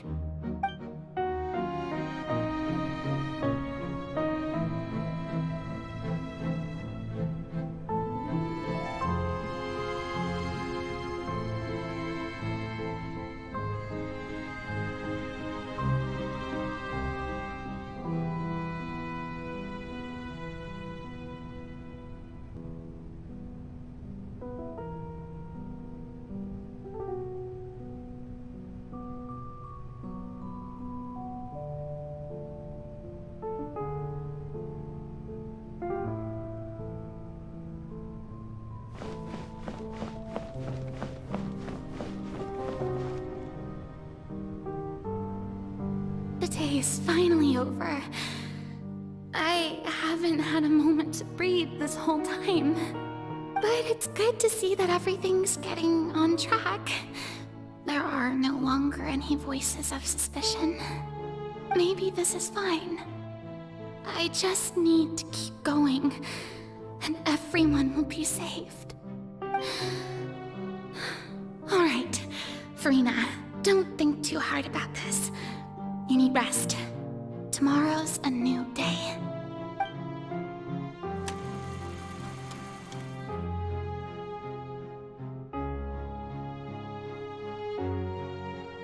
Lady Farina, here are the new trial reports for the latest cases, as well as a summary of the follow-up. There'll be no need for that. I've seen them already. There's no need to go back over scenes I've witnessed in person before. Lady Farina, I've waited so long for this chance to see you in this manner. Indeed, my dear, loyal citizen. This joyous moment is an honor for us both. Lady Farina, we're detecting significant hydrological anomalies near Poisson. Understood. Keep monitoring. Keep me informed should anything come up at the Institute.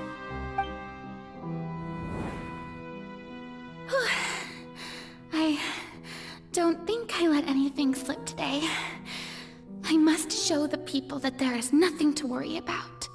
I just don't know when these days will end. I feel utterly exhausted. Best to rest early today, too.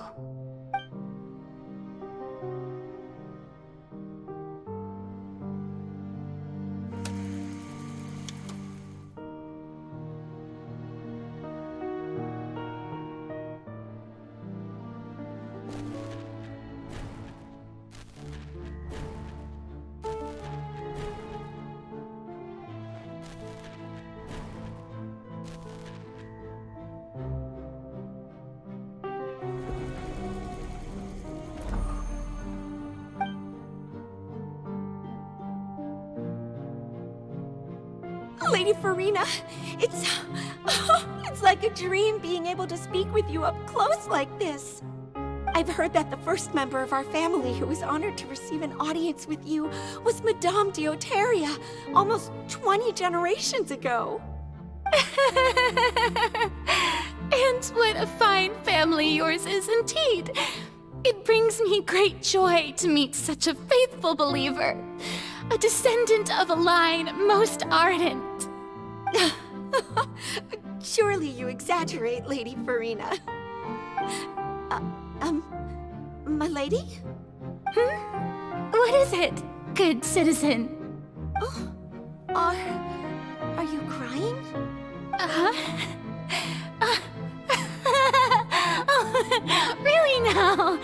I didn't even notice.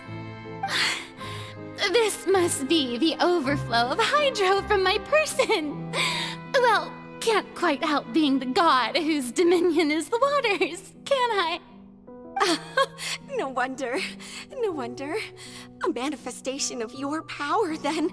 Oh, Archon, I am honored to have witnessed it. Honored indeed.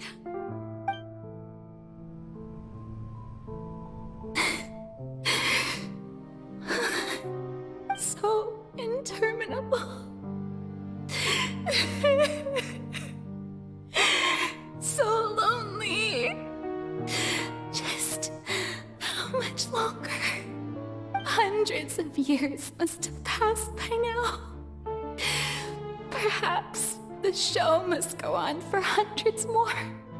I never imagined that it would hurt so much. Have I reached my limit? No. Perhaps I reached it long ago. Today I didn't even notice my own tears. I want to tell someone, anyone, about this. But would that not destroy all I've done so far? I've conducted so many investigations across the centuries, but there's not even a sliver of hope that we might break the prophecy. All I can do is keep heart. I must maintain this act. It is the only way to save Fontaine. Please, mirror me. You have to succeed.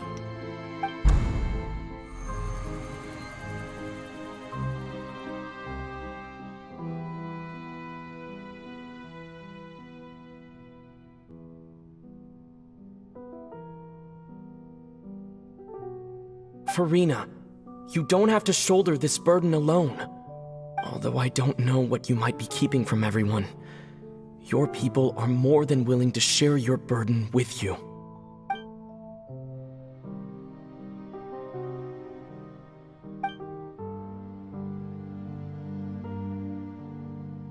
Share my burden. That's impossible. It was fated right from the start that this would be my duty alone. But even if your burden doesn't need to be shared, you can still choose to confide in someone. Just share it with me. I'm what you'd call a witness. A witness? Yes, I've heard that you came to Tevat from beyond the stars, yes.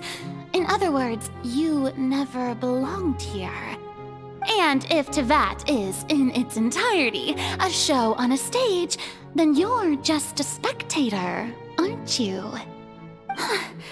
If that's the case... He's right. I could confide in him, couldn't I? But if things don't play out as expected, the people of Fontaine will be the ones to pay the price. No, Farina. You shouldn't be selfish. But what if it's really alright? Farina, you've worked so hard for so long. Surely it would be okay to put yourself first for once. Just this once. Is it such an outrageous thing to do anyway? to find someone in whom you can confide your frustrations and sorrows. Surely it could not hurt. If you let this opportunity slip through your fingers, it might never come by again. Think about it long and hard.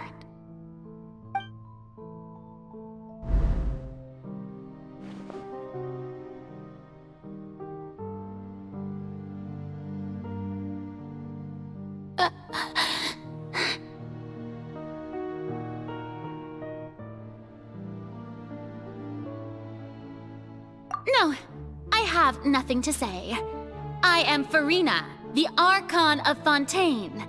Everything will surely get better.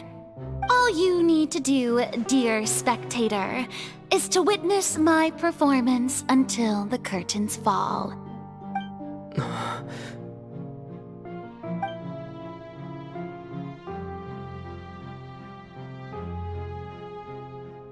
Fine.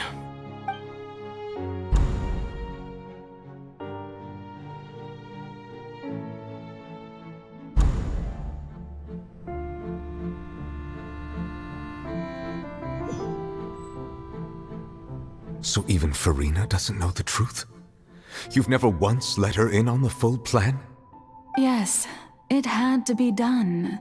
To deceive the heavenly principles, you must first deceive yourself. She did very well. If she had let her resolve falter even once in these 5 centuries, Fontaine would have been doomed to the most tragic fate. It seems that trusting humanity was the right decision after all. I believe that I understand how your deception works, but that is only half the truth, is it not? How would you build on this foundation to save the people of Fontaine? That is the most important thing. Ah, good. Of course, the Iudex of Fontaine has pinpointed the crux of the issue. I'm sure you've long sensed that the Oratrice is no simple machine, yes? I've always suspected that it had its own consciousness. And Lenny did mention that he heard a human voice within the core chamber. It now seems that that person was you, hidden within the machine all along.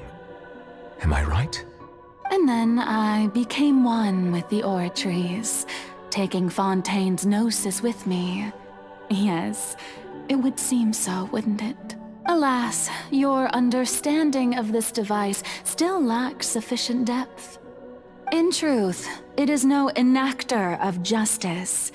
It is, in fact, a device created to kill the god of justice. I beg your pardon? Oh, you have it. And to be more precise, not only will the Oratrice take down the god of justice, it will also take down the divine throne upon which she has been placed. I mean, did you think I would be the sort to enjoy peaceful repose while Farina suffered? My work over these last 500 years has been to constantly accumulate indemnitium within the Oratrice. But really, some have already discovered that only a small fraction of the energy generated by the device was ever used to provide power to Fontaine. The vast majority had to be, accumulated to enact this death sentence. It was all a part of your plan then? Both the trial and the sentence? Indeed. This power, accrued over 5 centuries, could have sustained Fontainians for millennia had it only been used for that purpose. Almost all of it has now been stored within the Oratrice. But only power of this magnitude could hope to destroy the Hydro Archon's divine throne, shaking the rules established by Celestia and breaking through the institution that is the Seven. So the Oratrice's call for death was for neither Farina nor Focalor, but for the Hydro Archon. The destruction of that divine throne. If I do not misunderstand your intent, you must be... Returning what's rightfully yours to you, of course. In other words, this was all done to return the authority of the Hydro Archon to the Hydro Dragon of this planet. But...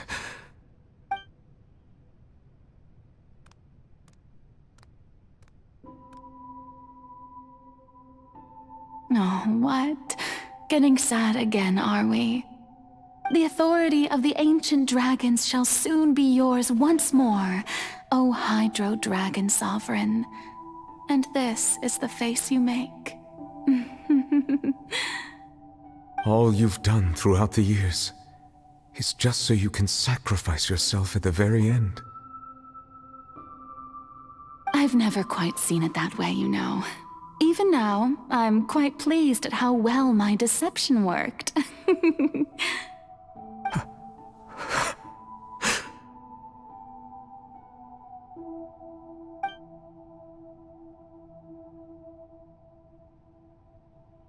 Hydro Dragon, don't cry. I must say, had it been within my rights, I would have loved to judge the heavenly principles themselves. Were they not guilty of essentially the same crime? Egeria stole the power of the primordial sea, and the heavenly principles stole the power you ancient dragons possessed. I, for my part, am the god of justice. And is it not just that your original powers should be returned to you? Speaking of justice, I have always believed that justice lies in the process of pursuing human existence itself. So, if the theft of the primordial sea's might was Fontaine's original sin, then, leaving matters of procedural right and wrong aside, the descent of the Fontainians as humans and their right to exist in this world would be Fontaine's original justice. In other words, existence was Egeria's justice, and to me, justice is the continuation of that existence. Defying the prophecy and ensuring that Fontaine's people shall live on, that should be the justice enthroned over all others. At this point, we, whether it be myself or all other Fontainians, have shouldered the burden of this sin for far too long. Iudex Neuvillette, the highest judge in our land, when you regain your full power as an elemental sovereign, what verdict shall you pass upon us? So when I was invited to the court of Fontaine to serve as Iudex, I see now that that was your idea too. At last, I now understand the true purpose behind this position. In the beginning, I was uninterested in human existence. But these 5 centuries of living alongside them have gradually brought about mutual understanding between us. And I have even attempted to feel as they feel. You are a devious one, Focalors. Things being as they are, surely you know that I could never declare them to be guilty.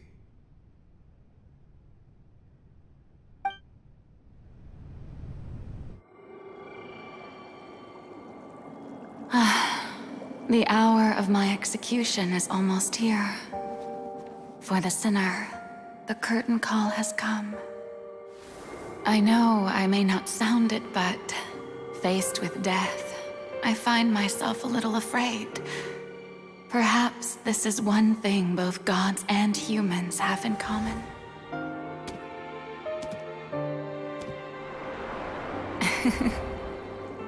Farewell, Neuvillette. I hope you've enjoyed the part you played these 500 years.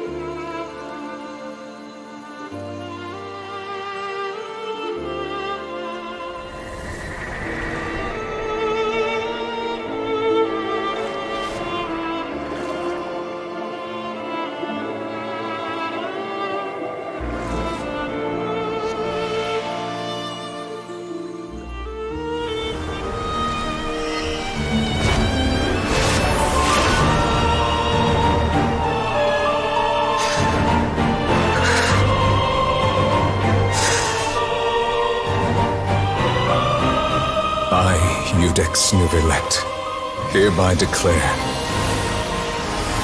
people of Fontaine, your sins are forgiven.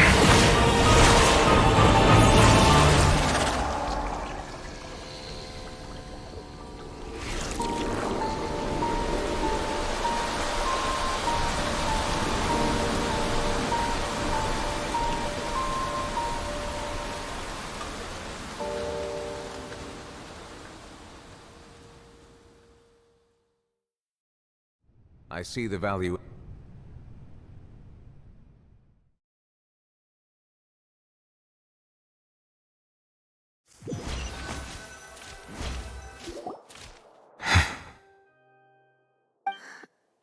What just happened? Has the death sentence been carried out? Was that bright light some sort of misdirection? I have a feeling that something huge just happened.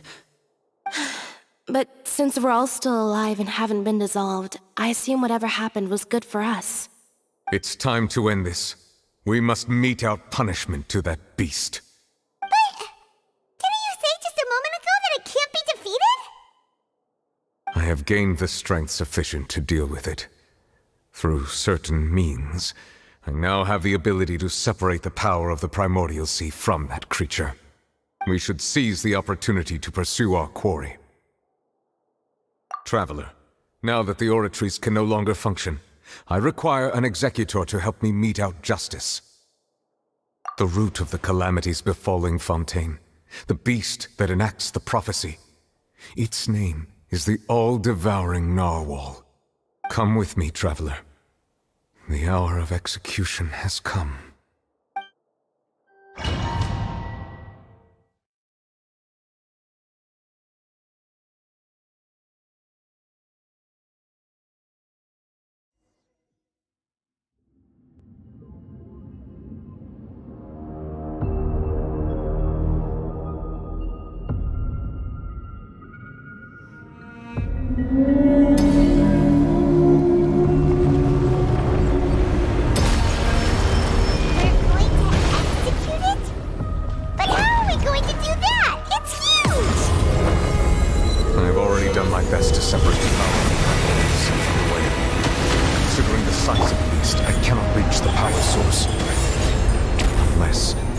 Find a way to attack it from within. I shall share a part of the ancient dragon's power with you. We shall look for an opening together.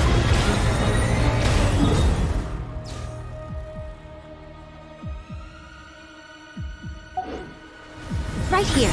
Emerge. Right here. Solidify! I can feel its sorrow turning into hostility.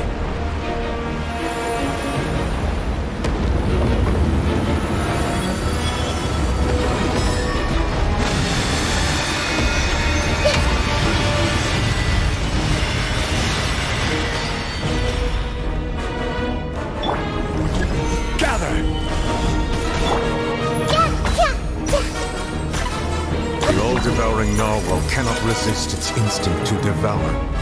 Continue to trigger its hostility, and chance will present itself. Right now. Emerge. Solidify!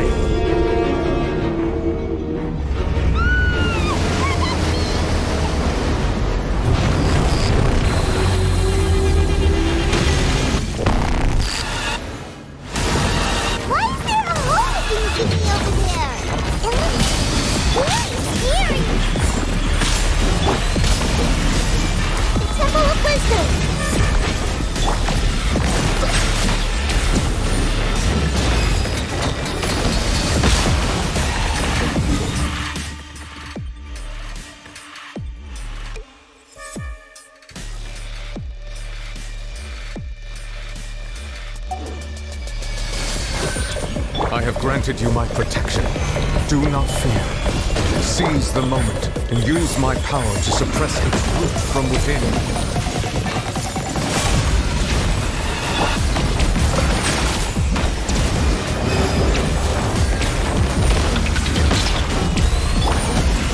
Stabilize! Emerge. Right here. Right now. I see everything.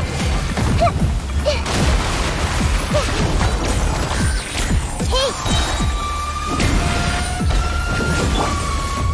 Gather! Settle down!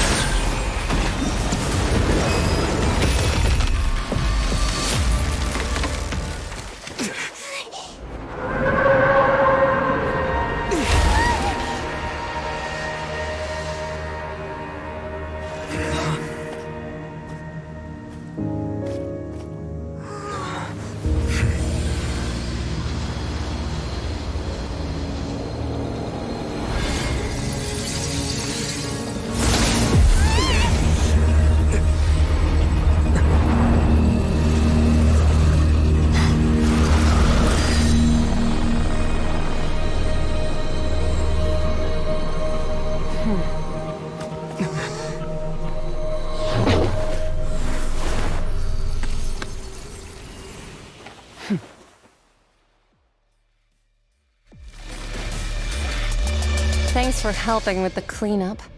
It should have been my job, but... oh well. It was just supposed to be a short private training session for me. I didn't think that my disciple and my master's pet would start brawling in the meantime. Well, actually, I had a feeling that it would happen at some point, but they bumped into one another earlier than I thought. What a blunder. I suppose I'll have to swing my sword 3 million times as penance. That power. Who are you exactly? Paimon has an idea. From what she said earlier, she must be Child's master. Skirk, right? It's just that he gave us the impression that she was the less talkative person. I simply did not have anything to say to the weak. But you, on the other hand, managed to defeat the all-devouring narwhal without using power from beyond this world. So you may speak to me as equals. I have to agree. It's a strange use of a planet's primordial waters just to raise an all-devouring narwhal. That kind of power is wasted on it. It's not cooperative. It eats too much. And I have more important things to do with my time than pet sitting. The only thing that creature has going for it is its looks. All in all, it fails as a pet. Miss Skirk? I think you might have missed the point. The point being? Well, being that this pet almost destroyed an entire nation. So what sort of person is your master? Well, Child's master's master. Wait, is that right? Oh, right. So you don't know him. Sorry, I assumed you did. His name is Sir Taloji. Huh? I am unfamiliar with that name. Huh. So Master isn't sufficiently famous. How should I describe him then? Have you heard of the name The Fowl? The Fowl? Still nothing? Well, how about the Visionary? Vetterfulnir then? Or Gold Rhine-Daughter? Ooh, that one we've heard! Rhine-Daughter's part of the Hexen Circle. She's Albedo's mom, right? Oh, so you do know that name. To be honest, I also heard all of those names and titles from my master. I don't actually know them either. But I suppose you understand now, yes? My master is likely a similar sort to Rhine-Daughter. They are both pursuing some form of perfection. Wait! Didn't you also mention a visionary person? Paimon didn't quite catch their name. Actually, never mind that. I believe it expedient to inform you that the all-devouring narwhal used up nearly all its strength fighting you. Such roiling hydro energies will prove difficult for the planet's deep seas to digest. As such, the fontaine back on the surface has most likely been thrown into chaos. In other words, the prophecy that you've been fretting over should now be in full swing. What?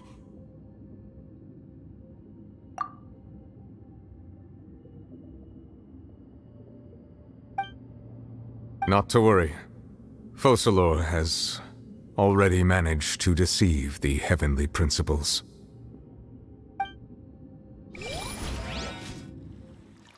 In the end, the people will all be dissolved into the waters, and only Farina will remain, weeping on her throne.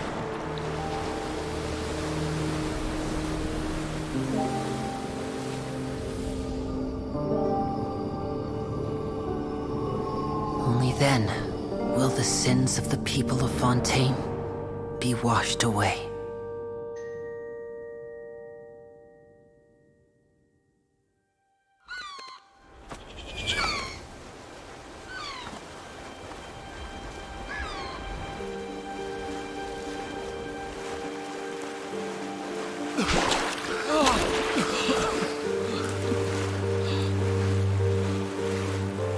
Hey!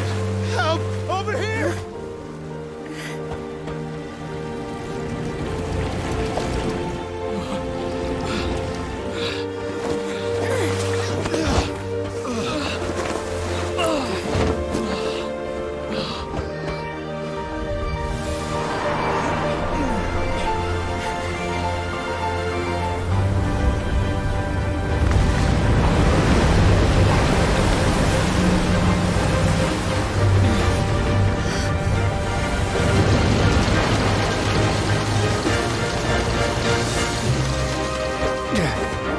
All hands, initiate emergency rescue!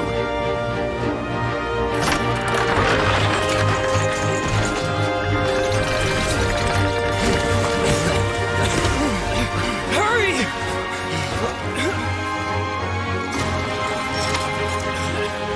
Hey, lend a hand!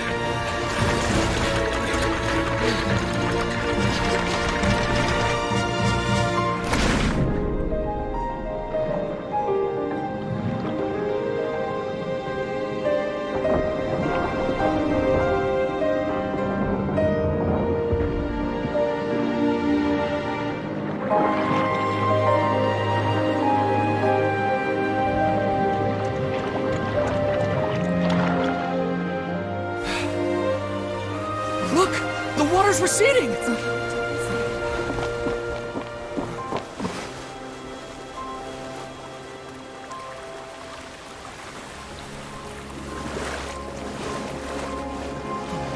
It's a miracle! Water's receding. We didn't dissolve. The prophecy was wrong! The prophecy was wrong!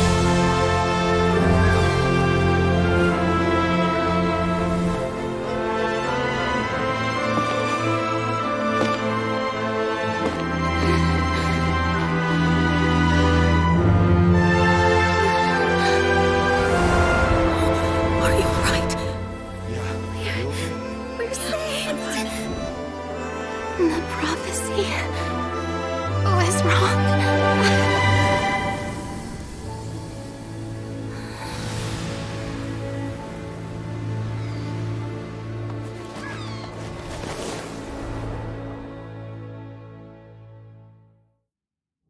Melusine's are...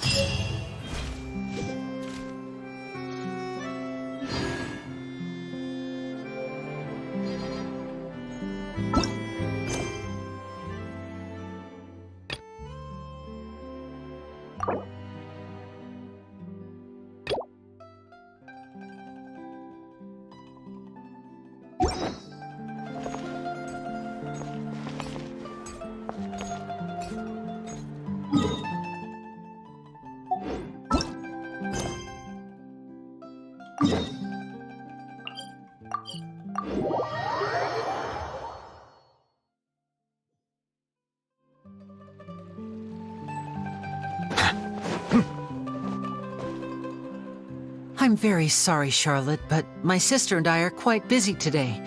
I'm afraid we'll have to decline this interview. Oh, Please, Linny, I'll only take a moment of your time, if you would be so kind. Huh? What's happening here?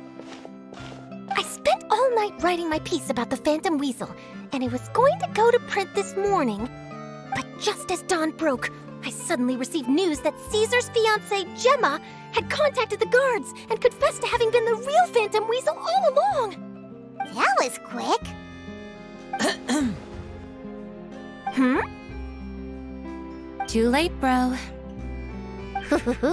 That was quick, you say? It sounds like I've got some catching up to do. Please, fill me in. Whoops. Aha! My instincts did not lead me astray. You do have something to hide. Gemma turning herself in must have something to do with Linny's performance last night.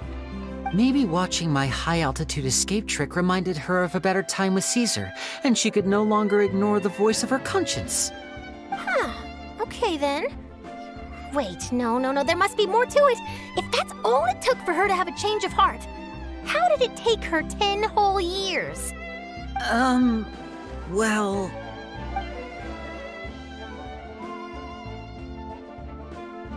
Oh, I remember now!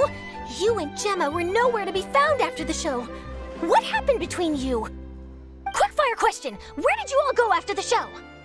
Oh, we went to the cemetery and Linny did a private magic trick just for us. Actually, glad you mentioned it, because that reminds Paimon, guess what? Linny started using rainbow roses in his tricks. What? I don't recall ever having received a rainbow rose from you myself. Is this supposed to mean that they're more important to you than your own sister? No, I just, What now? Oh, did Paimon say something wrong again? This is getting pretty awkward. What do we do, Traveler? Seems like this interview wasn't meant to be. Well, never mind. There's always next time. Forgive my persistence, but when there's explosive news waiting to be found, I can't turn away. The news about Gemma has already made waves, and I'll stop at nothing to get to the bottom of it all. Apparently, one of the things she said to the guards was that her final wish is to see Lorenzo one last time. There's clearly a web of complicated relationships there. Can't blame me for being curious. All right, I guess I'll leave you to continue the rest of your conversation in peace. Bye for now.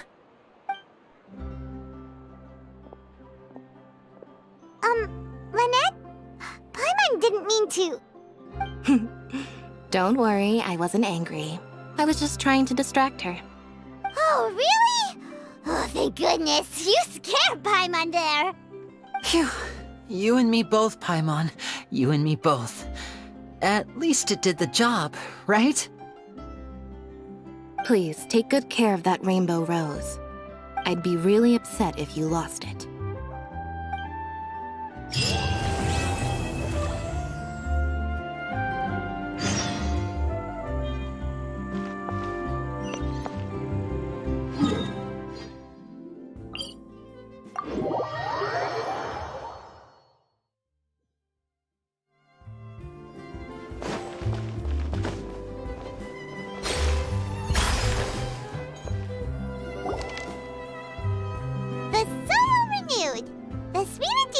Attacks post-disaster rebuilding.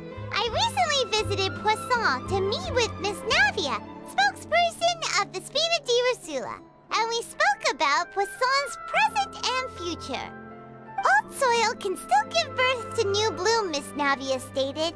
Hope is like seeing a small cookie when you're starving late at night. You just need a little of it. Skyship Winglet, lunar brain of the Fontaine Research Institute. The various disputes that have arisen on account of Mr. Edwin have suddenly become a shield over the Institute, with Jurier turning out to be a once overlooked hidden gem. People always call the first researcher mad, but few know what to call the second. And should that latter person achieve a miracle, they would find it all the harder to find a word with which to classify him and his team. Wow! Paimon barely recognizes the people in the reports. Are those really Jurier and Navia? They sound like real big shots. What do you think? Pretty enthralling, huh? The Steambird's idea was pretty simple. with a disaster just having passed, we would print a free edition packed to the margins with good news to calm people down. The value for these big scoops lies in their inevitable follow-ups. We'll publish further reports and go into the stories behind those people.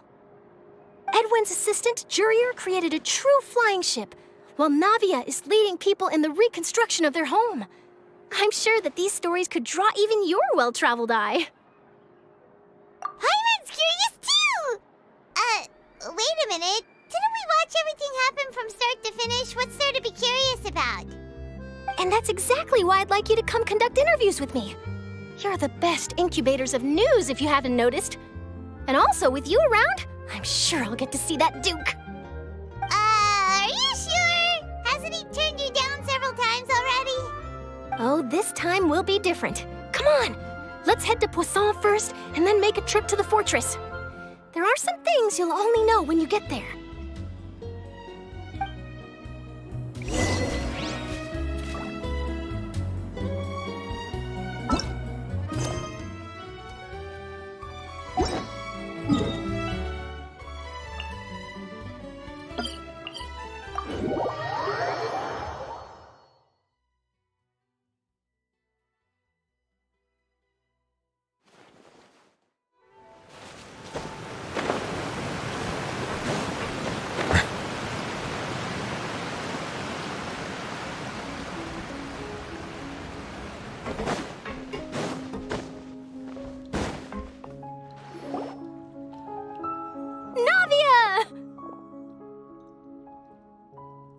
Oh, it's you. What brings you all here? Hey, we're just having a look around. I'm here to update myself on how things are going here. Oh, the Fatui are here too. Let me introduce you. This is Mr. Garunt Snežević. He represented the Knave in sending us a large amount of supplies, and is helping with our work. Our residents are hard at work as well. Thanks to everyone, work is progressing nicely. We've lost a lot of people, but we're moving forward. That will have to be enough.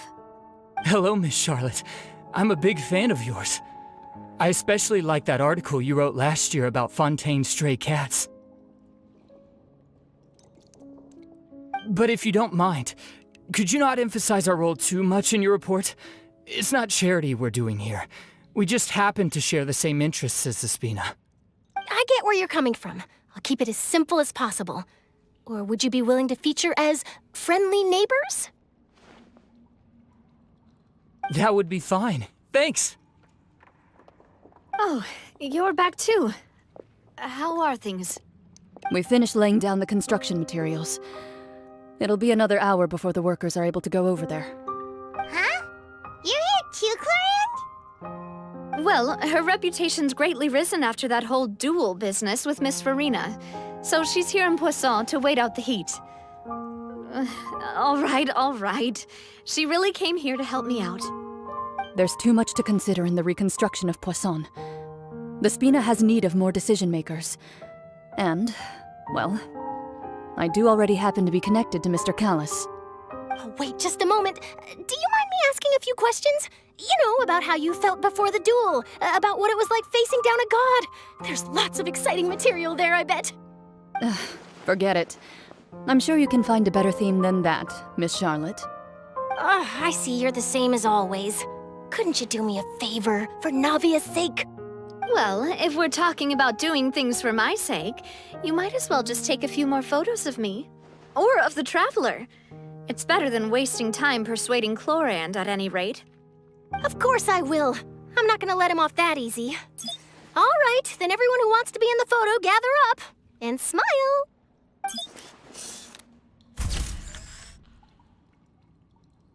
How did it go? Was it a good shot? Did Paimon look cute in it? Not bad. Your addition really helped the composition of the picture. All right, hang on a moment. Let me snap a few more shots.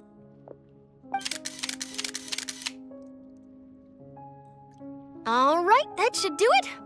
I'll be back here later anyway, so let's call it a day.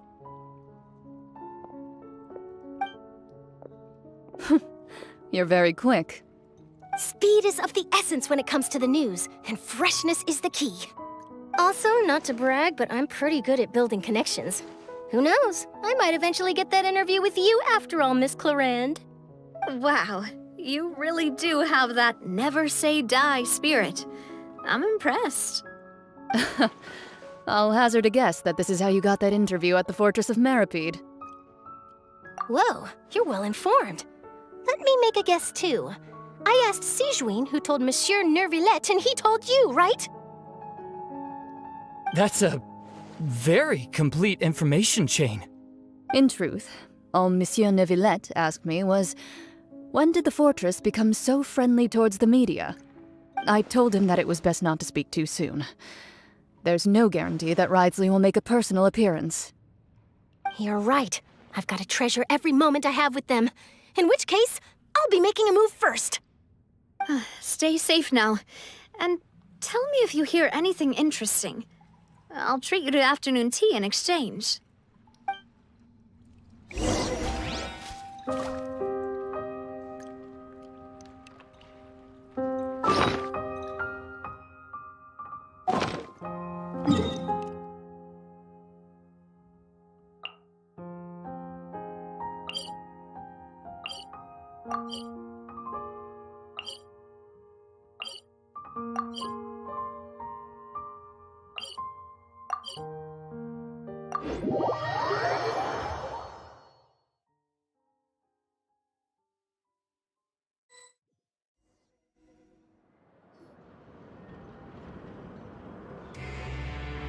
Wow, guess we're here again, huh? There's a real nostalgic feeling to this place. Looks like you've been missing us. Duke! Did you come all the way to the entrance to greet us? Of course. I'm here to welcome you and our dear Miss Charlotte, whom our good head nurse recommended to me. It's an honor to finally meet the much-rumored Duke. Thank you for consenting to my visit to the fortress, sir. No need to thank me. But that said, I shouldn't be the focus of your interview. I trust you recall our agreement? Of course, of course. All right then, this way.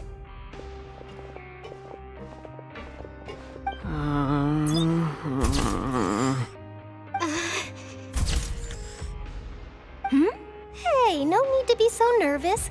I've already taken all the photos we need. Miss Charlotte, do these pictures really need to be published on the cover of the Steambird?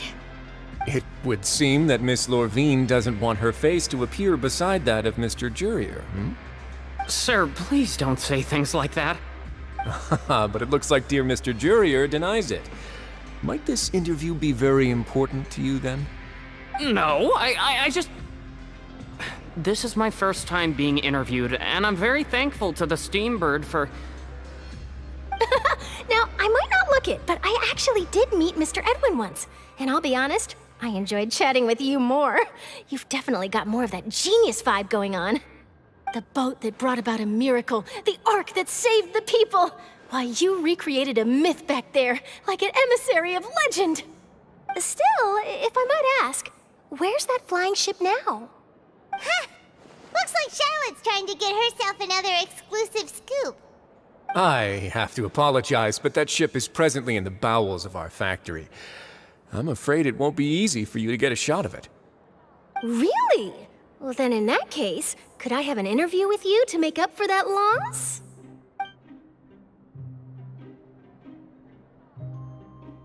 You already know my answer, I'm afraid. Best you interview our head nurse instead. Or perhaps you'd like to take another photo of this couple of researchers? Did you really have to use the word couple? Well, then, 2 solo photos will do. Is my hair messed up? Please, someone help me have a look. Things sure are getting pretty lively here. We've seen this kind of thing before. Oh, seems like everyone's here. Would any of you like to try this new drink I came up with? Ah, Sijuin.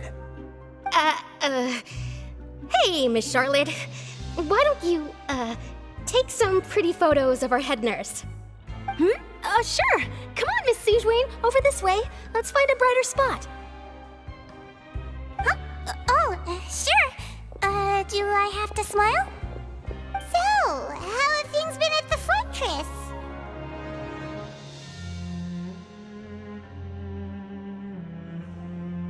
Same old, as you can see. Fontaine's undergone some changes, but this place is still more or less the same. Other than that flying ship, it got a tad too much attention, I think. That's why I decided to let the interview go through. We should direct more public opinions toward the behind-the-scenes heroes. Am I right, Mr. Jurier? Miss Lorvine? You're too kind, sir.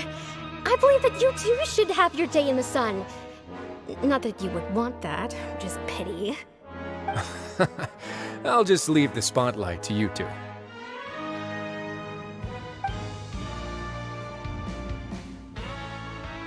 I see.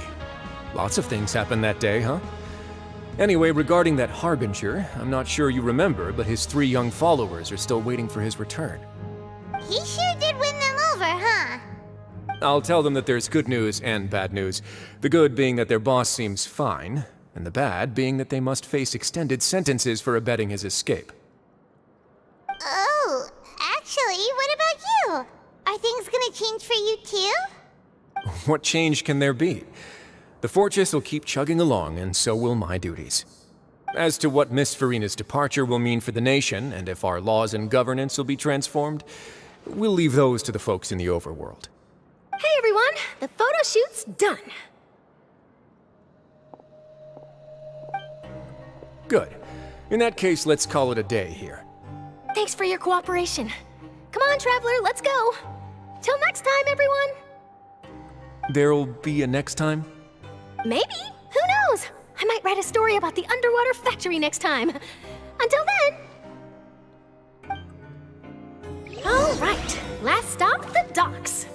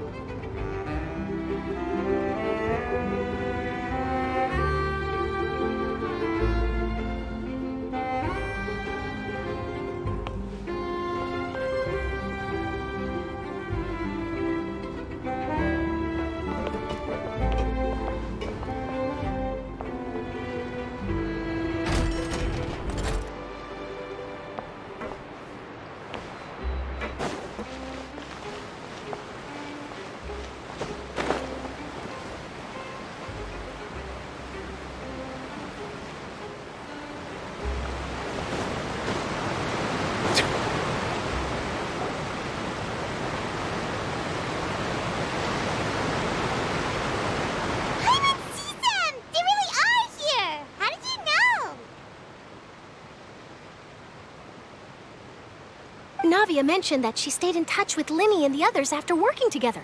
Apparently, they've been at the docks distributing these strange pockets the whole time since. Traveler, Paimon. Ah, and Miss Charlotte, too. Would you like a magic pocket?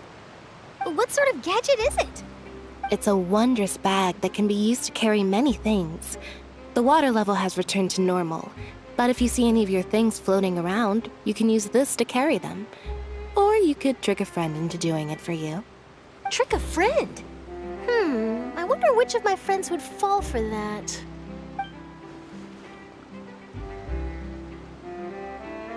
You could just make a friend like Fremine here. Isn't that right, Fremine? Is this what you meant by, I'll help you make some more friends? To be honest, that sounds pretty sweet. Could I have your contact, please?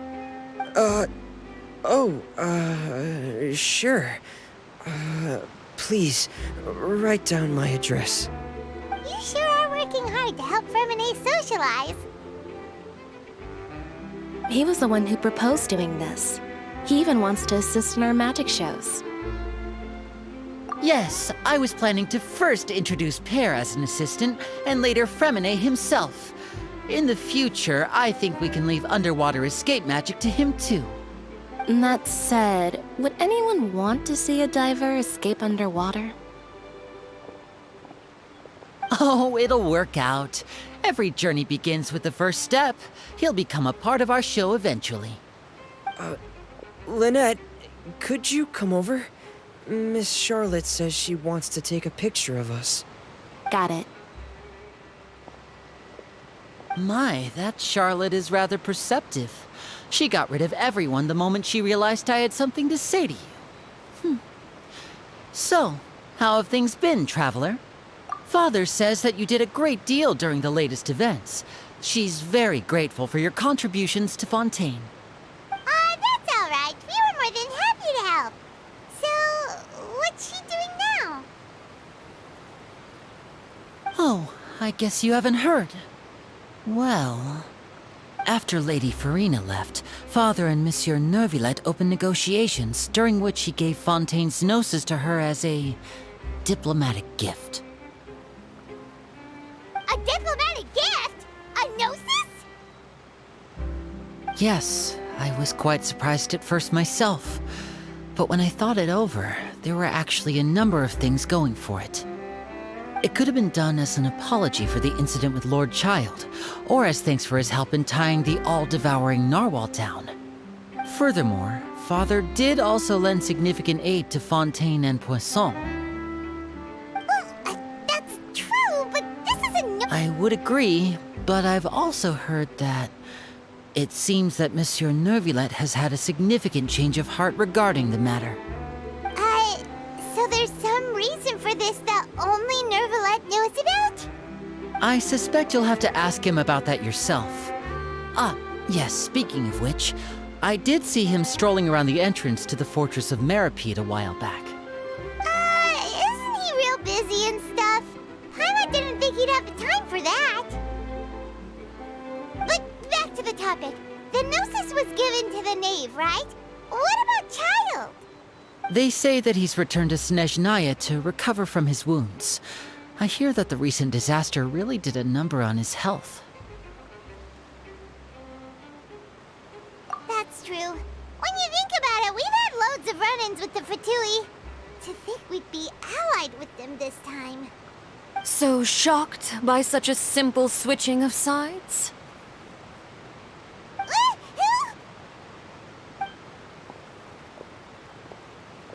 Father! Well, what do you know? Come to the docks to see how my children are doing and meet the Traveler by chance. Please do not pay my accomplishments in Fontaine too much mind. I would have done them regardless. Are you going to take the gnosis back to Snezhnaya? That is our duty as harbingers, yes. Don't be too preoccupied with sides. The goal of the Fatui concerns not a single place or person, but the entire world. With such a grand goal in mind, it is inevitable that we must wear many masks. Switching my masks is something I've always done. Well, that depends on many things. No one truly knows what the future holds. What good is honesty if you can't rely on it forever? As for you, I very much look forward to our next collaboration.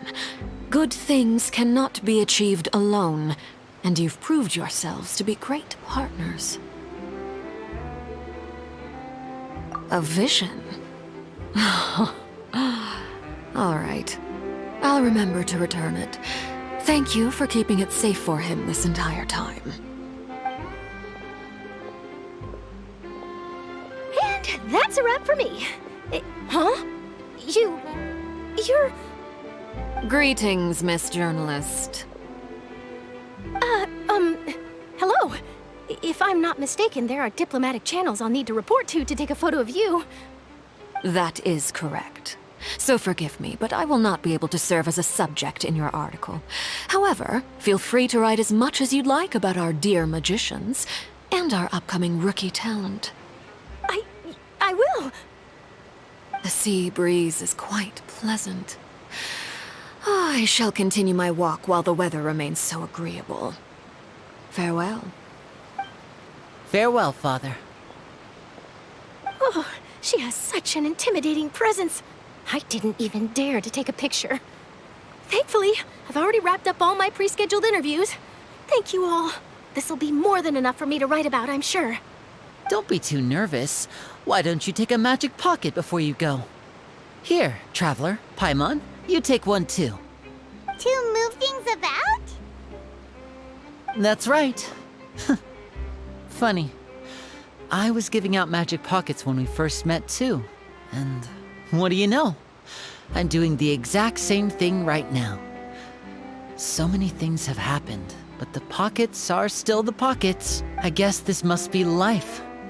We will all follow our own paths, and serendipity will lead you to your fated friends. All right then. We'll be handing out pockets in some other districts later, so we'll get going now. Have a good day, you two. Well, guess we sent Charlotte off. Shall we go see how Neverlette's doing? As long as he's not so busy that he doesn't have time to chat anyway.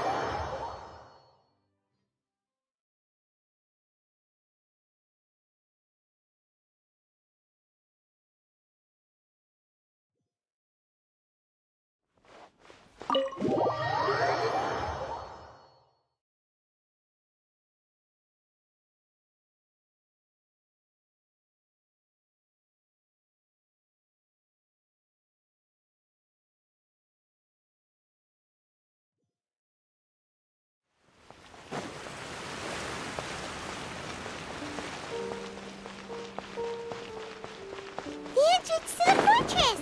Ooh, he really is there!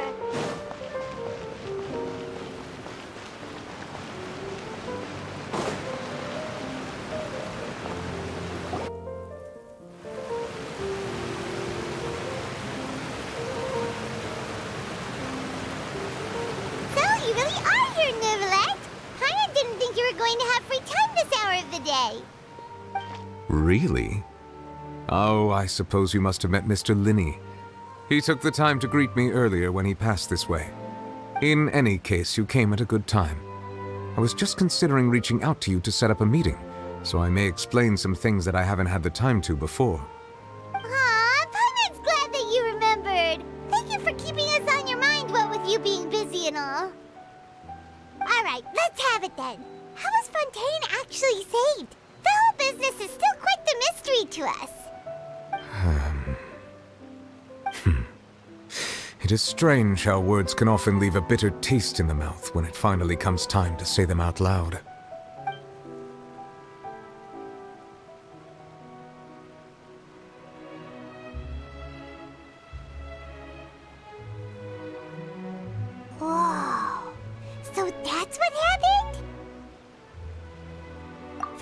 destroyed the divine throne of the Hydro Archon and restored your power to you, transforming you into a fully fledged elemental dragon sovereign. But Paimon still doesn't quite get what you did to save the Fontanians from dissolving. For me, the authority of the ancient dragons refers to absolute control over the hydro element. Fontanians were incomplete humans born of Egeria's use of the power of the primordial sea, with constitutions similar to that of mimics. But so long as those primordial energies remain within them, I could use the ancient dragon's authority to grant them true blood, after the fashion in which life was first brought into being on this planet. In other words, when I gave my verdict, Fontanians became true humans, and thus would naturally no longer be dissolved by water from the primordial sea. Focalor must have counted on you to make that decision as well. Your verdict was the key to making the prophecy appear to have come true while saving everyone.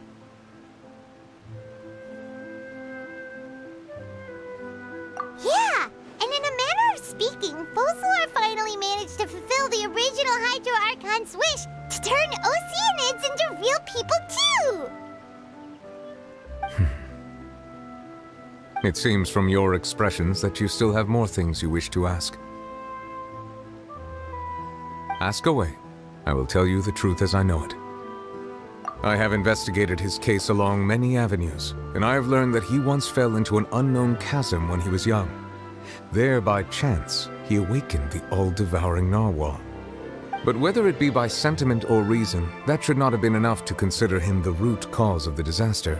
At most, he would have had tangential liability. As for the judgment passed by the Oratrice during the trial, whether it was due to that liability by association or Focalor deliberately using him to buy time for us on the assumption that he would be able to hold the creature off, I cannot say. Guess Focalor had Fontanians in mind the whole time. In the end, it was thanks to her that they finally became real humans. Hang on a second. Paimon suddenly got another question. Back when Fontanians hadn't yet become real humans, were the children they had also transformed Oceanids? Life has always flowed like water. Do you recall how Fontanians would often come to the Fountain of Lucine to pray for children? Yeah! Lynette said the fountain is where all the waters in Fontaine converge. In truth, even those couples did not know that such prayers were no mere custom, but instead a form of ritual. Those Oceanids who were blessed within the spring water would later descend as new humans in the coming months. Paimon sorta gets it now. Either way, seems like this ritual won't be of any further use, but it'll probably live on as a local custom. Ask away. I will tell you the truth as I know it. Yeah, about that.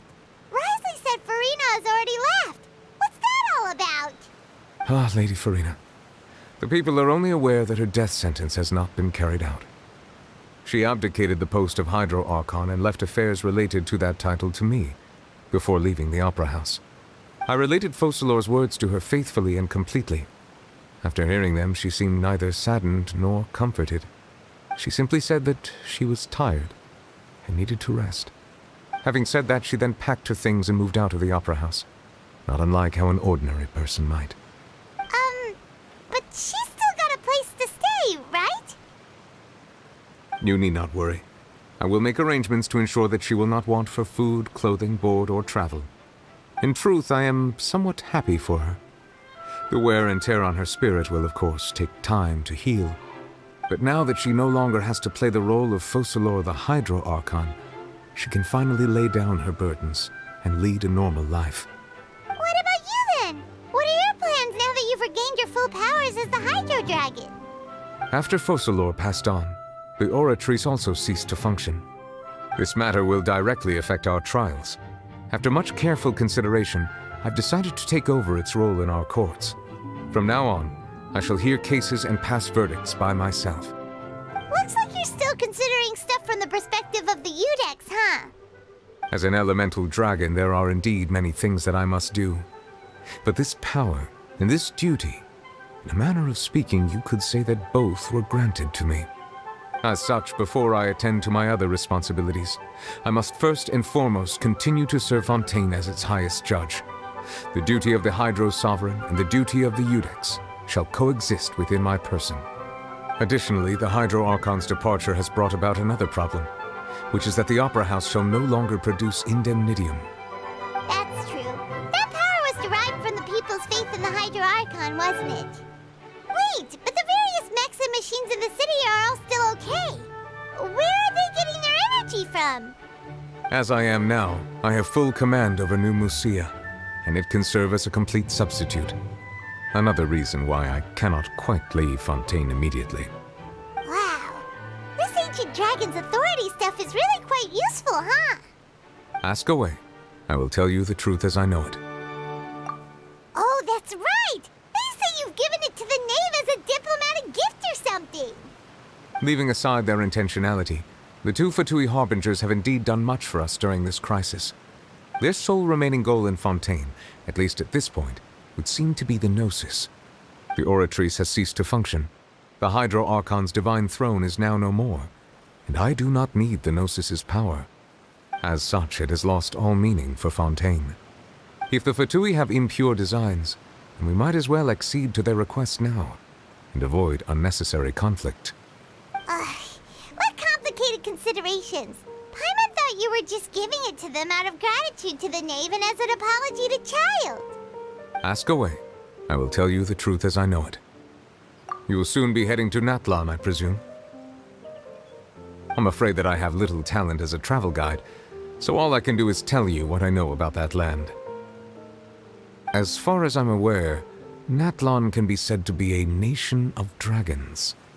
A nation of dragons? You mean like you? No, I suspect that I would not find myself welcome there. Unlike ancient dragons such as myself, the dragons of Natlan have undergone long years of development and evolution. Large numbers of them have entered a form of coexistence with humanity. Natlan is also the nation of war. War ravages those lands like an undying flame. There is one other piece of information I got incidentally from my negotiations with the knave that I believe may be useful to you. The Harbinger known as the Captain has thrown his hat into the endless ring of war. The Captain. Sounds like a real tough customer. Seriously, everywhere you look, there's a Fatui Harbinger doing their thing.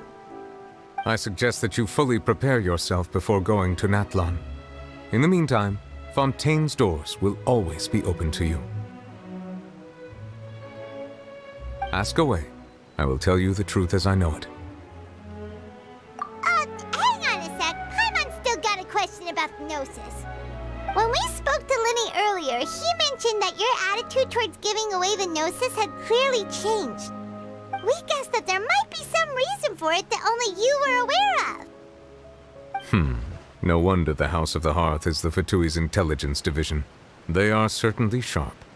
So regarding this specific issue, I was just getting ready to share something with you. What is it? In truth, I exchanged some further words with that lady named Skirk after sending you two back to the surface. It went something like this.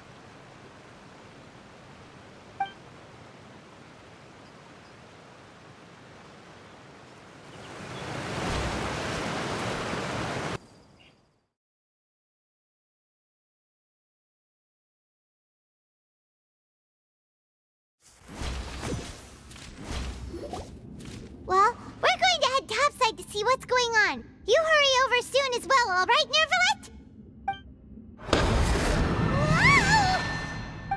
What next? The all-devouring narwhal isn't here, so I'm no longer getting any interference. I can finally catch the scent of your power, what it's made of. It is the authority of the planet's primordial dragons, but with something very similar to a god's curse mixed in. It's quite a novel blend. I'm sure I've encountered something like this before. What was it again? I do not know what you speak of. Of course. How could I forget? You should have the remains of the third descender on your person, yes? Remains? I've never heard of any such thing. According to your parlance, I believe it may be called a gnosis. Well, that much is true. After Focalor's divinity faded, she handed her gnosis to me. but I fear I have never heard of it described in the manner that you just did. I've been training with my master, the Fowl, ever since I was young, and I have never returned to the surface since. So most of the information I possess, I got from him. It is only natural for those who are greater than humanity to possess a different sort of common sense, which is why there are so many problems in our attempts to communicate with humans. Regardless, you should probably get rid of objects of misfortune to prevent any disasters from befalling you. To live in itself is a blessing. But once a person dies, the bonds he once had with this world shall all turn to curses. What do you mean by that? No need to fret. These are just my personal thoughts, and my reason for no longer wishing to return to the surface. This third descender you refer to, who are they? And when did they die? Master never mentioned them to me. Perhaps it just wasn't that important for me to know. If you're interested, though, I could ask him. I'll be sure to pass the answer on to you next time. Next time? You believe we will meet again? I do. Wait. I have a disciple of my own, don't I? He can be the messenger then.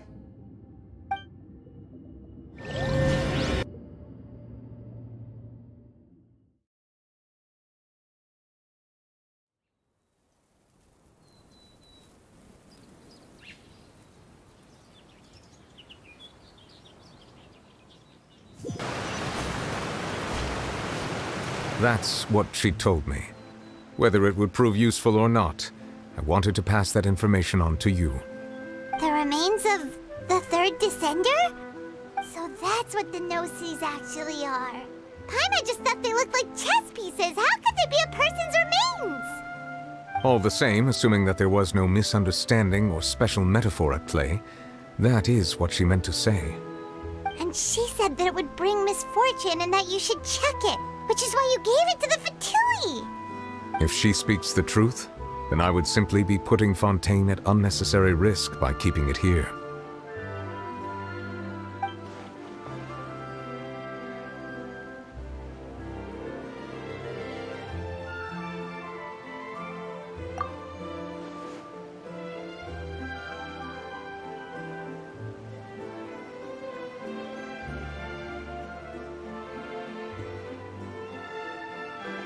I had guessed that you might already be familiar with this concept, but I did not expect you to be one of them.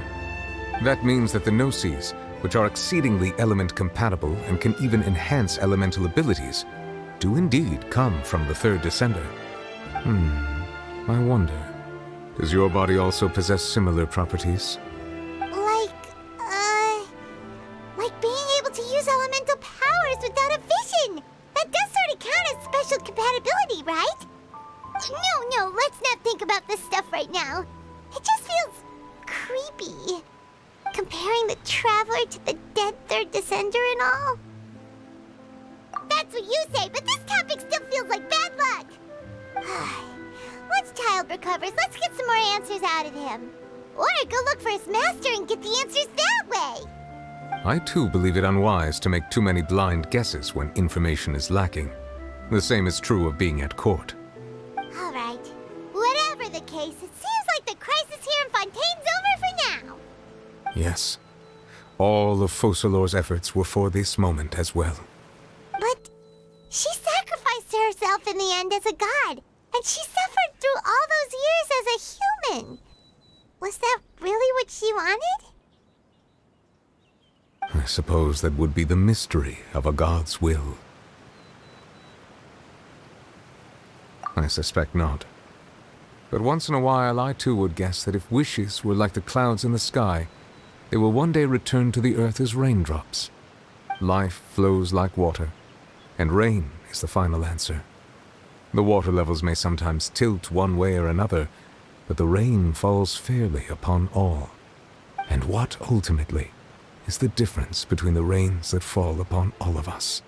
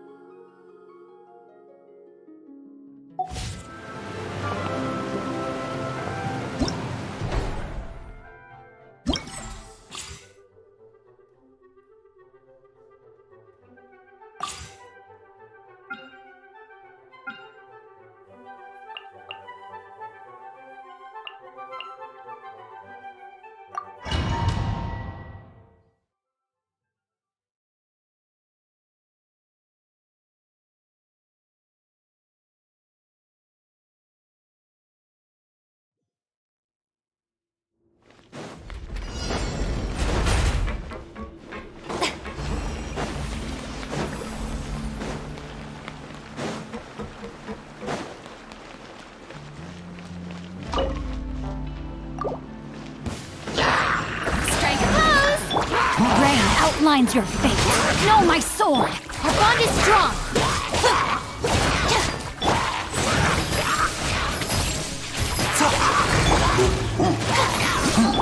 Ring cutter.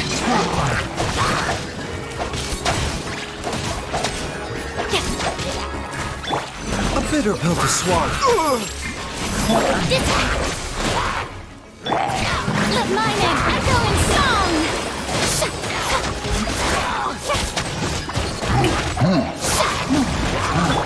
The doctor will see you. Remember, health comes first. Looking for a fight? Let me weave you a verse. Our bond is strong! Out of my way!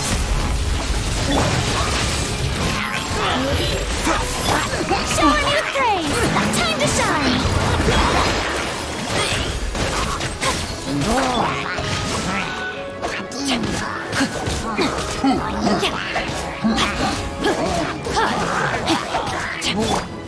Stand with me! Mind the side effects. How brilliant!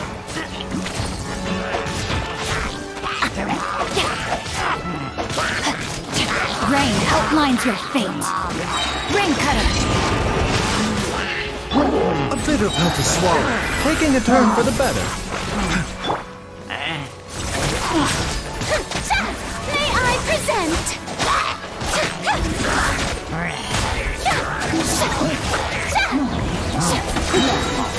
Let the world collide! Know my sword. Mind the side effects. Strike a pose!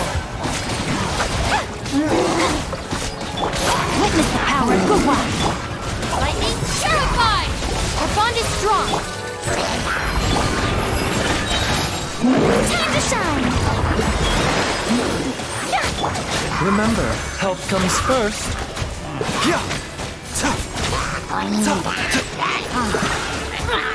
The doctor will see you.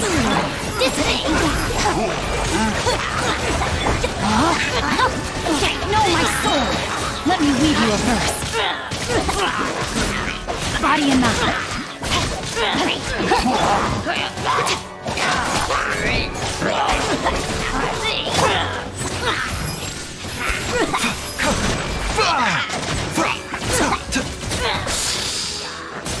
I'll settle this! Let the world collide! Shower me with praise! Taking a turn for the better. Rain outlines your fate. Ring cutter.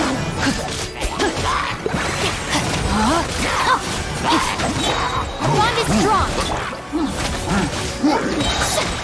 Time to shine!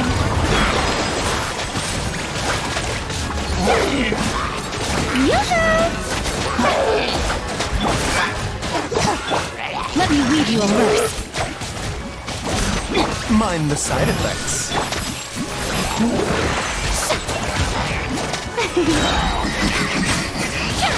Let my name echo in song! Stand with me!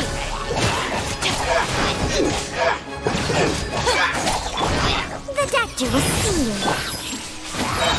Out of my way! Remember, health comes first. A bitter pill to swallow. Our bond is strong! The show begins! Know my sword. Rain outlines your fate. Witness the power of Gua. Mind the side effects.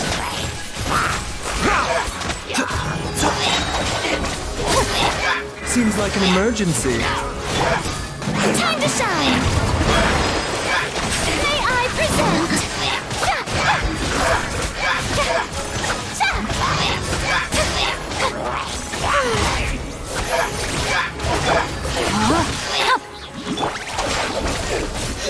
Let me weave you a verse.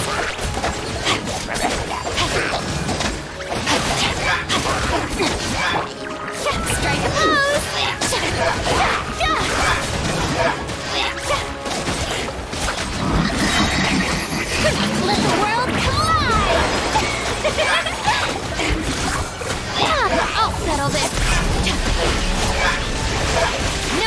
Know my sword! Shower me with praise! Let my name echo in song!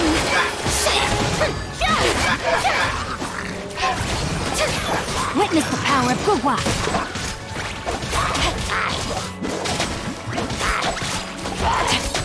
The doctor was seeing. Taking a turn for the better.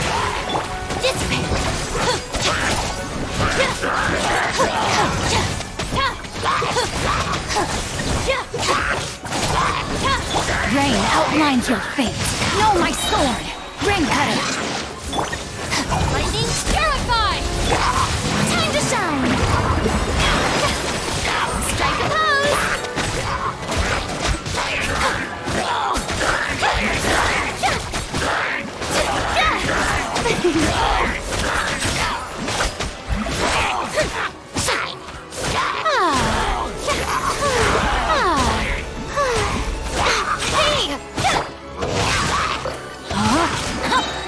Let me weave you a verse. Our bond is strong. Let my name echo in song. The show begins.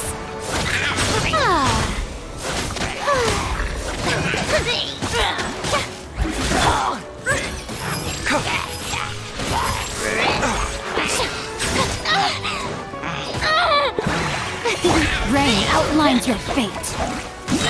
Rain cutter. Remember, health comes first. This way.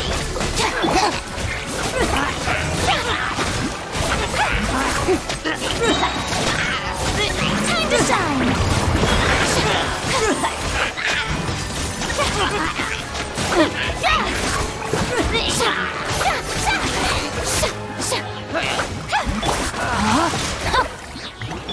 Our bond is strong. Let me weave you a verse. I'll settle this. Mind the side effects. Let my name echo in song. Shower me with praise.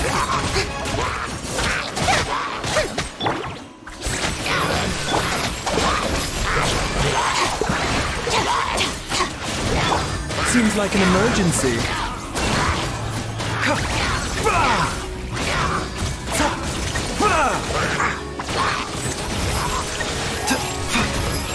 Know my sword. Rain cutter.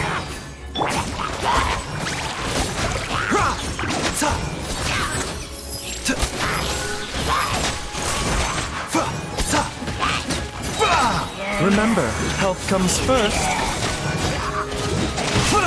A bitter pill to swallow. Let the world collide!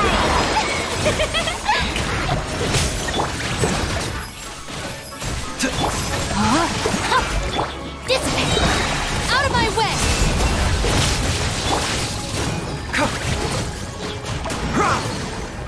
The doctor was sealed.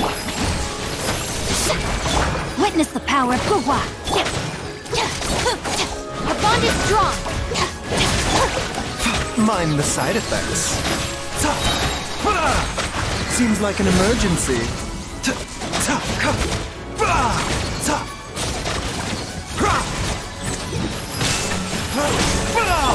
Time to shine!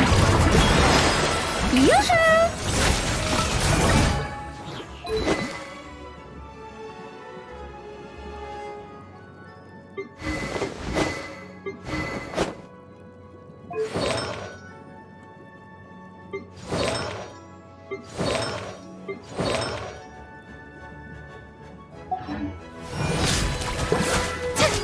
A bitter pill to swallow.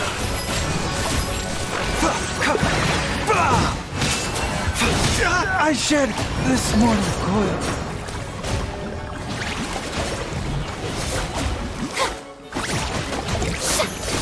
Strike a pose! Rain cutter!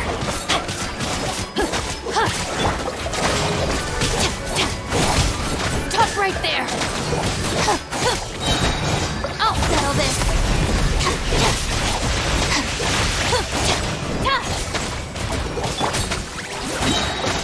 Let my name echo in song!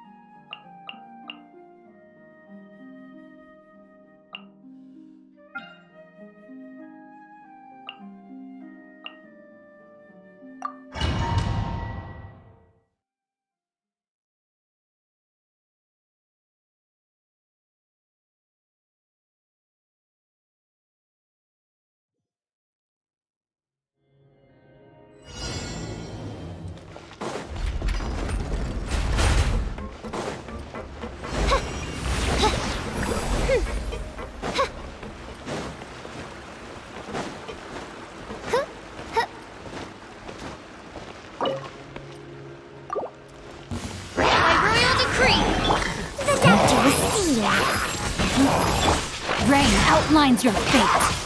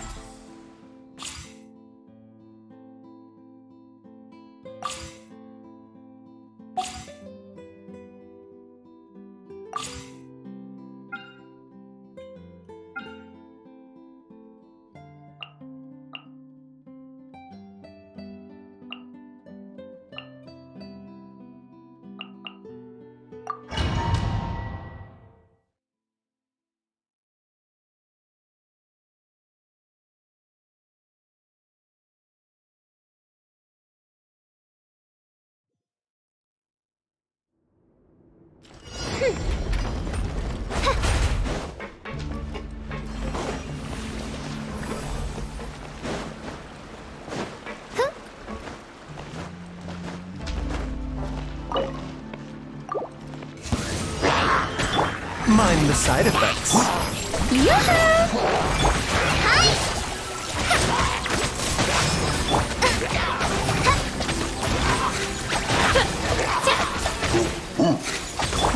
A bitter pill to swallow.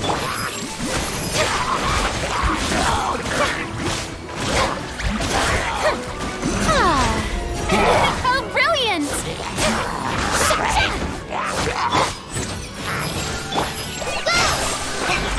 Oz, reveal thyself! Write this on the side! Let the world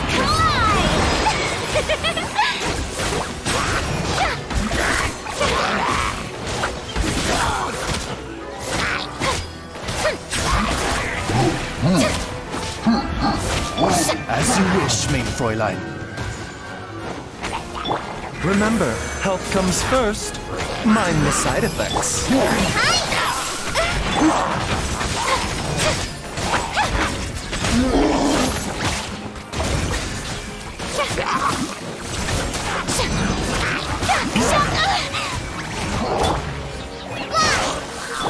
A bitter pill to swallow. Time to shine!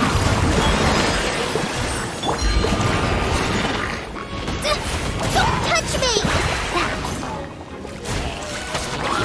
Taking a turn for the better.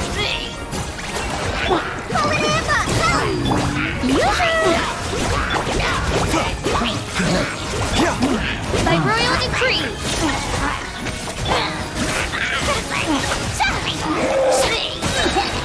Let the world collide! Stop that! Midnight Phantasmagoria! Shower me with praise! The doctor will see.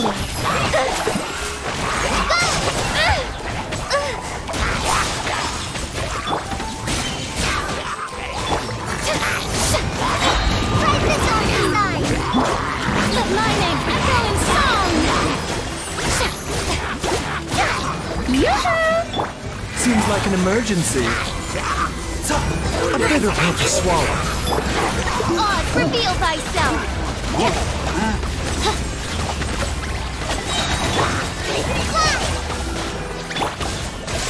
The doctor will see. Midnight Phantasmagoria.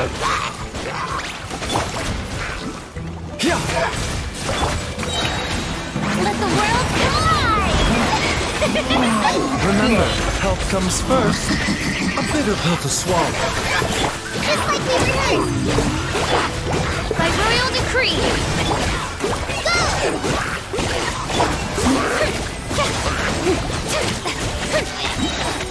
Time to shine! Shower me with praise! Wings of darkness! Come, sever night from day! Mind the side effects. Taking a turn for the better.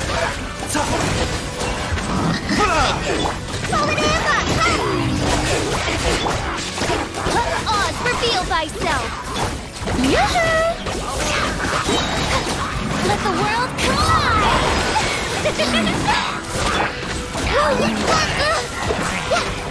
The doctor was seeing. Seems like an emergency. Midnight Phantasmagoria. Strike a pose! Just like we rehearsed!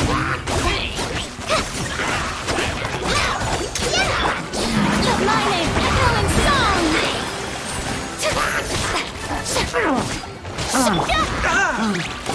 A bitter pill to swallow. Remember, health comes first. The doctor was seeing.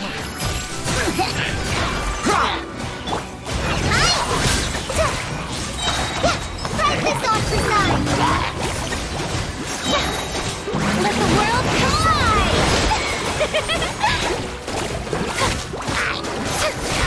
Shower me with praise. A bitter pill to swallow. Taking a turn for the better.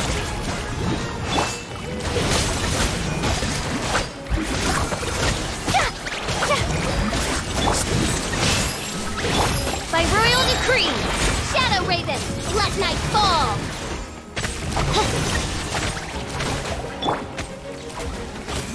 Mind the side effects. Let my name echo in song!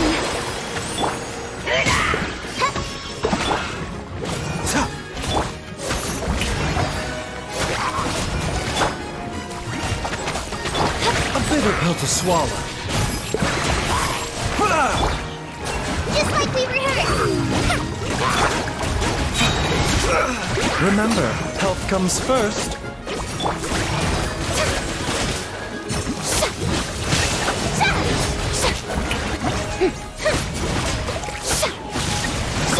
The doctor was singing. Time to shine!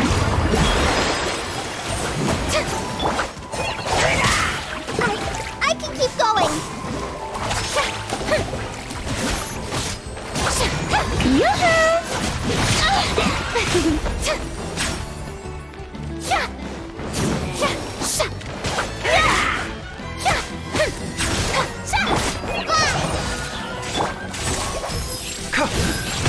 This is nothing. Seems like an emergency.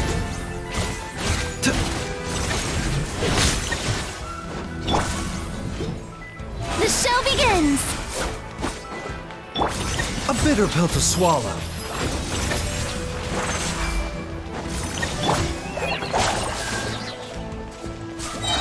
Practice on for nine!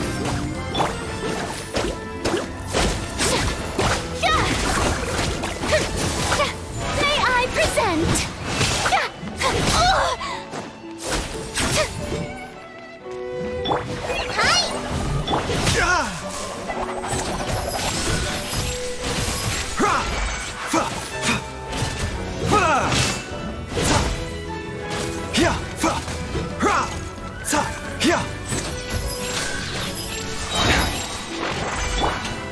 Let the world collide! Remember, health comes first. Mind the side effects.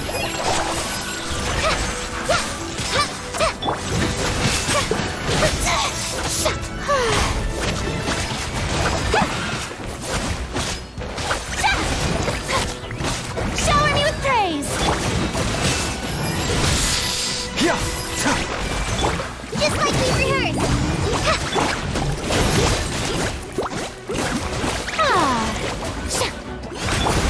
A bitter pill to swallow. This seems like an emergency. May I present? Mind the side effects.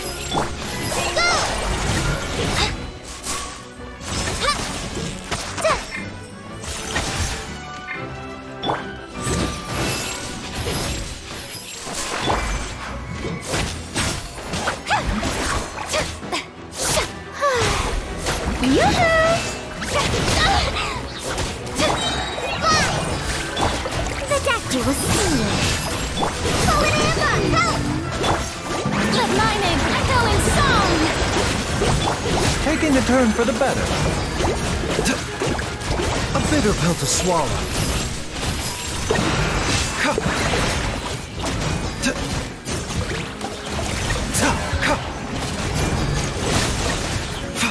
Mind the side effects. Shower me with praise! Seems like an emergency. Yeah, a bitter pill to swallow.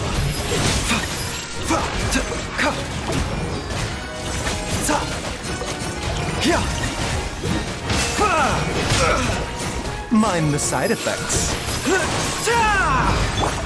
Time to shine! Yoo-hoo! The doctor was... This is nothing. Taking a turn for the better.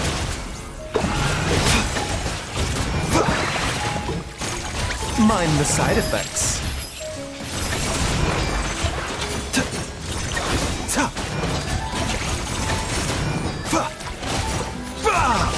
A bitter pill to swallow. Shower me with praise!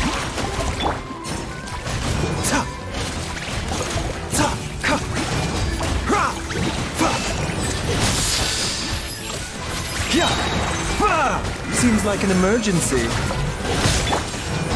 Let the world collide! The doctor will see.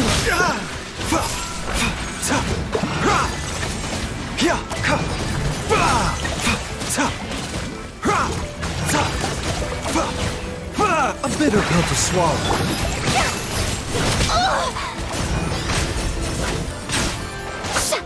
The show begins! This cup. The doctor will see.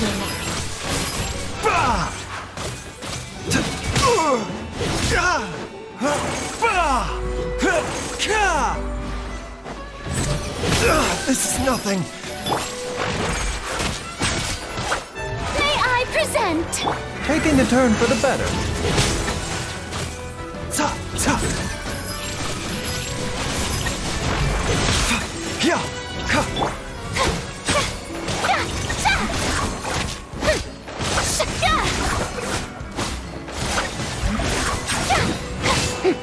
The show begins! A bitter pill to swallow.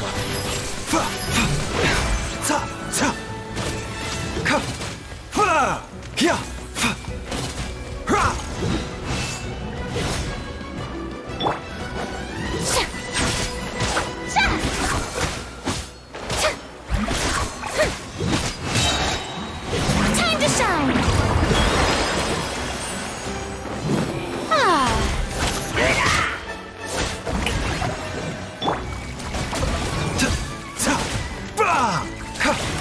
Mind the side effects. Remember, health comes first.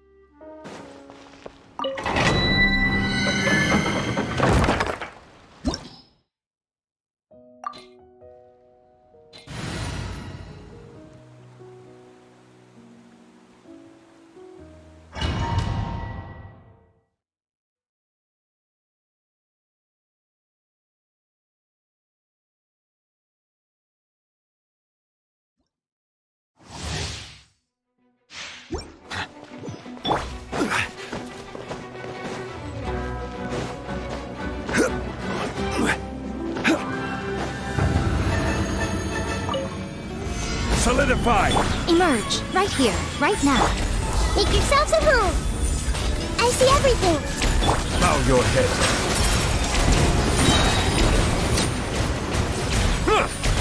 Emerge, right here. Emerge. Stabilize! I will have order! Everyone hold hands.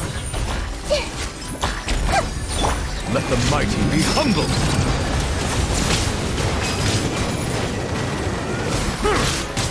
Settle down!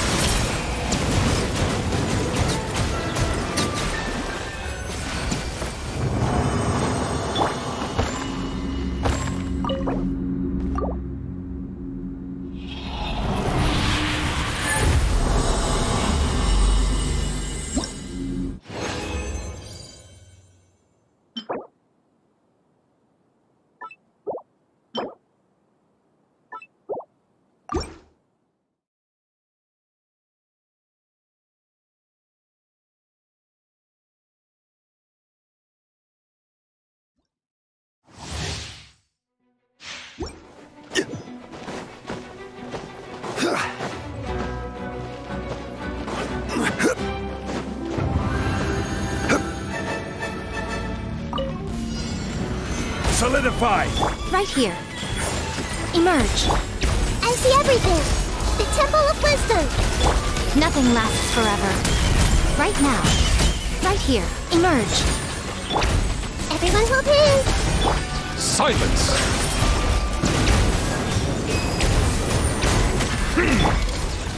Stabilize! Order guide you! Right now. Emerge. Right now. I see everything! Settle down!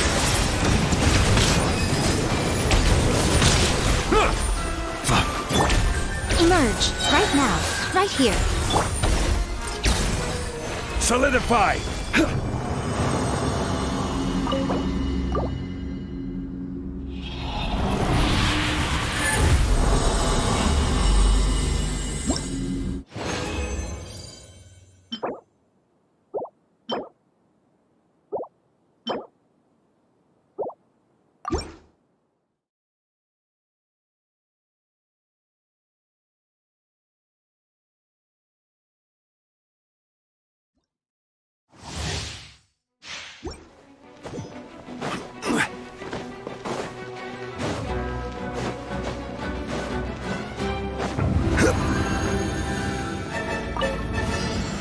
Stabilize! Emerge. Everyone hold hands! A sight to behold. Right here. Emerge. Right now. I see everything! Silence!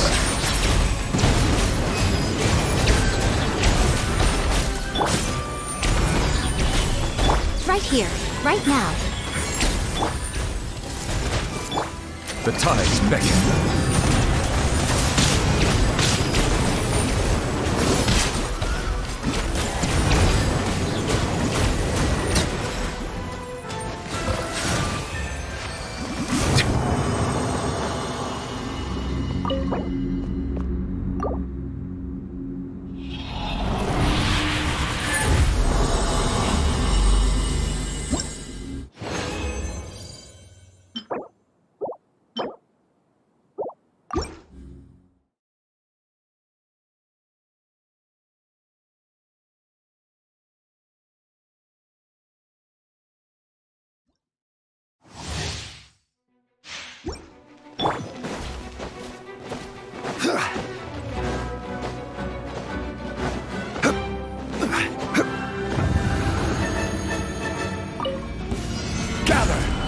Emerge. Right here.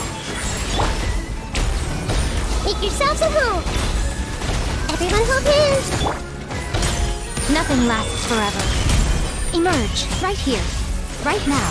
Bow your head.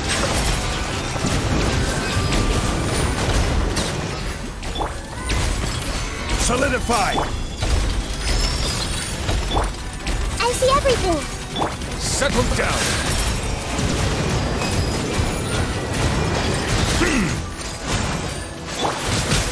Gather! Right here. Right now. Emerge.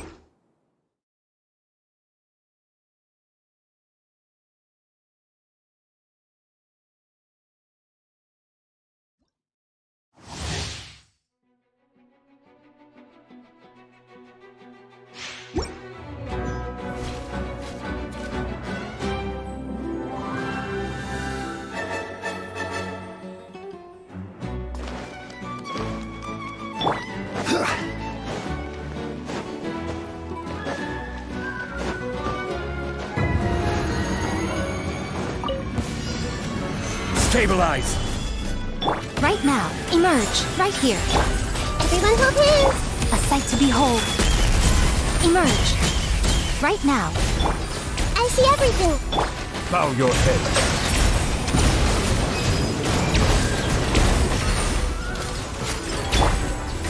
Gather!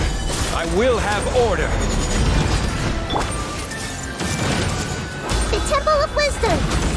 Hey!